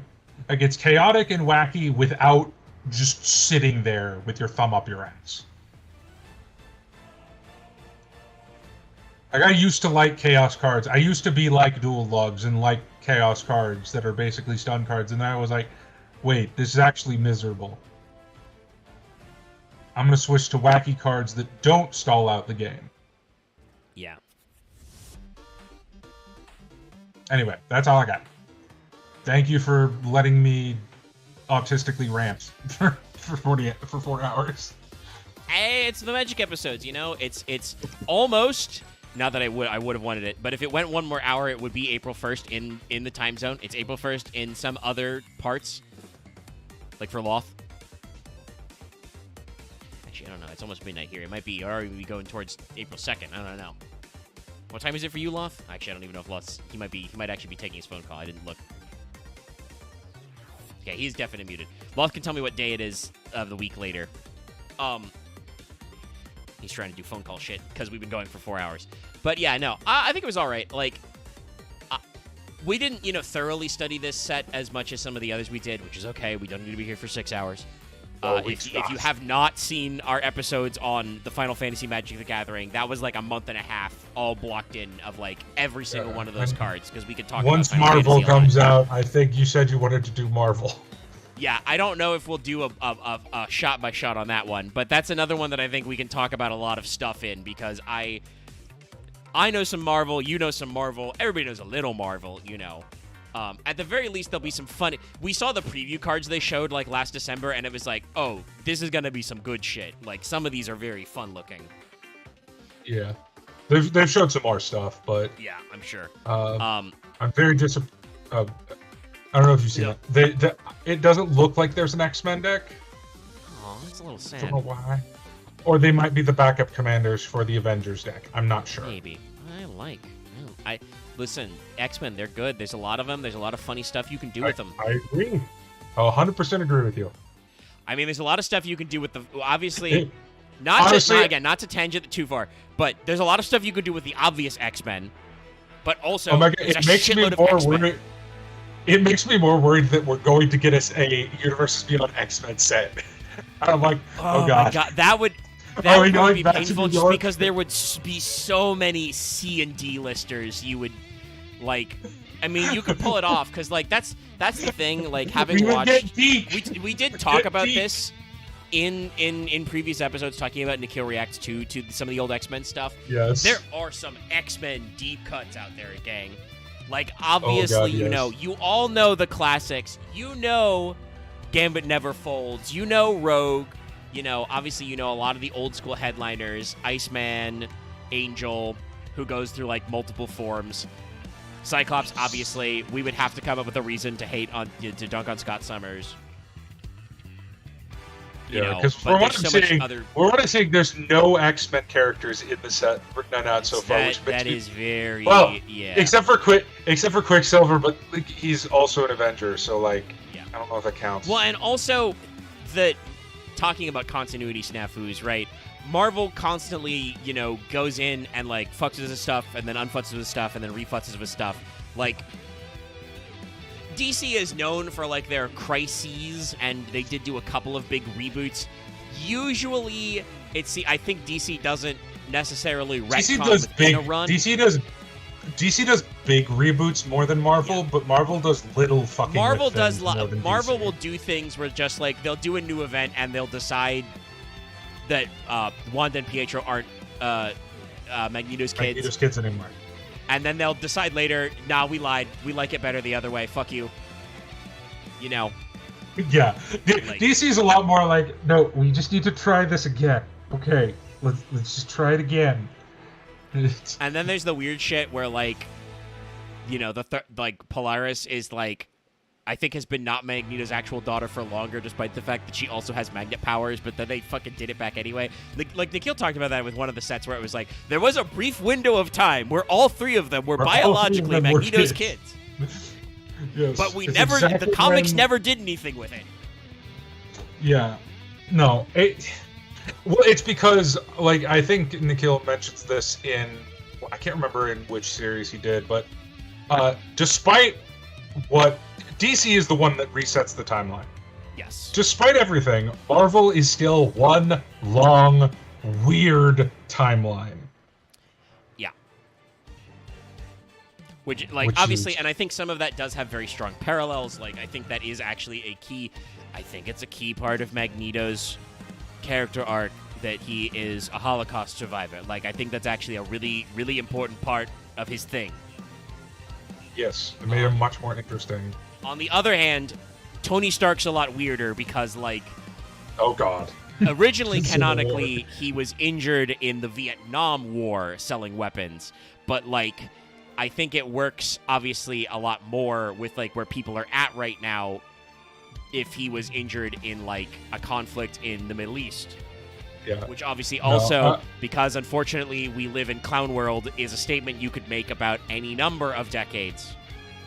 I'm honestly looking at this. I feel like they're making an X-Men set, which is like... Oh, that's... I'm down for it, but it's going to cause so much discourse. Please just do it as the Commander decks. Please don't make it a big full core set. That would be... Because there's so much... chump shit you'd have to put in to make a full standard wait, set. Omega. It's for the Commander decks. One could be the X-Men, one could be the New Mutants, one could be X-Force, and one could be X-Men. That's what everyone wants, right? I mean, yes, no. Like, there's so much dumb shit. Obviously, what you would actually do is one would be the core. Like, you would do core X-Men. You could probably do a New Mutants. The Brotherhood would be one. Probably just do heroes and villains if it was an X-Men set. Yeah. Like, I can't imagine them doing 4 Commander decks for X-Men. Nah, that seems a little goofy. But, like, again, there's so many X-Men you could do so much with. Like, obviously, Charles. It's just a mean thought that came into my head from the fact that I'm seeing literally no X-Men except for Quicksilver, but he's also not originally an X-Man. Yeah, no. Like, that's the thing, right, is, like, X-Men are big.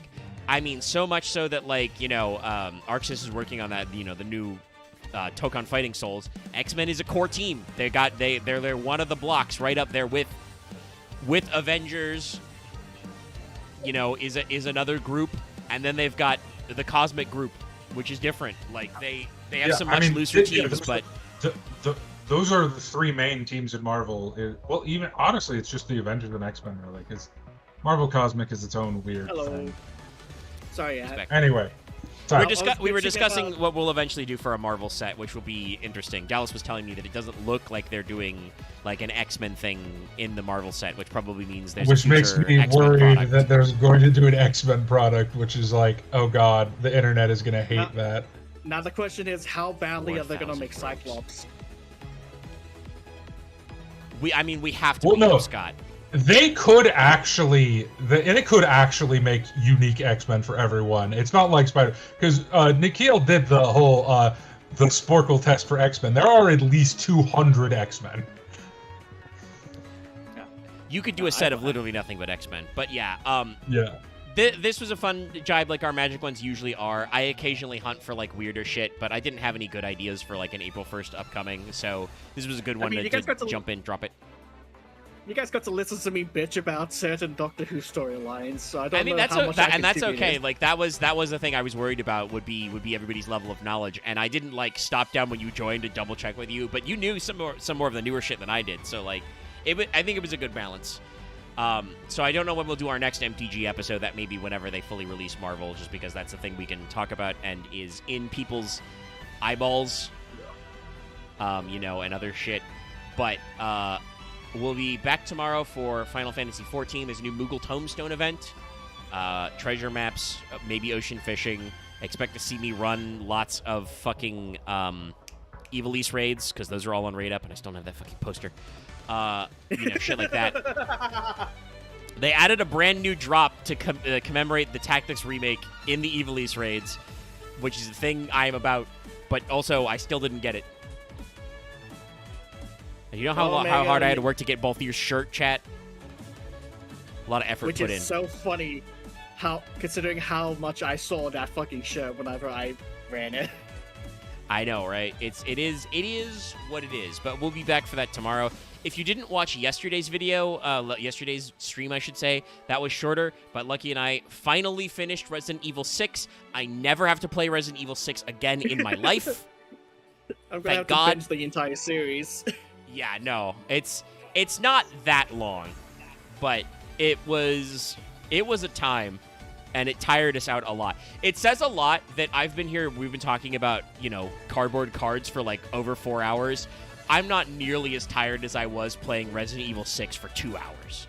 Like, that game does something, man. I mean, that game is... To be completely fair, the picture you chose for the thumbnail is so fitting for the Is it fair to call Resident Evil a true game disaster piece? RE6, yeah, probably, because like parts of it are really cool and parts of it are really dumb, and then there's just a lot of stuff in between. It's so weird. What Lucky and I like to say, Dallas, is that Resident Evil 6 is like 3 different movies in a trench coat. Oh, it's I feel like it's more than 3. It honestly like 8 might different games. It's like 8 different games trying to fit into a because like whole. Pierce and Chris is trying really hard to be like a COD shooter, but also zombies. Ada's episode has like 2 or 3 forced stealth segments, except we don't change the mechanics at all, so it's really shitty stealth gameplay. There's a lot. There's like weird stalker horror with like Ustanak. Go ahead. You are forgetting about my favorite character who will definitely be making a comeback in Requiem. Good old Agent. Yes, Agent. Ada Wong's stand. But yeah, no, like, it's a crazy time. We streamed all of it. We don't have to go back. I don't know exactly what we're doing, but I've got a few games pulled out, so go back and watch the stream. Because it does have my favorite cut. It does have one of my favorite video game cutscenes of all time in it, which is the Nemesis cutscene. It's just. Oh, that game is so funny. But yeah, and we back that is to a game more. That was invented for That is a game that is invented for Let's Plays. I think so. Yes. It's a game you don't want to suffer through by yourself. It's like Sonic 06. It really is like Sonic 06 in that this is a game that was made to watch as a Let's Play. We will not be. I will never be streaming Sonic 06. I've seen enough. But yes, I think you're correct though that like it. So RE6 is one of those titles. So does that mean that the bad guy of Leon's campaign will run up to you and say it's no use? It's no use. He might actually. Simmons may actually have said that at one point. I don't recall. I've blocked out large portions of RE6 from my memory. For your own safety. Yes. Repressed for my sanity. But anyway, we're gonna get on out of here. Thanks so much for tuning in, guys. Don't forget to like, comment, and subscribe on the videos and stuff. Check out some of our previous fail portrayals. We'll be back next week with whatever the hell won the Patreon poll. Remember to support us on Patreon and vote in polls for every month. You get to pick a fail portrayal archetype that we do. And I literally have no idea what it is, and I'm not checking because the video will be longer if I check. What's up, Dallas? I'm going to ask you. Oh, I'll ask you this offline. Okay. Or off, then we're out of here. Thanks everybody. Good night. Bye.